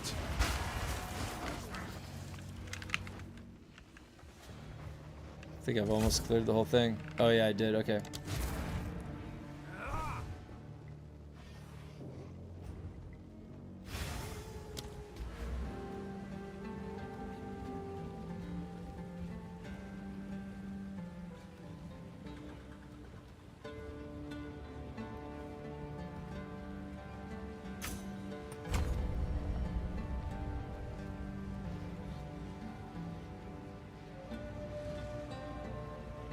I really love what they did this time. Like, this is the Atlas skill tree, all right? This is gonna shape the maps to be more, like, better and give me more loot. And a lot of this stuff is really cool. I really like how they integrated it into this new endgame. This is all the endgame progression. The skill forest back at it again. That's correct. I'm going through... I was able to unlock, guys, the anointment for the neck. So I was able to anoint my neck. That was actually done after doing the Delirium quest.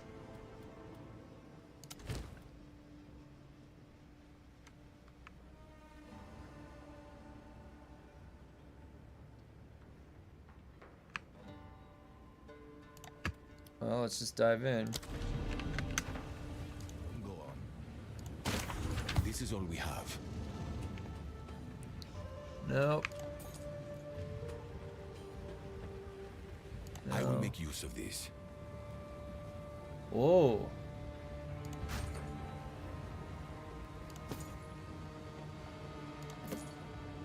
Ah. Time is of the essence.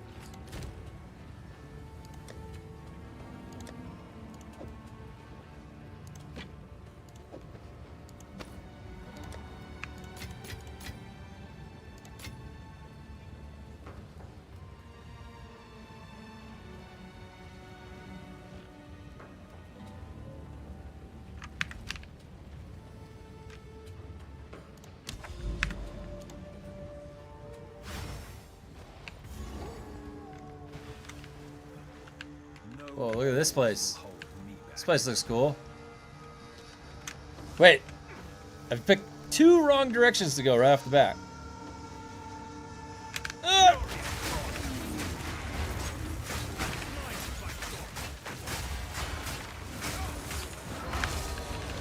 Oh, that guy's tanky. What is that guy? Oh, he's dead.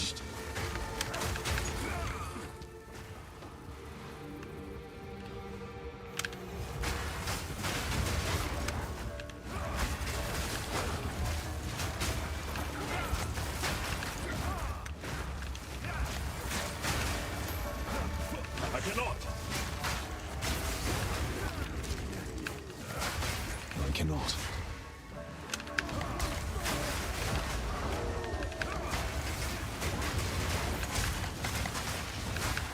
Once the damage gets rolling, it feels so satisfying to mow through these guys.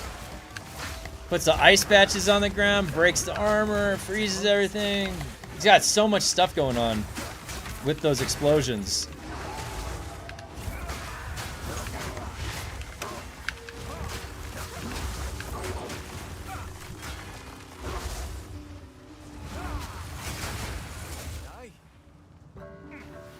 There it is.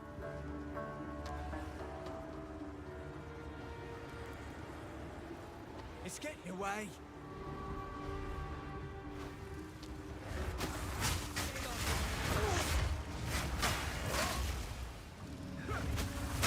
I'm unable.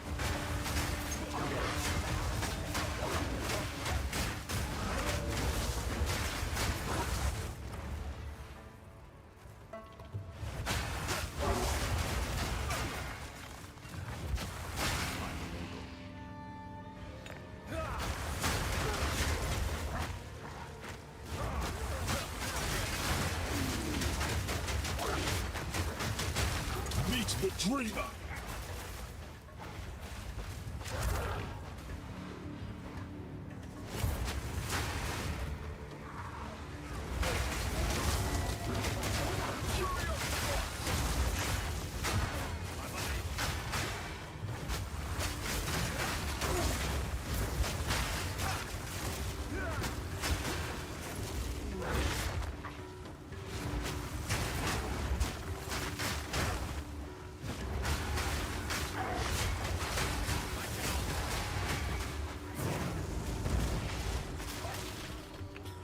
So the chaos resistance I got up to 34, but I'll try and get it to probably 60%.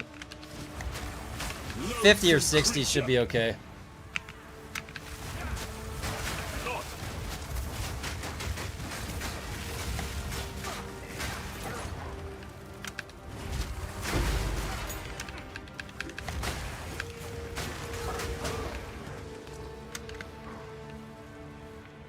Wait. Sit like in the central. It's got to be in the center.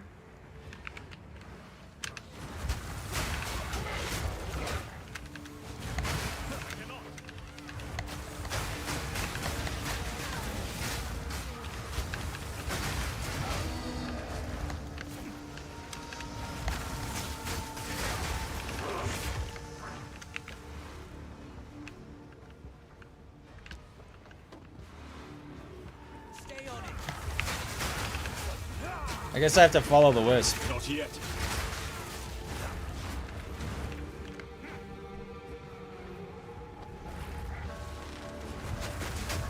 That's the one. Put it down. Finish it. The dreamer. Beast for the Wrathed to claim.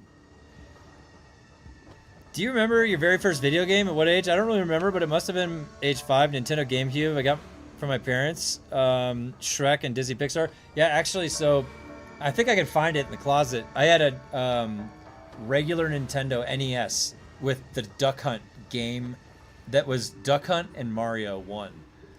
So that was my first video game on a console. But I remember playing on my dad's computer, the Compact Presario, Where in the World is Carmen Sandiego? That might have been the first game that I actually played. But no, when could that have been? That was in the 90s, right? So it could have been that the NES was even before Carmen Sandiego. I have to go double check. I don't remember. My memory's a little bit. It was so long ago.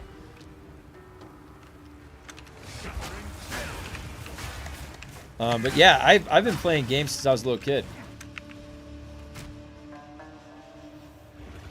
Oh, it's down there to the left.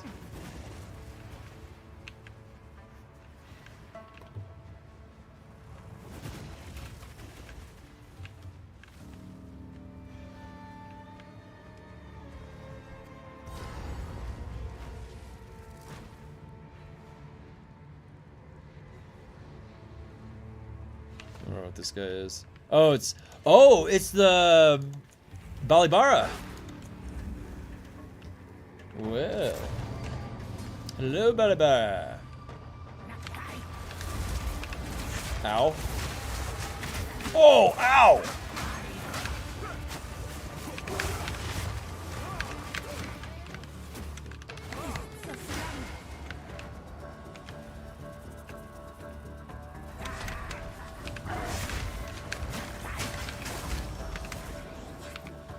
I can target her. Give me the ice. Give me the ice. Take the ice cubes. There you go.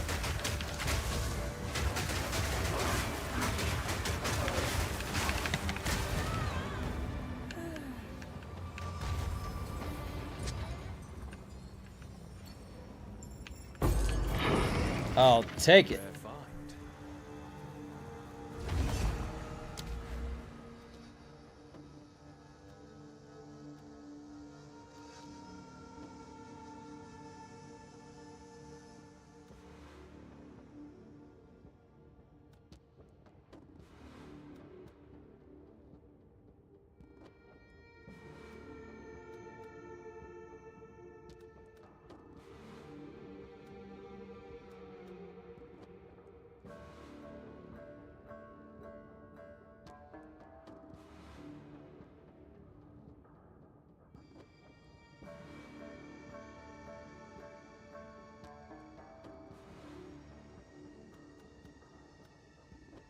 I think I want to go up the middle.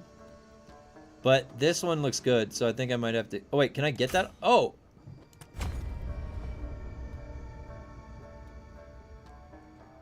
Oh, okay. That works.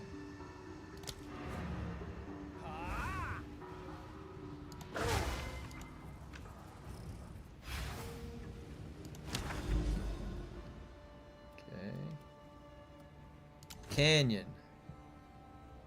Did I get a 5? Yeah. Shock ground. Yeah, let's do it.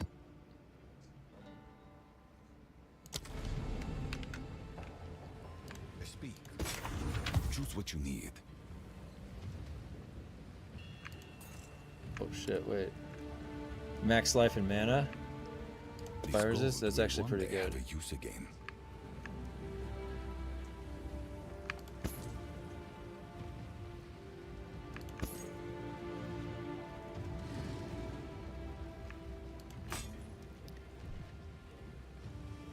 Time is of the essence.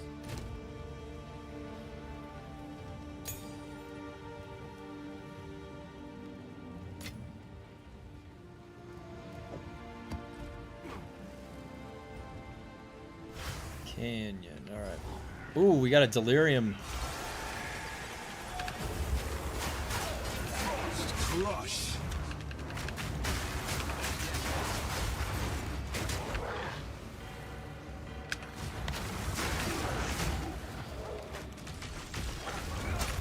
Foul creature. Oh, ow.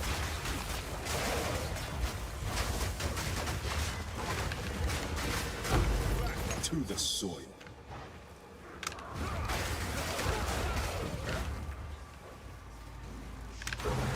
Oh, is that? Oh, boss. Oh, he's regenerating a lot of health. What was that?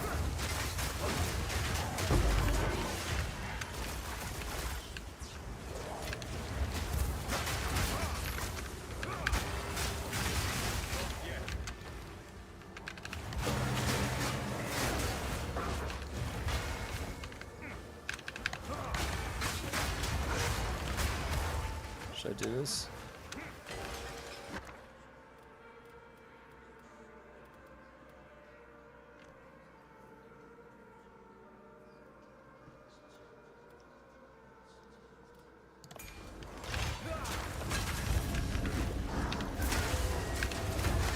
Oh, ow!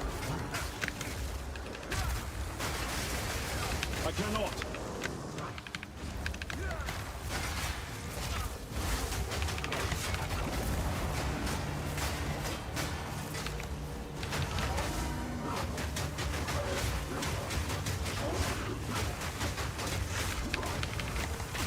Ow.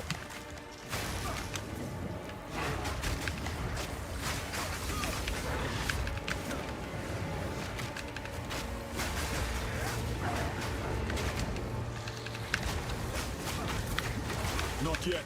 Ow.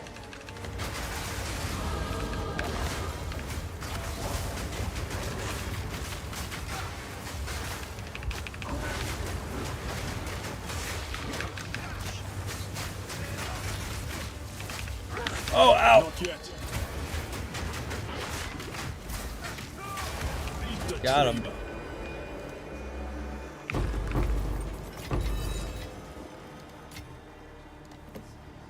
I'll take it.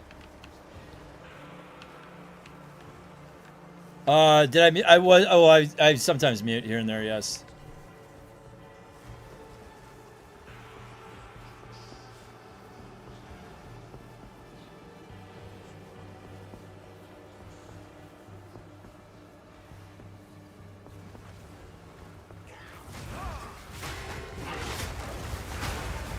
Not yet.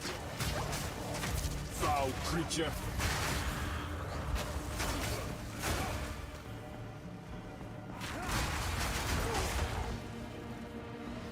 I gotta get to the end to do the delirium boss.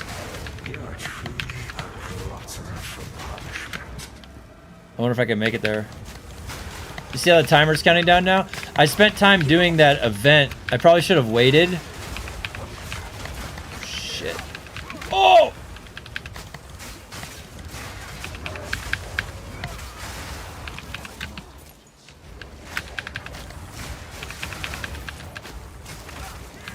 I cannot. Oh boy. The fuck is this guy?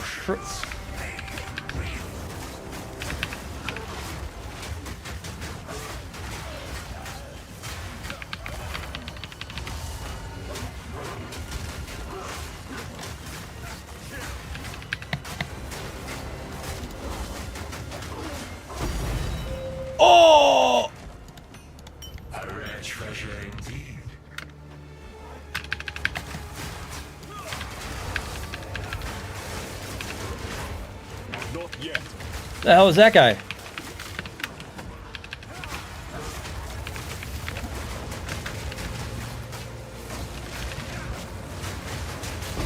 Meet the dreamer.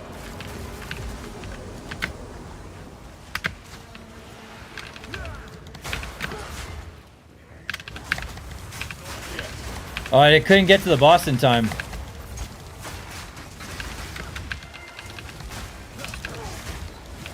Something rare. Ow.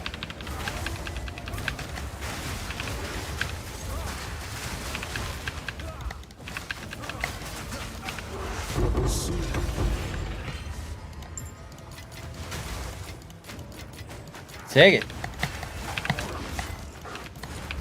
Hey, what's up, Grumpy? Oh, do you want to group up? Hold on, let me You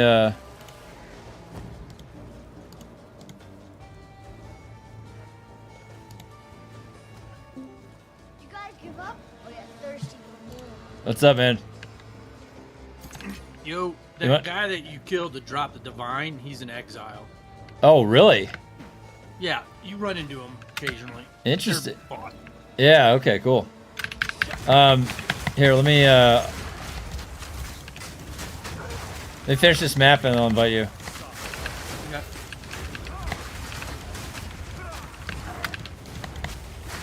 I must maintain a fine balance. I love the voice when I'm in the werewolf form. Sounds sick. I cannot. I don't know, my character sounds like a mad Aussie or, you know, ski run. Yeah, that's funny.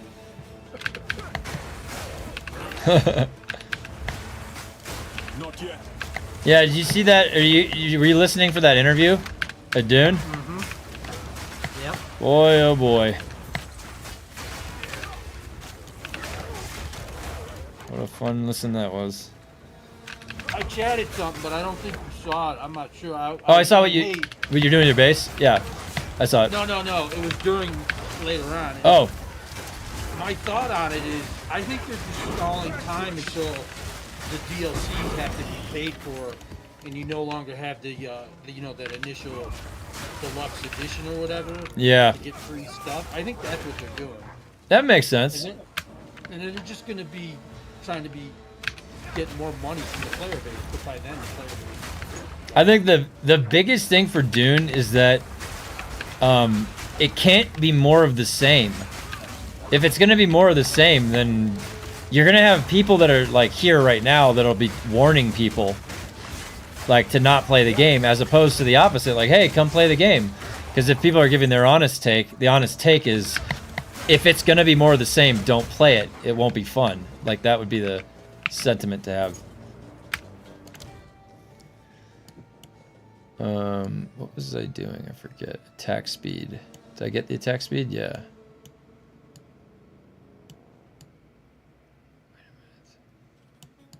Oh, yeah, right here. That's what I was doing.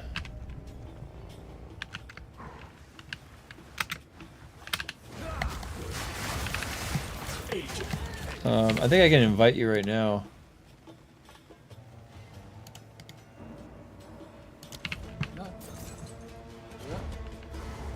Is anyone else buying? I'm not sure. My brother's on. Tuttles.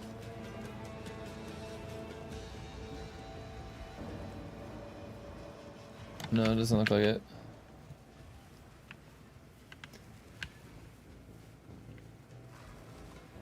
Oh, this is your pet right here. The one that comes out of this door. Yeah. I'm able.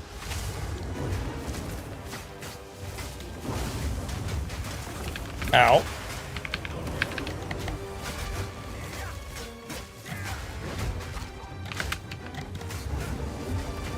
Well, you're locked in there by yourself.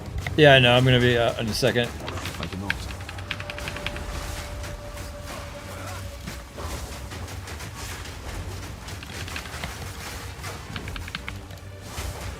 Not yet.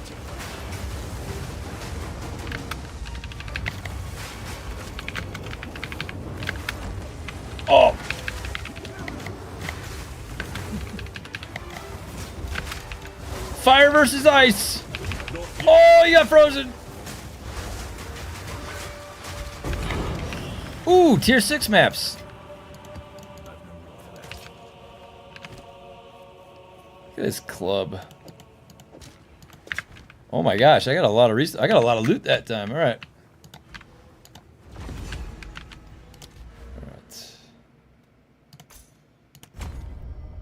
We're going up this way. The wing looks so cool. Yeah, it was a transmog I had from Path of Exile 1 from a long time ago.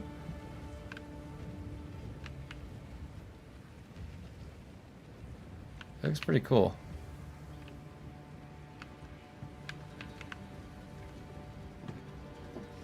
Oh god. Oh, that I was like looking at my character and this big pillar just walked right in my way. All right, so we won't Grumpy, I won't do any of the bosses, but I am clearing the nodes just to get the skill points. Oh yeah, no, I just been running around trying to get to all the points of interest, and I've been looking for why can't I think of the So bases. if I went through the ancient gateway, and then if you're inside this area, then you get the skill points contributing to the big atlas tree that are really helpful. That'll make because that's gonna give the map sustain. So I'm just gonna queue up any of these ones in here. I won't do any of the major points though. I'll just do. I appreciate it. Yeah, the big thing I've been doing is I've been just trying to collect divine orbs because I'm trying to get my hands on the. Oh yeah, I've gotten a bunch. I just got one before you joined the group. The companion scepter. I'm trying to get my hands on it. It just won't drop, but the other ones keep dropping. Yeah. How much does it cost? Last I looked, somewhere like 7 divine orbs. I have 6. Yeah, I've got 3. We need to go look and find some divine orbs. Oh, we'll get them. I'm gonna juice up. Oh, I have 7. I got one more. I've been juicing up the maps to just yellow, and then queuing those. An uncut spirit gem. Okay. Stash. Maps. Alright, get rid of all these 4s now. We're up into the yellow maps now, it looks like. That should be fun.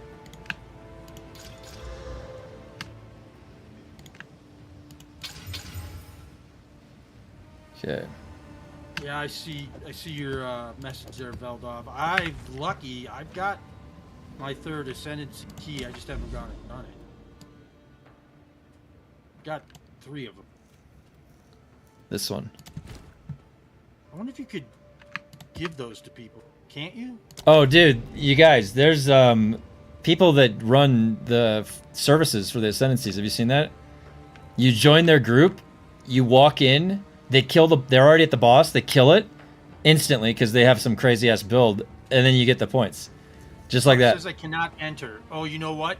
This is inside, isn't it? Oh, so the only thing that I did was the ancient gateway is you just run in and you like pull a lever. But we can do, if you want, we can do stuff outside of that. I can't get my third. I understand. I didn't know that's all it was pull a lever. Yeah, you just walk in and there was no major boss. I think that this might be a boss, this one inside of it. But where's your map? Do you want to go do that real quick? You don't even need to lead the group. I think you just go back to your hideout. If you go back to your hideout and then just open the gate, you'll be able to come inside. All that does is allow you to start getting the skill points. I haven't engaged any of the pinnacle bosses or anything. Nothing too crazy. Once Eric gets on, we can get him to open the door too. Drinking a blue Powerade reminds me of water of life all the time. Do you guys remember Crystal Clear Pepsi? That was a thing. I don't know why. It always seemed really good. Maybe I can come. Yeah, no, I'm still like 3 nodes away from hitting the gate. I'm staying away. You're 3 nodes away? But I can... Yeah, let's do them. Let's just queue up a map. Do you need a map to? Do you need a tier 5 map to put in there or anything? I don't have 5s. I just have 1s and 2s. I just been, like I said, I just been running around. Oop, hold on. Pop those bad boys in.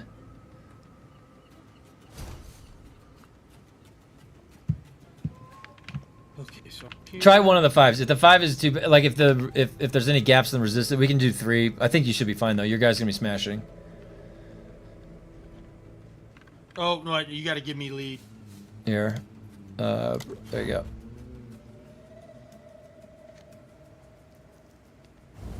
There we go. Perfect. All the candlesticks. So it's this one and then the door. Perfect.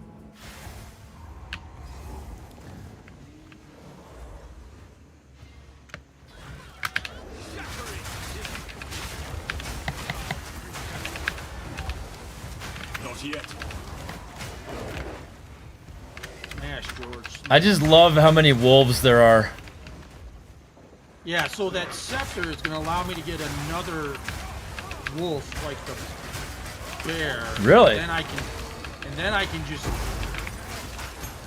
put as many companions as if I have spirit on. So then it's really good. That is gonna be a. So that's like that's full zoo. Jumanji. Yeah, it's gonna be. But like I said, they're expensive to buy off the market. Yeah. And I've had like 5 scepters drop, and it's the other 2 that keep dropping. Yeah.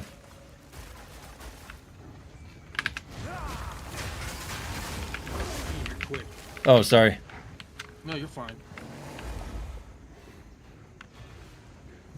My guy teleports forward, so it tends to shuffle me forward quickly. Yep, I got you.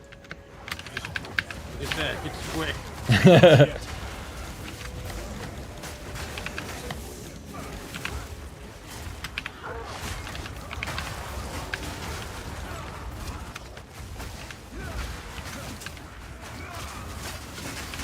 Somebody in there hurts.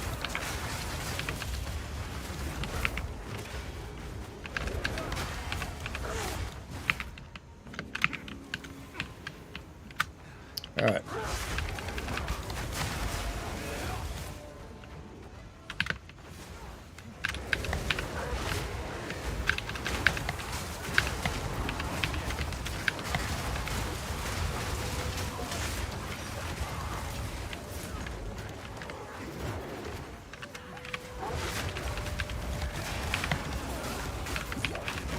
Runic armor saved me.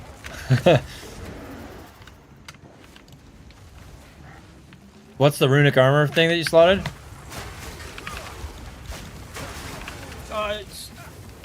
So I've got, well, depending if I'm standing. Oh, map on me.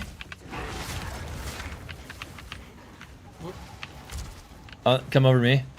There's a map drop. I can't pick it up. Only the leader picks up maps. Right there. Tier 5. God, that poison sucks. Yeah, so I put a where is it? Poison charm on, and that's chaos resist. I only have 34 on my character. Chaos resist always last. I need to work my chaos. That's always last. There's actually 2. You can slot 2 11% chaos resist gems in your chest. It's like a special looking one. It doesn't look like the other gems. Yeah, they're like the idol looking. Yeah, right? it looks like a little like red globe with a string on it or something. Yeah, I think I had some last.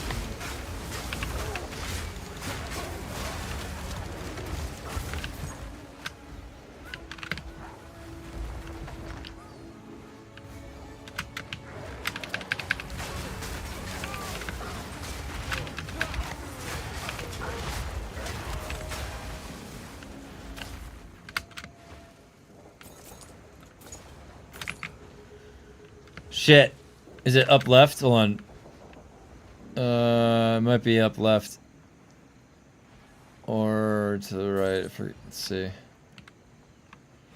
don't think we hit a gold checkpoint. Yeah, it's probably up here.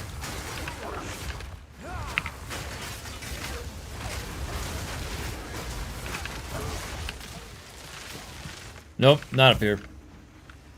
Okay. I'm gonna look at a checkpoint and see if we can port. Maybe down here. It's gotta be down south or something. Oh shit, there's some shit over here. Yeah.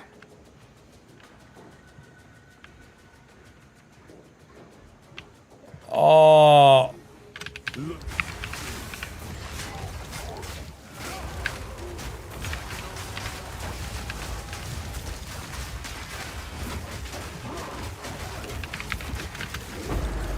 Ow.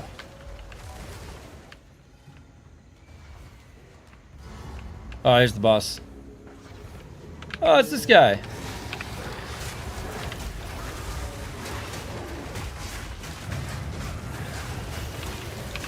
Not yet.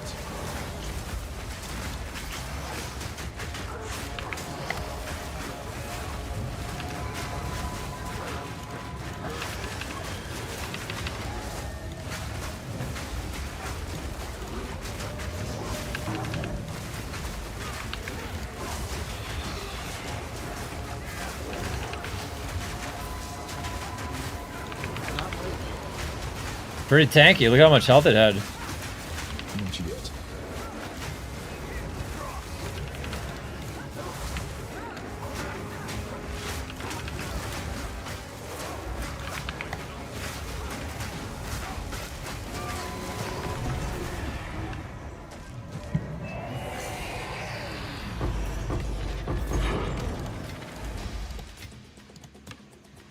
Take it.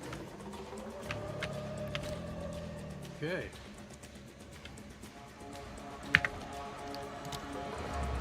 Yeah. Oh wait, what's this about? Did you have a quest? Me, I was just emptying my inventory. Something popped up, said investigate the sealed vault. Not work. Wait, where's Doriani? He's over here in the corner. Just look for George. George is. Oh, there he is. Quickly. As expected. Spirit, that might be a good one. Go.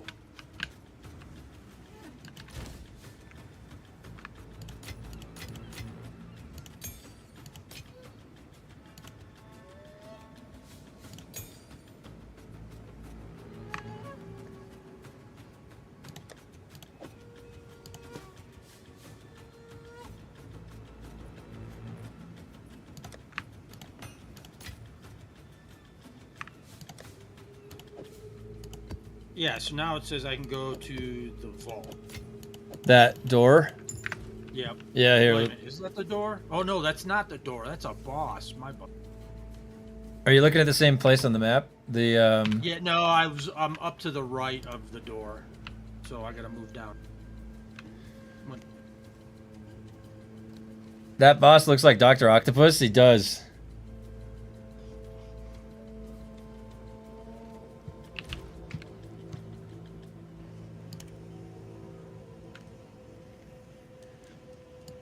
My brother's up to 58. Veldov's on. Does he want to join?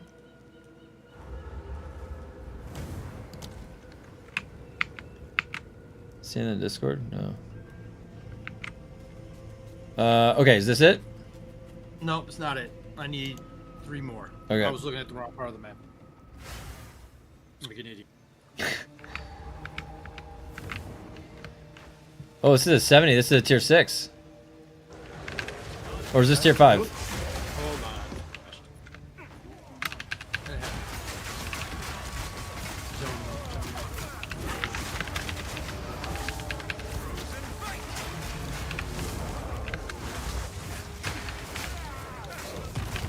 Ow.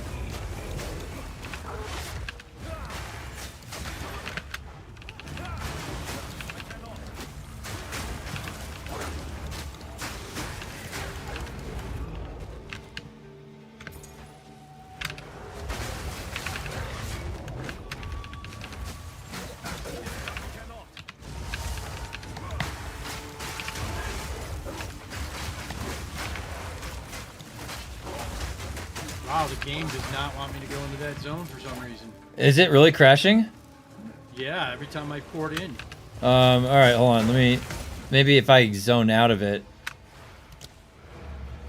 Let me try zoning out of it. Okay. That's weird. Yeah, it happens sometimes in this game. All right, let's try again. Let's see. Pick a different portal. Yeah, no, doesn't want me to go in. It crashed again. Yep. We'll have to do. Is there? Can you go around that node, or is it the only node that you can go to? No, I think there was some other nodes. Well, but what we can do is try another map in this one. What happens if I complete this? No, that's not going to complete it for you, though. Just try popping in another map, same location. See if that does anything.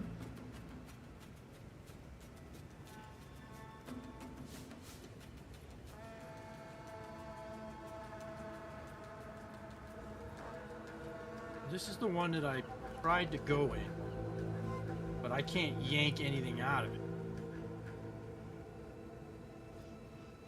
That's weird. It's like I don't have anything put in it.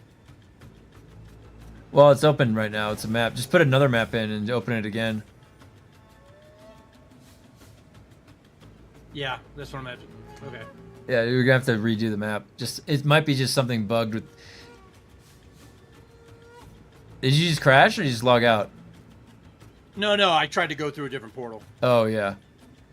Yeah, I would Just to check the other portal. Okay, so skip that node. Well, no, But it's try weird. no. Try to do the node again. Just open a map, a new map in that same node. We have to rule that out. If that crashes you again, then we avoid the node. Right now, it might just be this instance of the map that you just opened. Some modifier on it, something, some mob that spawned in there.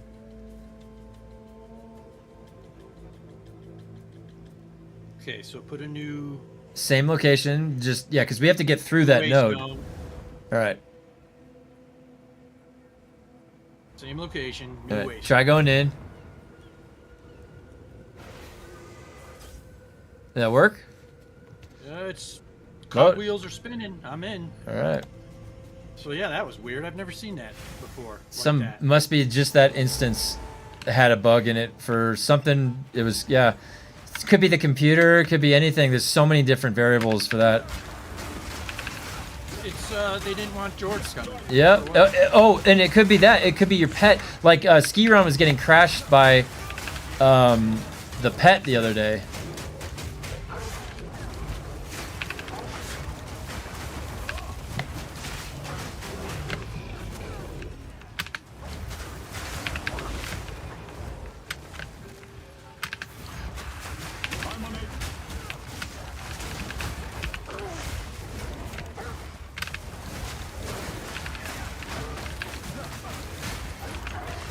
What is that huge dude with the wolves around? Yeah. That's called a quadrilla. It's a gorilla with 4 arms. And a pillar. And a pillar. And he's got a giant pillar. Honestly, the naming of the quadrilla is one of my favorite things. It's so funny. What are we gonna call it? Just call it a quadrilla instead of a gorilla.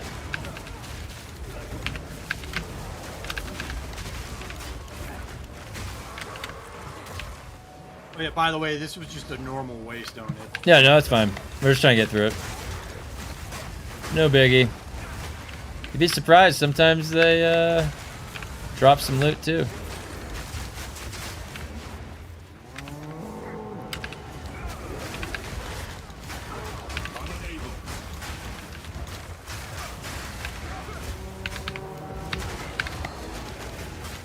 Jumanji!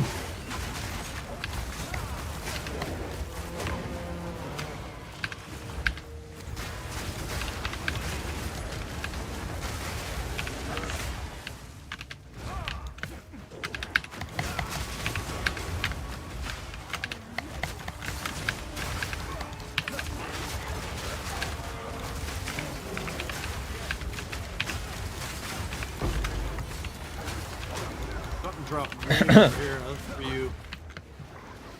Oh, I love it.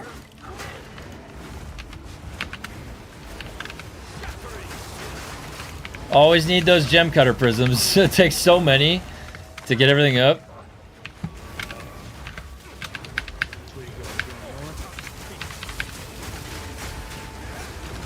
Really, I'm just watching my mini map to see where you're zipping around. Yeah, that's what I usually try to clear the edges and go in, but depends on the map. It goes.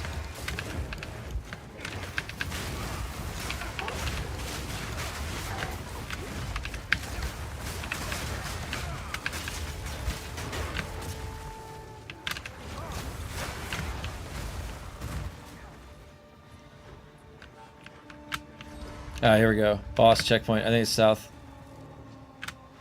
Which boss is this? Oh! She killed her son! The Kinslayer! Ow! She's a lot of poison.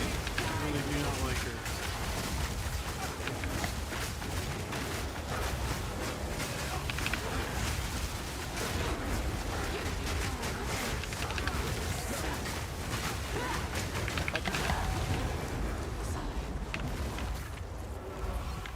Easy. Okay, which one? I don't even think I have to empty my bags on it. These are our supplies. Nope. Yeah, you're right. Okay, so Gold is useless to me. so 1, 2, and then the.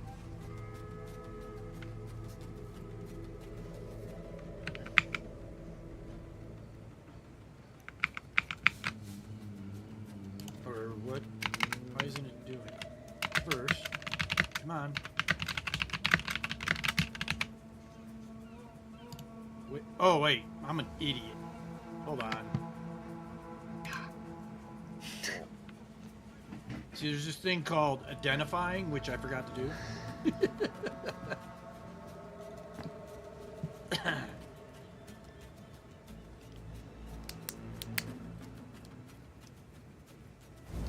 There we go.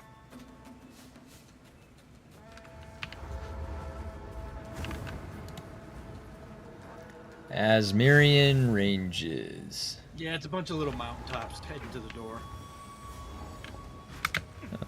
Checkpoint.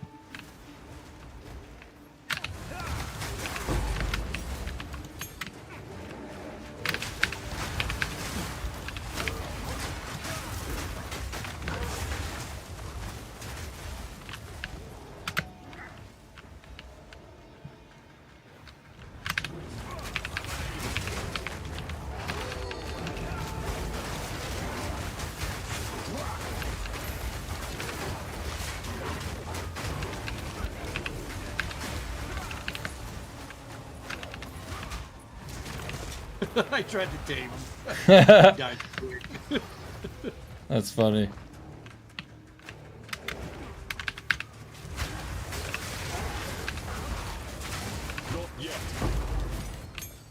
Is 15 the cap for the skill gems, or is that just the cap in the white maps?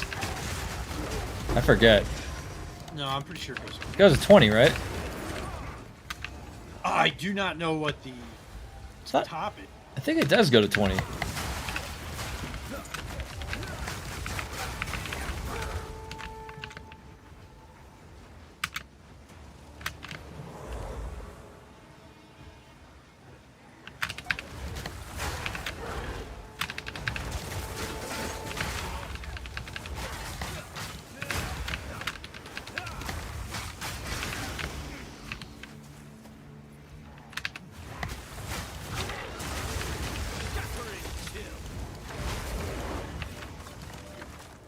do this? Exalted orbs. Might as well. 3 of them.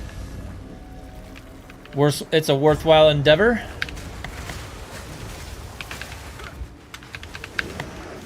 Should probably always take a peek and just see, you know, have a look-see what's inside. Yep, that's where I've been mainly getting my unique scepters to drop from. Yeah, I got one. I'm trying to think. Did I get any of the uniques? Might have got. I've actually bought a lot of the stuff. I've actually the rings in the neck I've come across on my own, and a lot of the stuff I've crafted myself. There's like a few items that I've bought, and I've sold a bunch of stuff. Probably see if you actually have the scepter I'm looking for in your stash. I'll You probably do. Yeah, tell me the parameters you need to look for. I'll check. Well, it's a named one. Oh, a unique. You said unique one? Yeah. Oh, okay. I'll just tell me the name and I'll keep an eye out for it.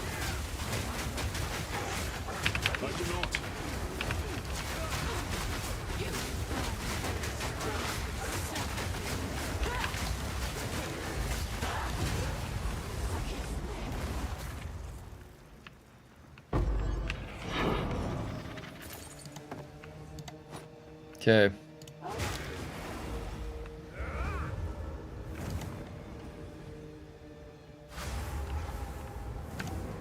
Close. This is all we have. As expected.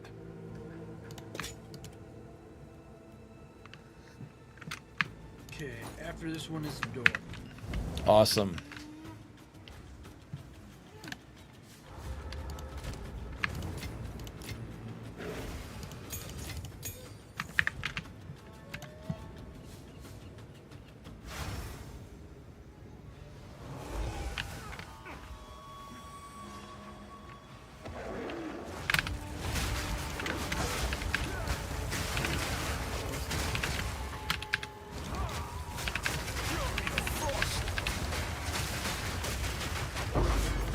Man, all the exalted orbs are dropping like crazy.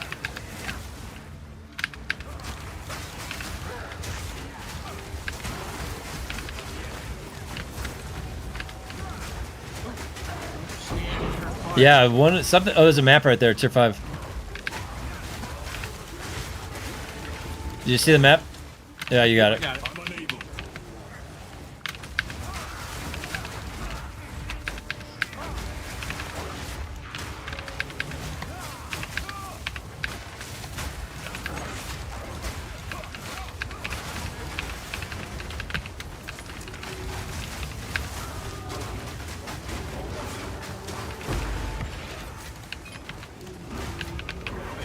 Spirit back here.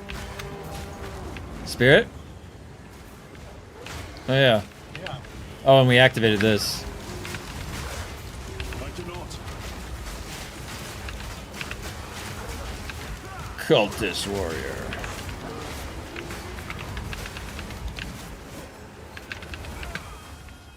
Yeah, the spirit's right below us. What? Back this way. Something just knocked me down. Yeah, I saw it. And there we go. Was that it?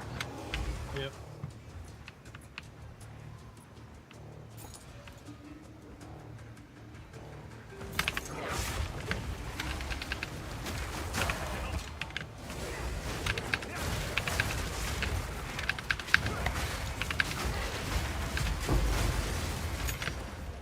Oh, I crashed. Okay. I will mess around until you come back. It takes 2 seconds. I just have to exit. When that happens, you just close it and reboot. It's like you crashed on a fence. Weird. It's something in the graphic. It just all jams up. But look at how badass my guy looks. I'm logging in. Look at that. I think I might be in the map, actually. Yeah, so this is really nice they did this. If you crashed in Path of Exile 1, I don't think you would be in the map. Alright.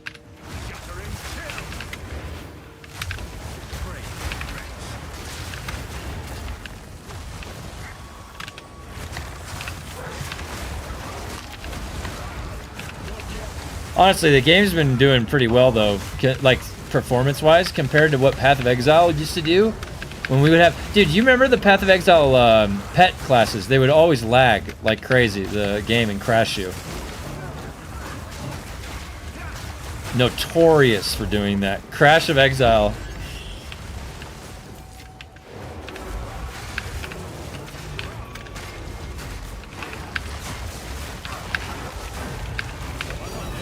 Oh, Divine Orb. Nice. Here, you need this more than me. Here, take this. Thank you, sir. What's in this one? Let's check. Regal Orbs, Uncut Spirit Gems. Yeah, do the Spirit Gems.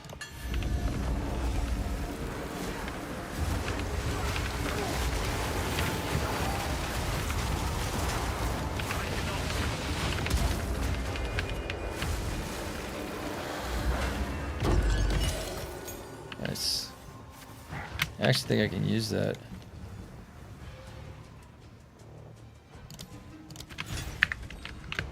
Boss. The spirit didn't abandon you, outcast. You abandoned it.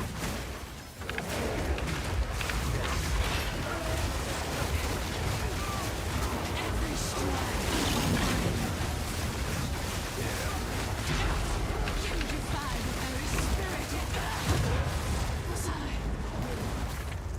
it.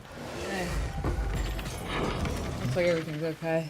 that's good. Yeah, he said that it's just his mom wasn't feeling well and... She's in the hospital. No, she's just sick and his dad wasn't answering. Okay, that's good. Yeah, like that kind of shit. And it's like, oh, I did that. Hey, can I ask you a favor? Can you give me some of those crackers?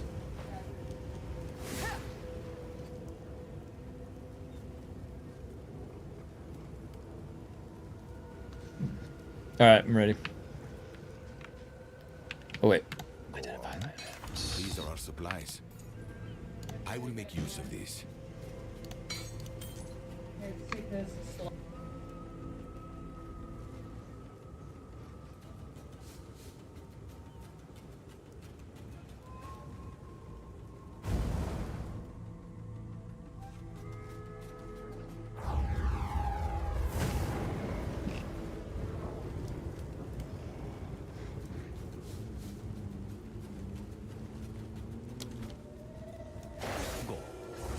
Alright, is this... Oh, the gateway, yeah.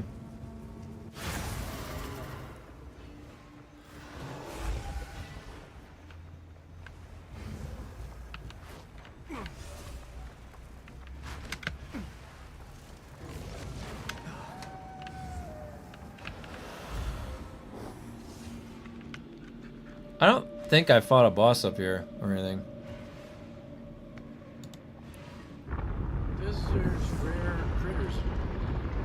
Or it might be a small clear, but I don't think there's a boss.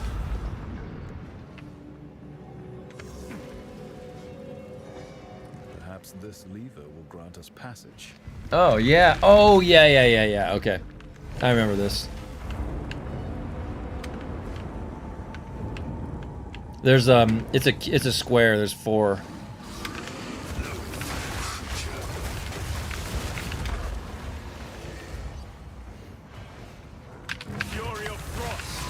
It's gonna be, I'm gonna show you where 1 is. 1's right here like this, watch. Right here. You see this? Oh, coming back. Oh, wait. No, this is too early. Left more. It's in a middle passageway like that.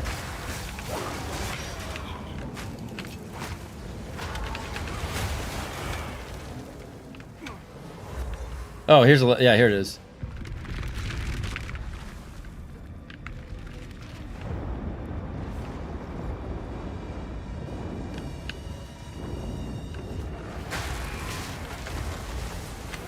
Wait, does that one go out too? Let's see, this one. Over here and up.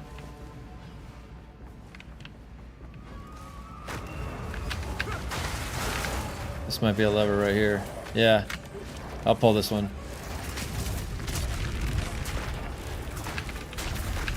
Oh wait, I didn't pull it. Ooh! I got a 16 skill gem.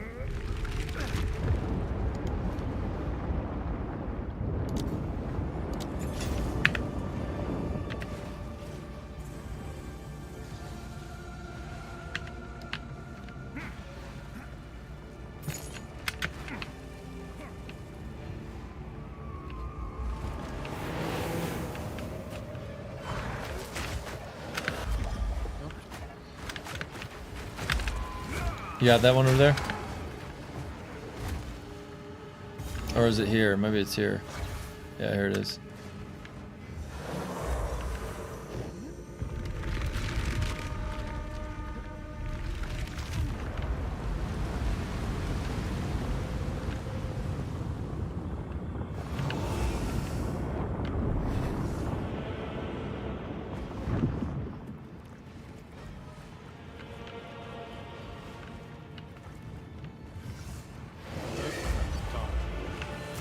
It looks like a boss, but I don't think there was a boss. The energy here is immense.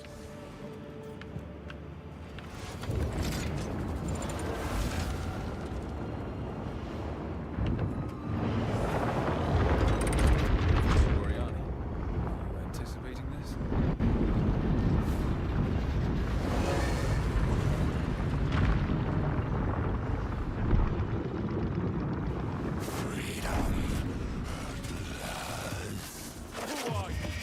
Oh shit, maybe there was a boss.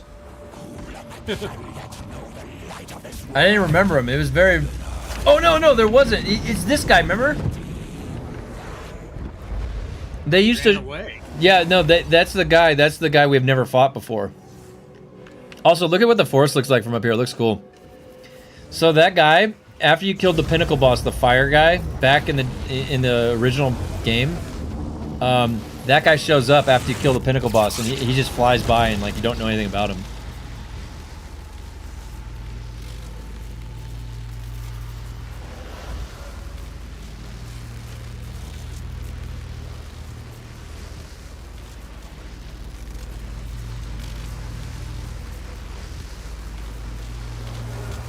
Okay, so port out. Yep.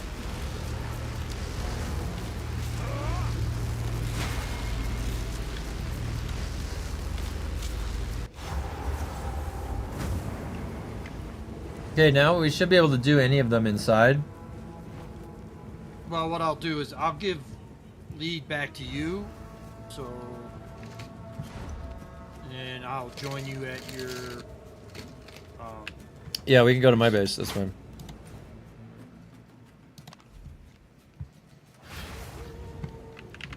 Clearing my.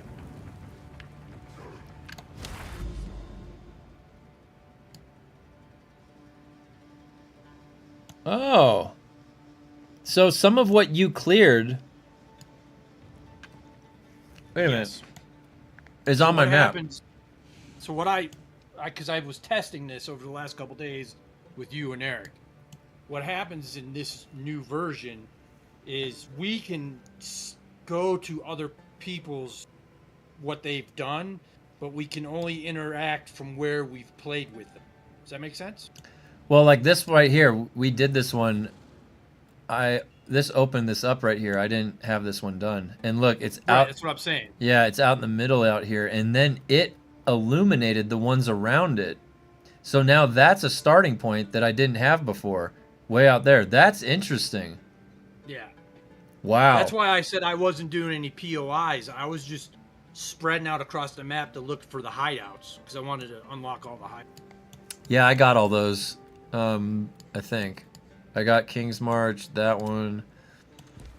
Now, did I do the Beast?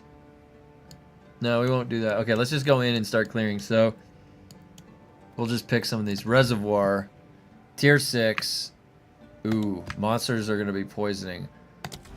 Yay. Do you need a minute? I'm good.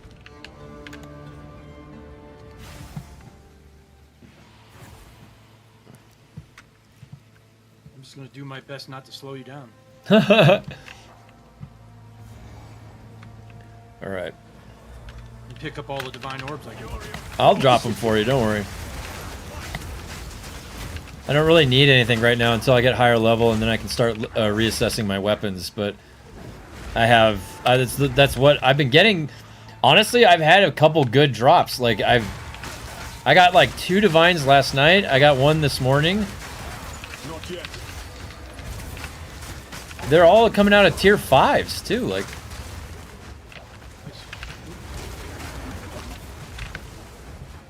I don't know if it's something like with the maps themselves, this league, or what, but it's been pretty bountiful. Now, that might mean... Yeah, well, no, I've seen it, because all the rituals are dropping exotics now. Yeah. It wasn't like that last league. Also, we might see that the cost of things is pretty high, because people just have more currency. So we'll have to see how the divine distribution looks. Yeah, that's why I'm trying to get this scepter before it goes up too high. They've already, I've already seen people changing from divine orbs to was it annulments? Oh yeah, because that's how you need annulments to clear. There's no other way to re-roll. Well, you can re-roll it, but you can't clear that area, like a particular stat roll. Yeah, that's why I want to get his scepter out of the way before it's too late. What's the scepter do? Well, it's going to empower my zoo, basically. Allow me to have more up and running. Beautiful. So yeah, it's just going to make... Let's go south.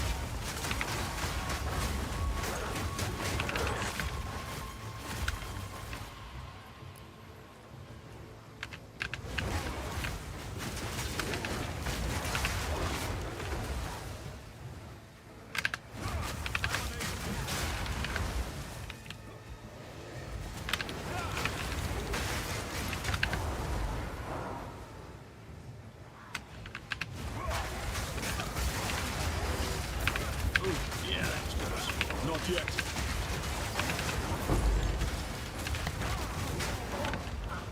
Oh, this looks like an expedition. Yep.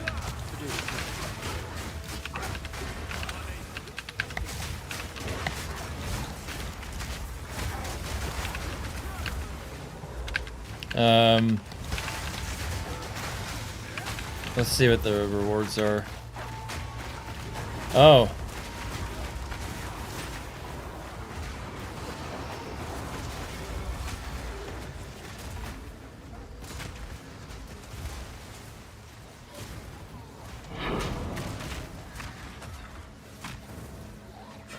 Waystone over here for you.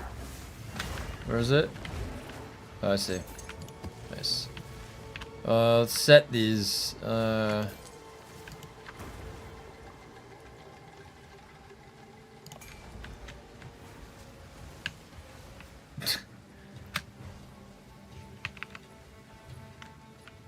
Is that just 2? All right. Yep. Get out of the way, because pets make it hard. You see everything. I'll hide behind the tent. What Boom!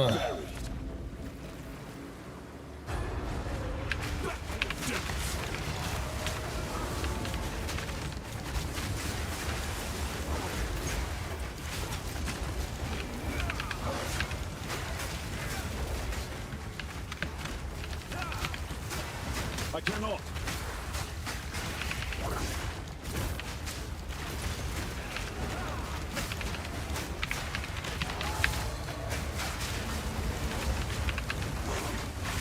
Not yet.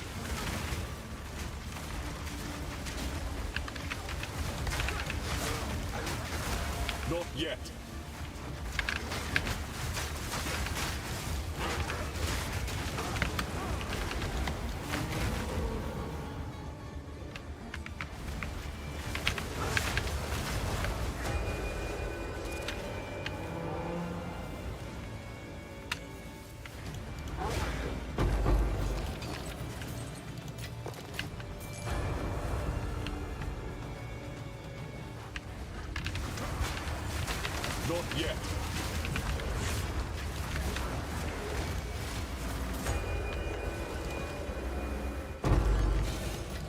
rare find.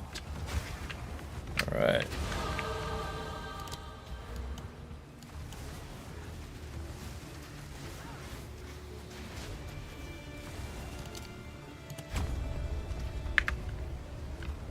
The deed is done.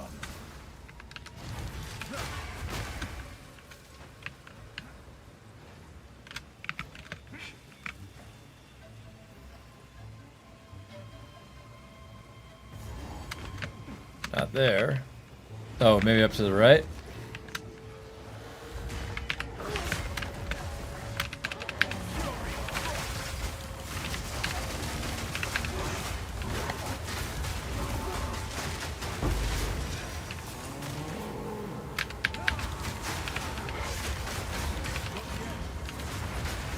Vile abomination!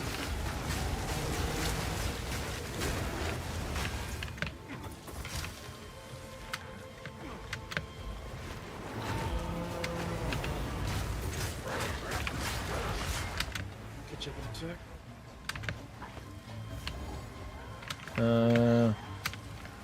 It must be the other side. It's not this side.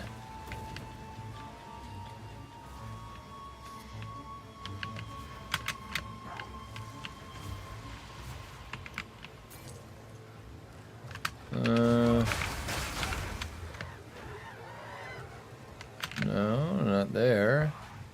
Oh, down there maybe? Two places down there where we can go.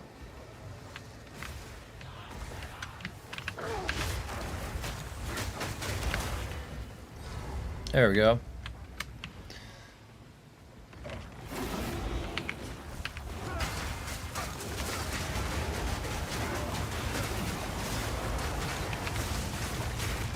Not yet.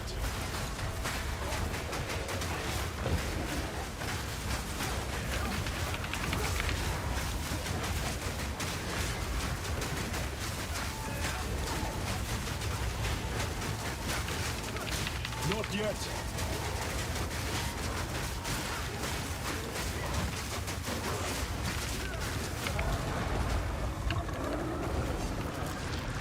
Now, did you get that precursor relay point? Well, only one of us clicks on it, But you got I have no idea. Well, it would give you. You have a plus Atlas skill point available right now. Oh yeah, I do. There you go. All right, cool. I don't even know where I was gonna go with these. This is okay. So let me tell you what the ones that I like. I went on the Atlas skill trees. I always the shrines, like the ones that you can get, like in the Path of Exile 1. I had this one setup where I had like 6, 7, 8 shrine buffs on me rolling around a map every time. And like every time that a shrine would spawn, like you instigate this more to spawn. So I like the shrines, but now this tree is gonna make the mob packs bigger, the rarity of the packs bigger. So you're gonna want to make your pack sizes bigger and just lots more loot. But I have still yet to figure out. Like I'm looking up at the top. There's definitely some really interesting things up here. Unique monsters have a 20% increased chance to drop exceptional items in your map. Exceptional items have quality over maximum. Oh wait. Oh yeah, we're good. Did we finish that? Map complete. All right.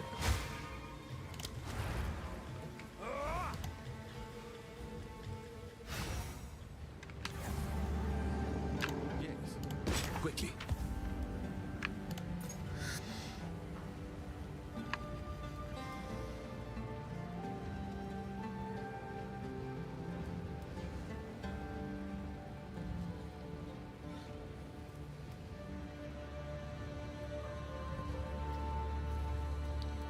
Wow, that might be good.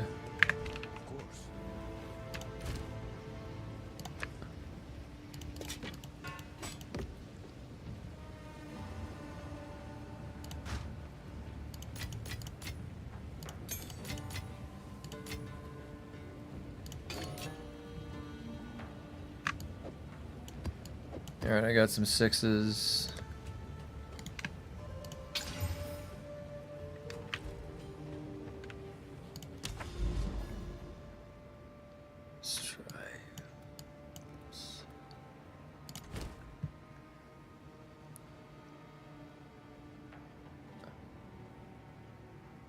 Oh.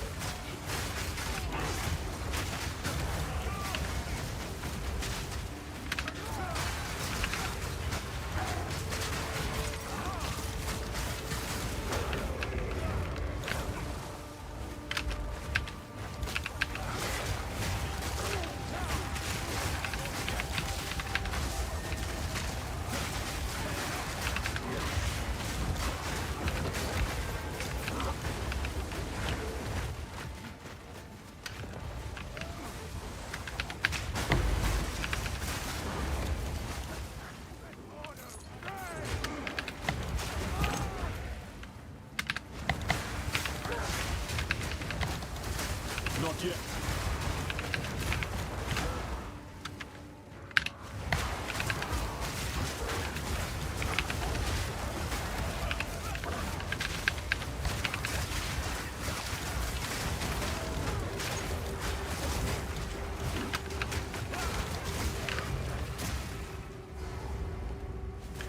Bali Baba.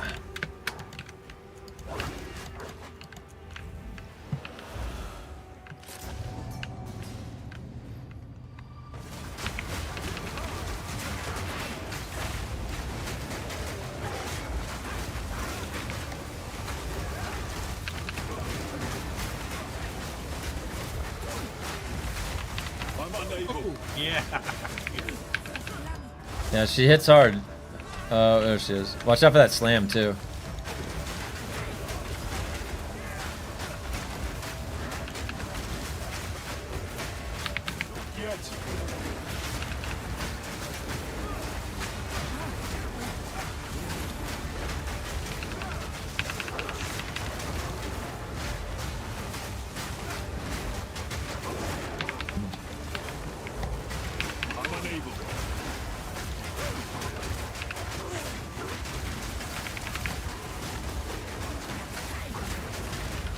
Oh! He get you? Yeah, she tagged me, but it didn't kill me. It had to go through a lot of layers. Wait, oh, she's in the a slam.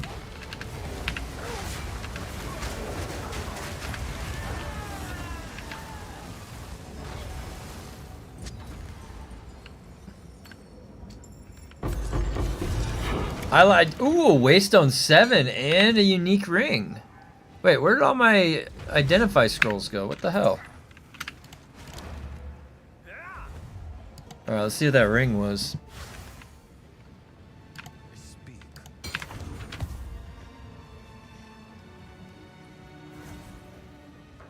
Ignites you spread or inflict spread to other enemies. Oh, this is really good for anything with fire. I've used this before. That might be fun to use. A level 8 requirement too. That, you know. And we got a 7 now. Working our way up. We're gonna be at red maps before you know it.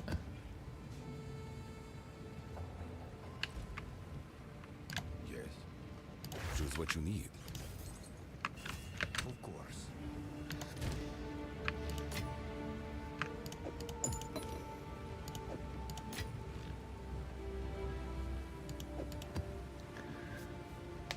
Rain down fireballs and lightning strikes last season. I did that, wipe her out pretty fast. Yeah. That sounds like a good strat. That sounds like a good strat. Alright. This area contains many strong boxes. What is that little?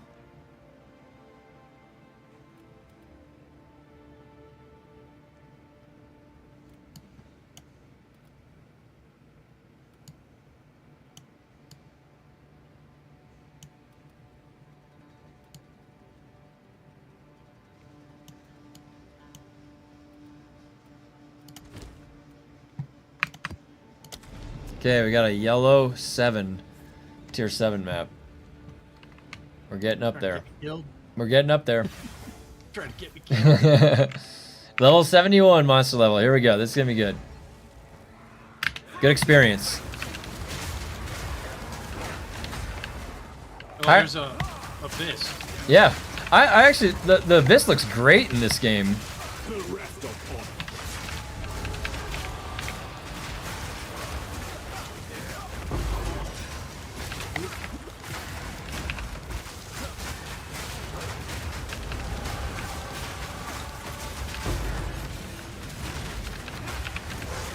Exalted orb over there. Yep. Armor evasion rating. Okay, that's good. Abyssal armory. All right. Oh, there's two. There's a couple. Here we go. Larger abyssal armory. Whoa! Hey, Grumpy, I got something for you. Oh, what you got? What you got? Yes. Close. Only a couple more. Get it. And George is gonna have his new friend. Yep. I don't know why I've got a rabbit's foot in my pocket with divines. I've been getting a bunch of divines this season without even really doing much. Well, then you can't log. Not until I get all the divines I need. I get excited every time they drop. It never gets old. I see that. I hear that sound. I see that red. This guy's huge. Nope. Oh. I was gonna try and tame him, but a different. Oh, you were gonna tame him? My bad. I annihilated him. no, I trust me. That's. If I was with you, it'd still be the same thing. I have to look quick and go, okay, is he worth it? Yeah. You have to make split-second decisions.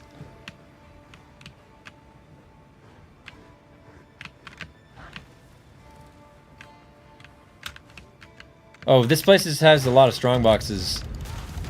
Yeah, we've skipped like 2 of them already. I forgot that's what what this is.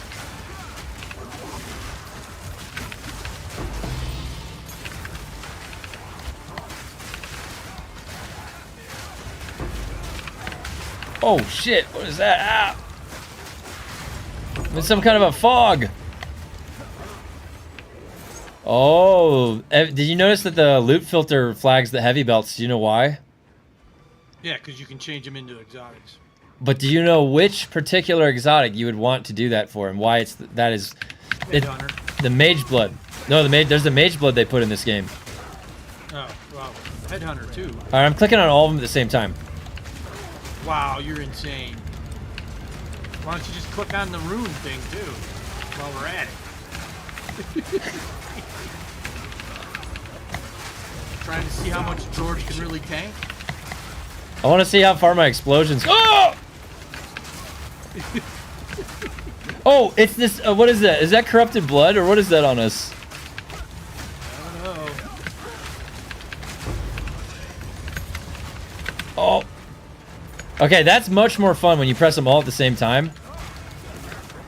No, you missed some. Oh shit! And I missed this. Yeah, that's what I was saying. There we go. Now it's the proper.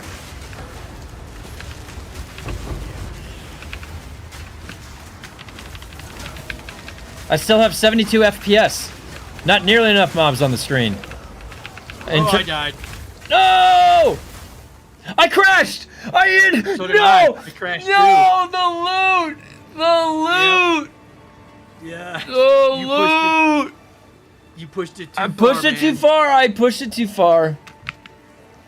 Yeah. Oh, wait. Okay, I didn't crash. I'm coming back. I'll be back in 2 seconds, and it'll log me back right there. Okay. Well, there's only like 4 mobs there, and I'm just laying there. Because if I resurrect, it'll boot me out. Let's see what the... I should be right here.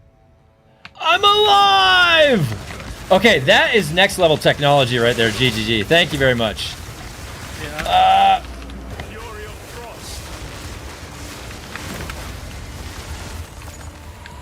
That was insane. That was crazy. And the loot is all still here. Yeah, but it's all mixed now, so just pick whatever. Oh, it's mixed. Yeah. It's all mixed up. Well, you can take the rest. Take whatever you need. Take that. Well, there's a heavy belt. Isn't Oh, that here, what take. you're looking for? Yeah. No, take it. I don't want that. I got it. Insane. I need to refill my bag or my. Wow, look at that.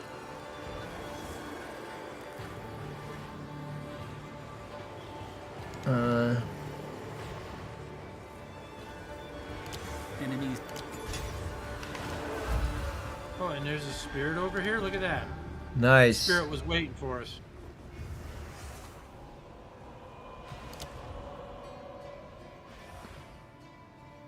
Where we going, spirit? Oh, another box, of course. Oh yeah, this is a strong buffs. What's causing the gold health orb? That is caused by this cosmetic right here. Molten Forge Master character skin. Set it to the tier 1 microtransaction. That's how you get the gold globe to show up. Oh, and I just tamed another beast. Nice. I need to get that Zephyr soon.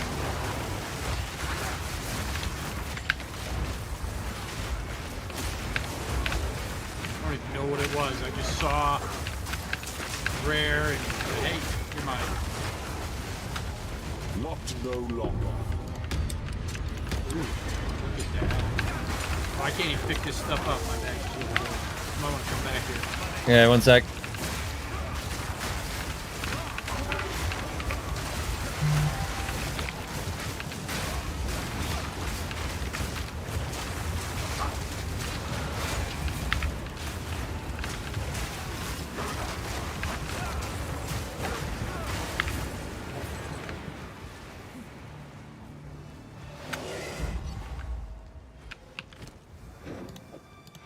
Yeah, I gotta sell.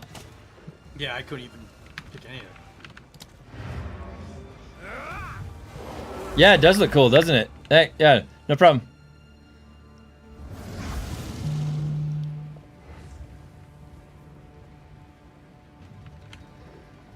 I just got a phone call, and I love how the voicemail it like gives you a text, and it's like, something's come up regarding your timeshare. Please give us a call. I don't have any timeshare. Too rich for me. My uncle has a timeshare, I think. No, my cousin. My cousin is a sports orthopedic surgeon, and he has a timeshare. But he can afford that. He's a surgeon.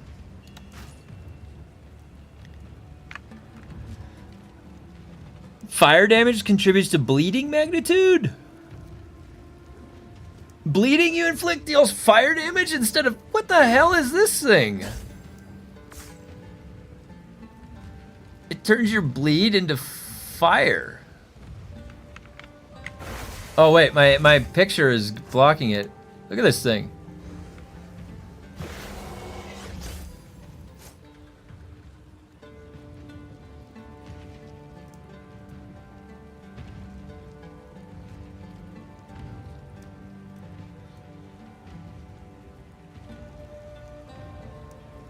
What a weird... This is why I love this game. There's all these, like, items you'll just find when you're like, what the hell does this do? So, we still have an expedition to do in here, too. Where? What do you mean? In this map. It's somewhere here. Oh.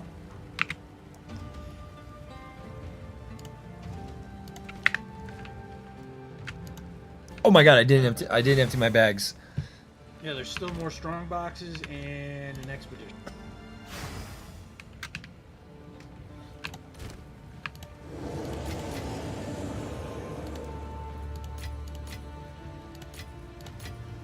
The whole reason you went back to town.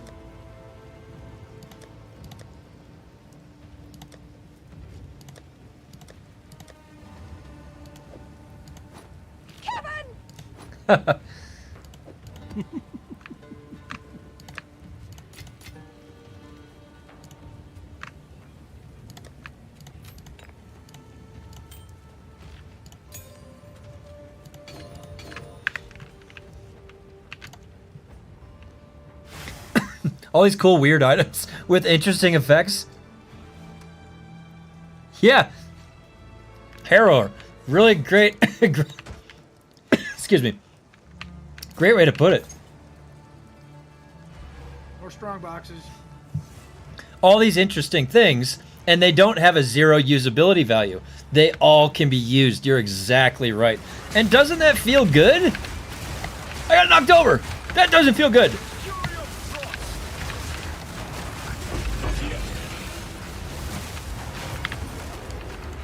If anybody in chat is playing Path of Exile, we've got a guild.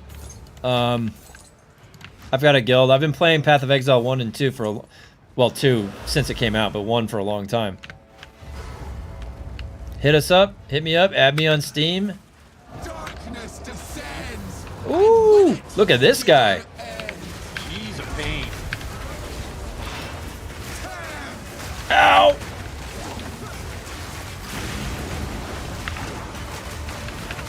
I cannot.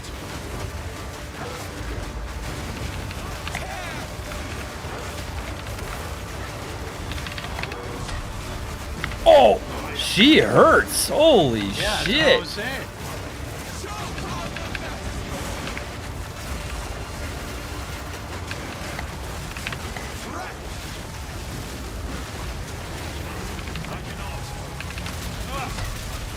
Tried to melee me. Careful.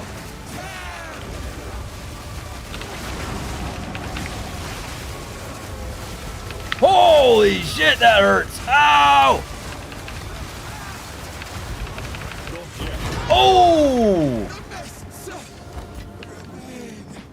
You want to go try and find that expedition or what? Yeah. That's some good stuff that dropped. Ooh, look at this. 1 rare monster per area is duplicated. Oh, now I'm getting up into here. Look at this. I'm making progress here. Rare monsters have... Oh, I can make my rare monsters really hard. Yes. There's no strong box. Yeah, this was a strongbox node on the map. I wonder if you can just replay it. Or it takes that charge away. Like, on the map it showed a little square and it said that it was going to have a lot of strong boxes. Is that any time I run this map or only once? That's what I'm curious about. Because this is a pretty cool modifier, the strong boxes. And I bet you could spec into... Remember, you used to be able to spec into strong boxes. And that actually used to be one of the farming methods at one of the seasons.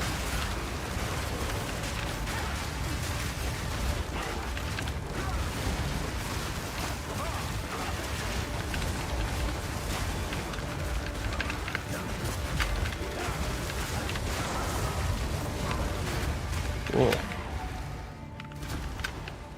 Alright, is that it? Still haven't found the... Oh, we still haven't found... For a checkpoint, see what we missed. I think it's up north. I'm gonna go to this check. There? Oh yeah, probably up by you. Oh, I'm caught. More strong boxes. Shattering chill.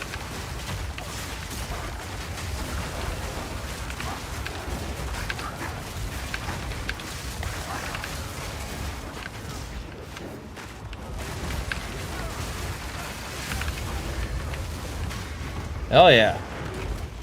Yep, here it is. Oh, this. Oh, let me look at these skills after this.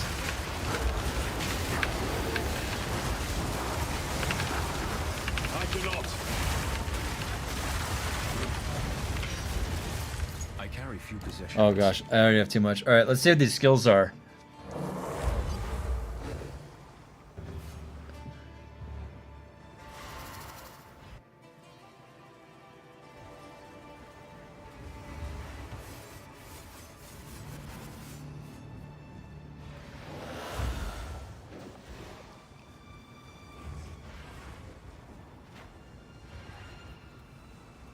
Oh, there's more strong boxes on the other side of the X.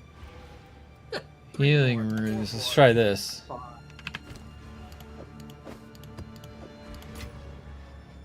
Yeah, there's 5 strong boxes on the other side of the expeditions. I'm gonna summon this one right here. Oh wait, I can't. Oh, is this the? Okay. Yeah, part of it. Gotcha.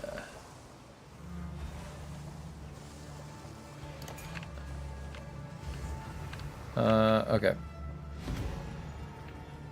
So the detonator's right there. Is there only 3? Okay. So.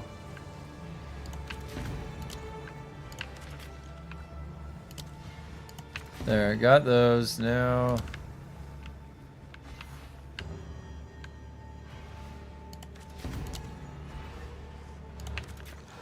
Alright, now I'm gonna open the strong boxes and detonate everything.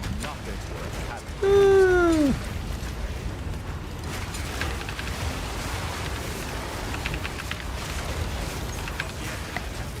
Oh, ow!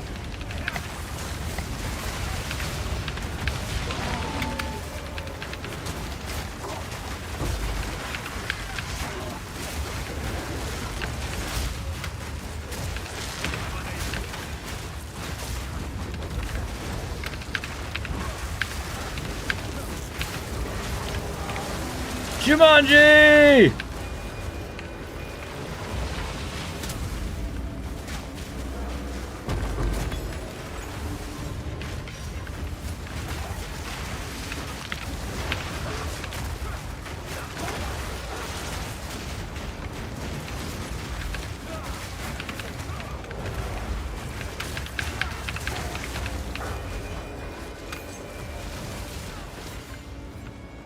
Shit, I need to go to town real quick. Oh, there's another guy. They're coming. Yeah, there's still more stuff down this way. These guys spawned too. More of the blue guys. Yeah, come back. I'm unable.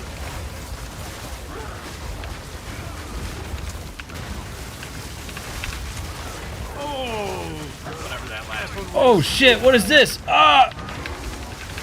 Oh! What is that thing? Ah! I'm unable. Freeze him! Get him! Ah! He's a teleporting, freezing shotgun thing.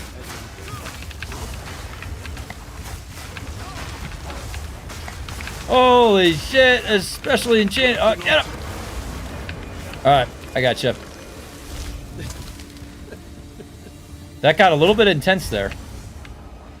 There's still more stuff.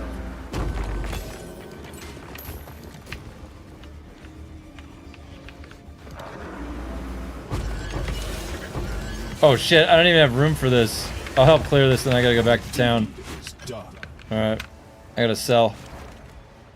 I wish we could have like a portable vendor that could come with us. That would be, we could summon it out and sell directly to it. That would be so nice. Choose what you need. A useful trade. 177 to max life, 23 chaos resistance. Holy shit. Holy shit. Oh my god, that's a god roll right there. But it doesn't have crit chance. That's good too.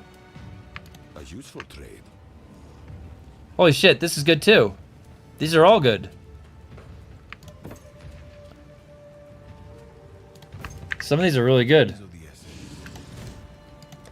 Those go into the forge. I'll deal with them later.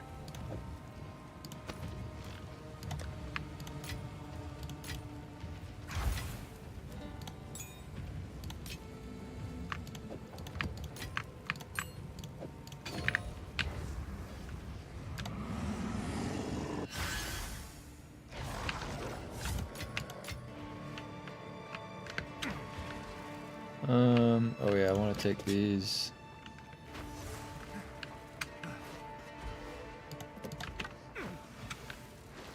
Oh shit.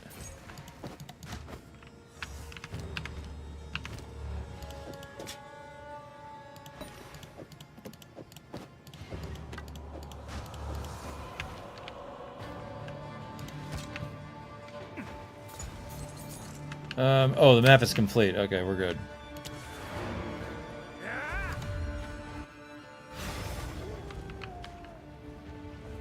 Go on. These are our supplies.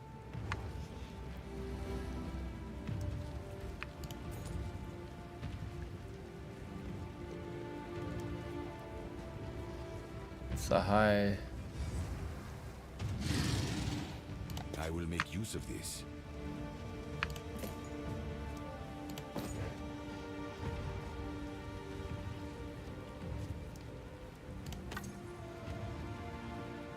As expected. Oh, none of those are good. All right. Next on the list, what do we have here?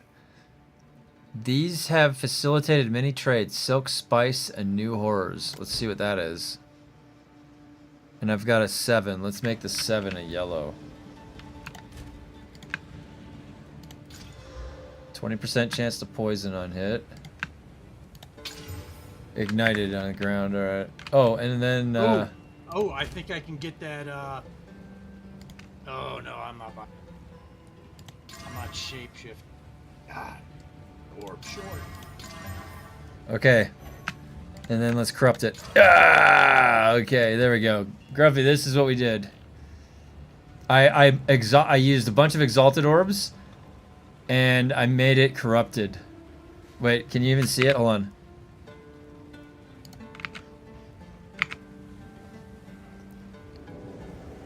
What are you talking about? Your item? The map I'm gonna put in. Oh, map. I made it. I juiced it up. Okay. As long as it drops divine orbs, I'm happy. Past 2 days, I've gotten 7 to, well, and I've used one of them on my gear too. So I bought some stuff. All right, let's do it. All right.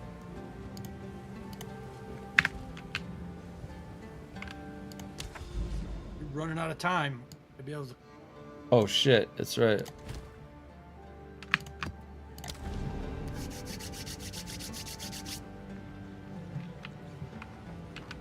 Oh my god.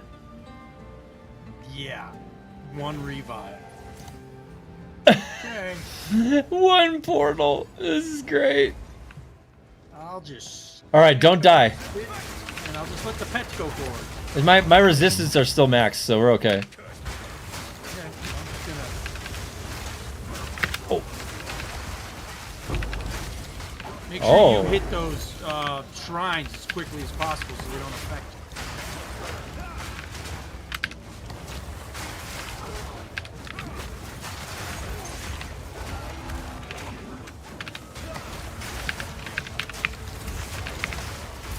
That's a gnarly map. Look at, press tab. Look at the modifiers.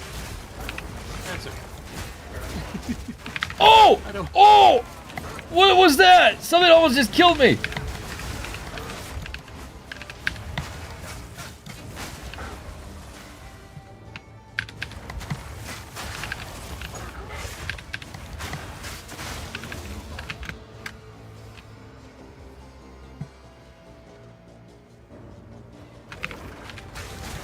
Wait, I don't usually do this way. Go this way, because I usually stick to the edges. Let's see where this goes.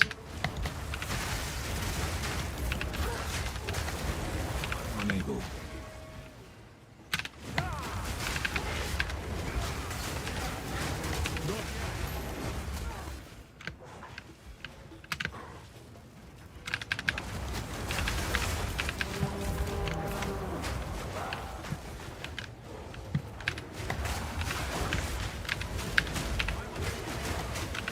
Behind us.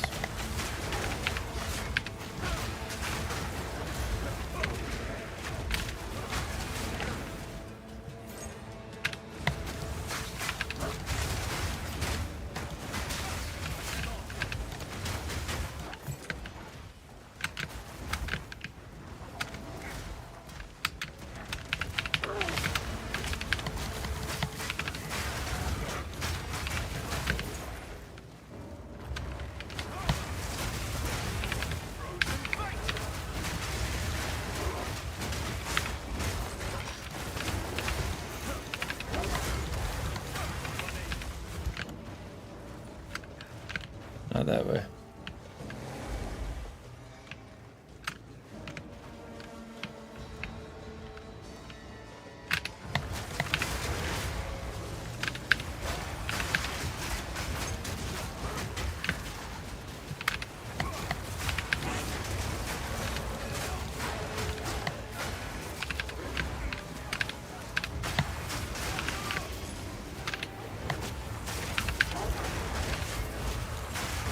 Not yet.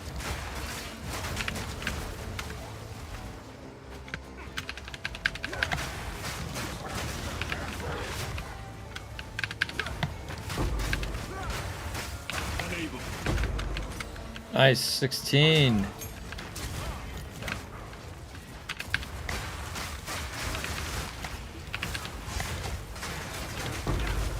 Two six. Wow.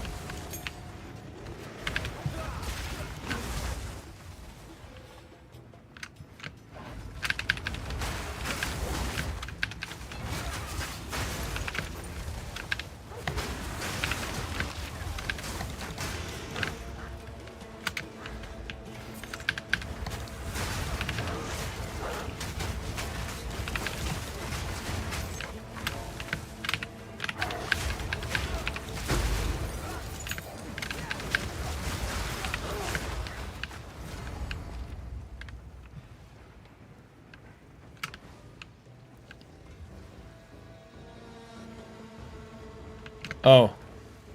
Wait a minute. This map objective says activate all shrines. You see that?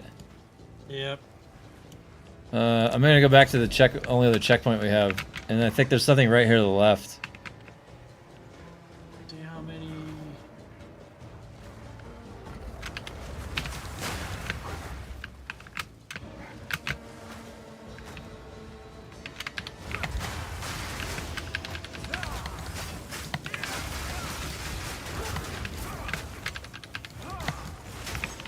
That's it. Nothing here. What about right here? Nothing. It's gotta be left then. Oh, I got a rune monolith over here. Yeah, though. maybe that will do. Which, isn't that like an extra boss? Yeah, it might be. Let me see. Oh yeah.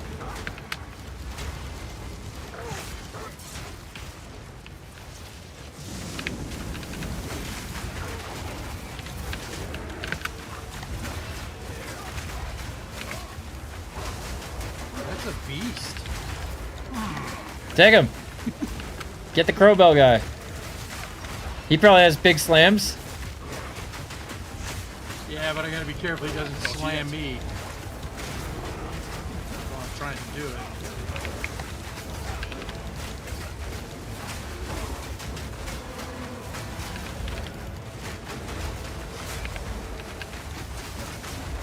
Are you able to get him? I gotta wait till he gets close to low health. Well, let me know when to stop DPS. I'll stop. Okay, no, just kill him. Oh, you can kill. Yeah, you can tame him through the kill. I got him. No, so what happens is I cast wisps on him and it has 10 seconds. And he has to die within 10 seconds. That's how it works. And I got him. Look at what this looks like.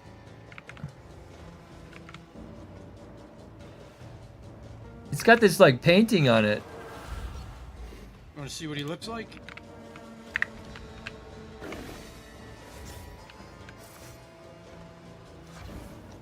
Oh my god, that's great.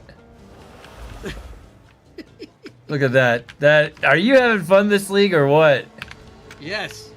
Oh my god, dude, that looks fun. Like I said, I need that scepter. All right, we're gonna get you. I can loan you. How much do you need now? Still. 2. I can give you 2 if you need 2.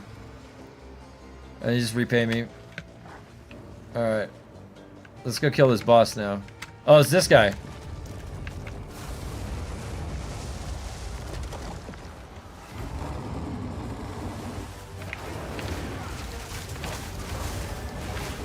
Yeah, I already own him. Not yet. Eh. Warm in here. That's what's up? Warm in here. Yeah, I know. The Oh, I came out here and it was just so cool. I can't open the window yet. That's fine. Just say it. The his look at the big slamming pillar. That's Grumpy's pet. You can charm bosses with this new PoE update. If you're the right ascendancy, the Amazon ascendancy.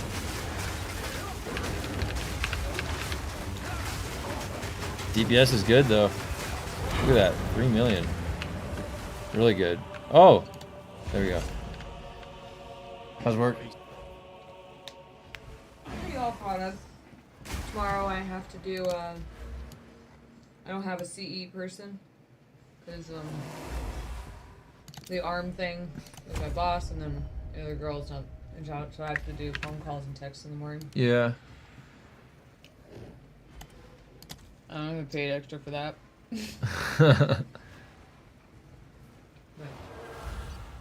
It's fine. That's good. All right. Looks like we got that done.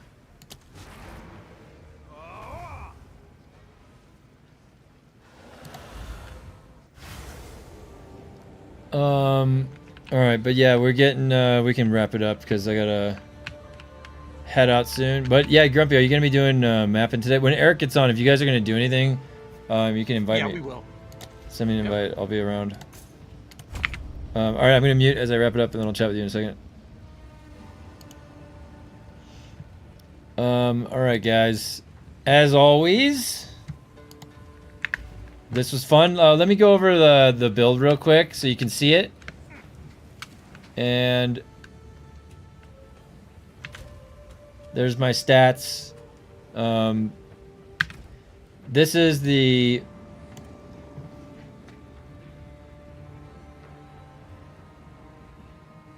use shred. It could use quarter strap, but shred is all right. So I've got hollow focus and hollow resonance both. So the bell is on my back. These might need some reconfiguring, and I haven't put the 5th slot on there. Shattering Palm.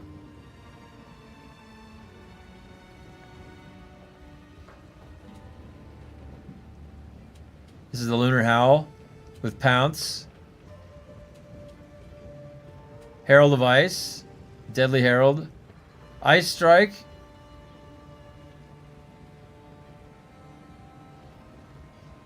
Freezing Mark. And then I also I'm doing charge regulation because I have a combat frenzy. And then the frenzy charges are being converted to power charges. And the power charges are giving me 25% or 24% more critical chance while I have the power charges. And that conversion is from this thing, Resonance, right here. And this is a look at the build so far right now.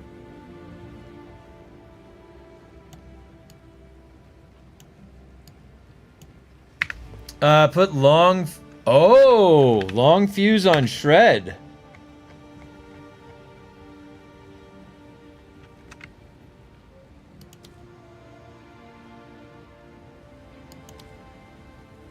What does that do? Wait, now you got me curious. What does long fuse do on shred?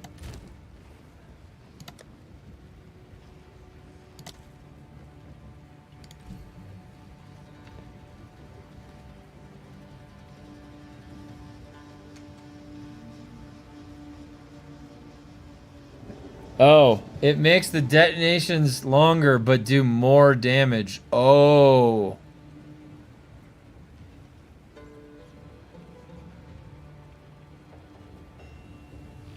Wow.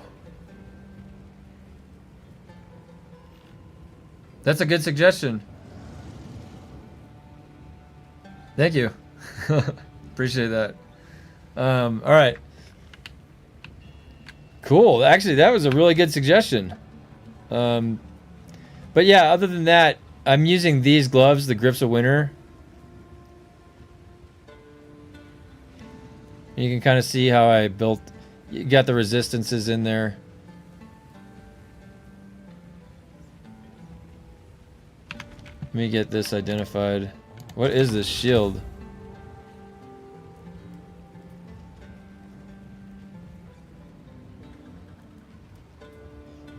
Oh, interesting. All right, whatever. Boost attack speed, and it creates a ton of little ice bombs, and anything that all detonates massive damage. All right, cool. Thanks. I appreciate that tip. All right, as always, guys, it's been fun. What's tomorrow? Wednesday? Tomorrow, Wednesday, I'll be back on Dune. We got a hotfix. Who knows what they're gonna hotfix in Dune? So we're gonna be showing up to see what they've been working on, what they got, how small, how big it is. But yeah, we're probably gonna be peppering in some Path of Exile 2 this week because it's the new content release. So having a lot of fun on the monk, martial artist monk. You can proc more ice bombs. Okay, cool. Thanks. Anyways, guys, I'll be back tomorrow morning, 8 a.m. I'll see you guys.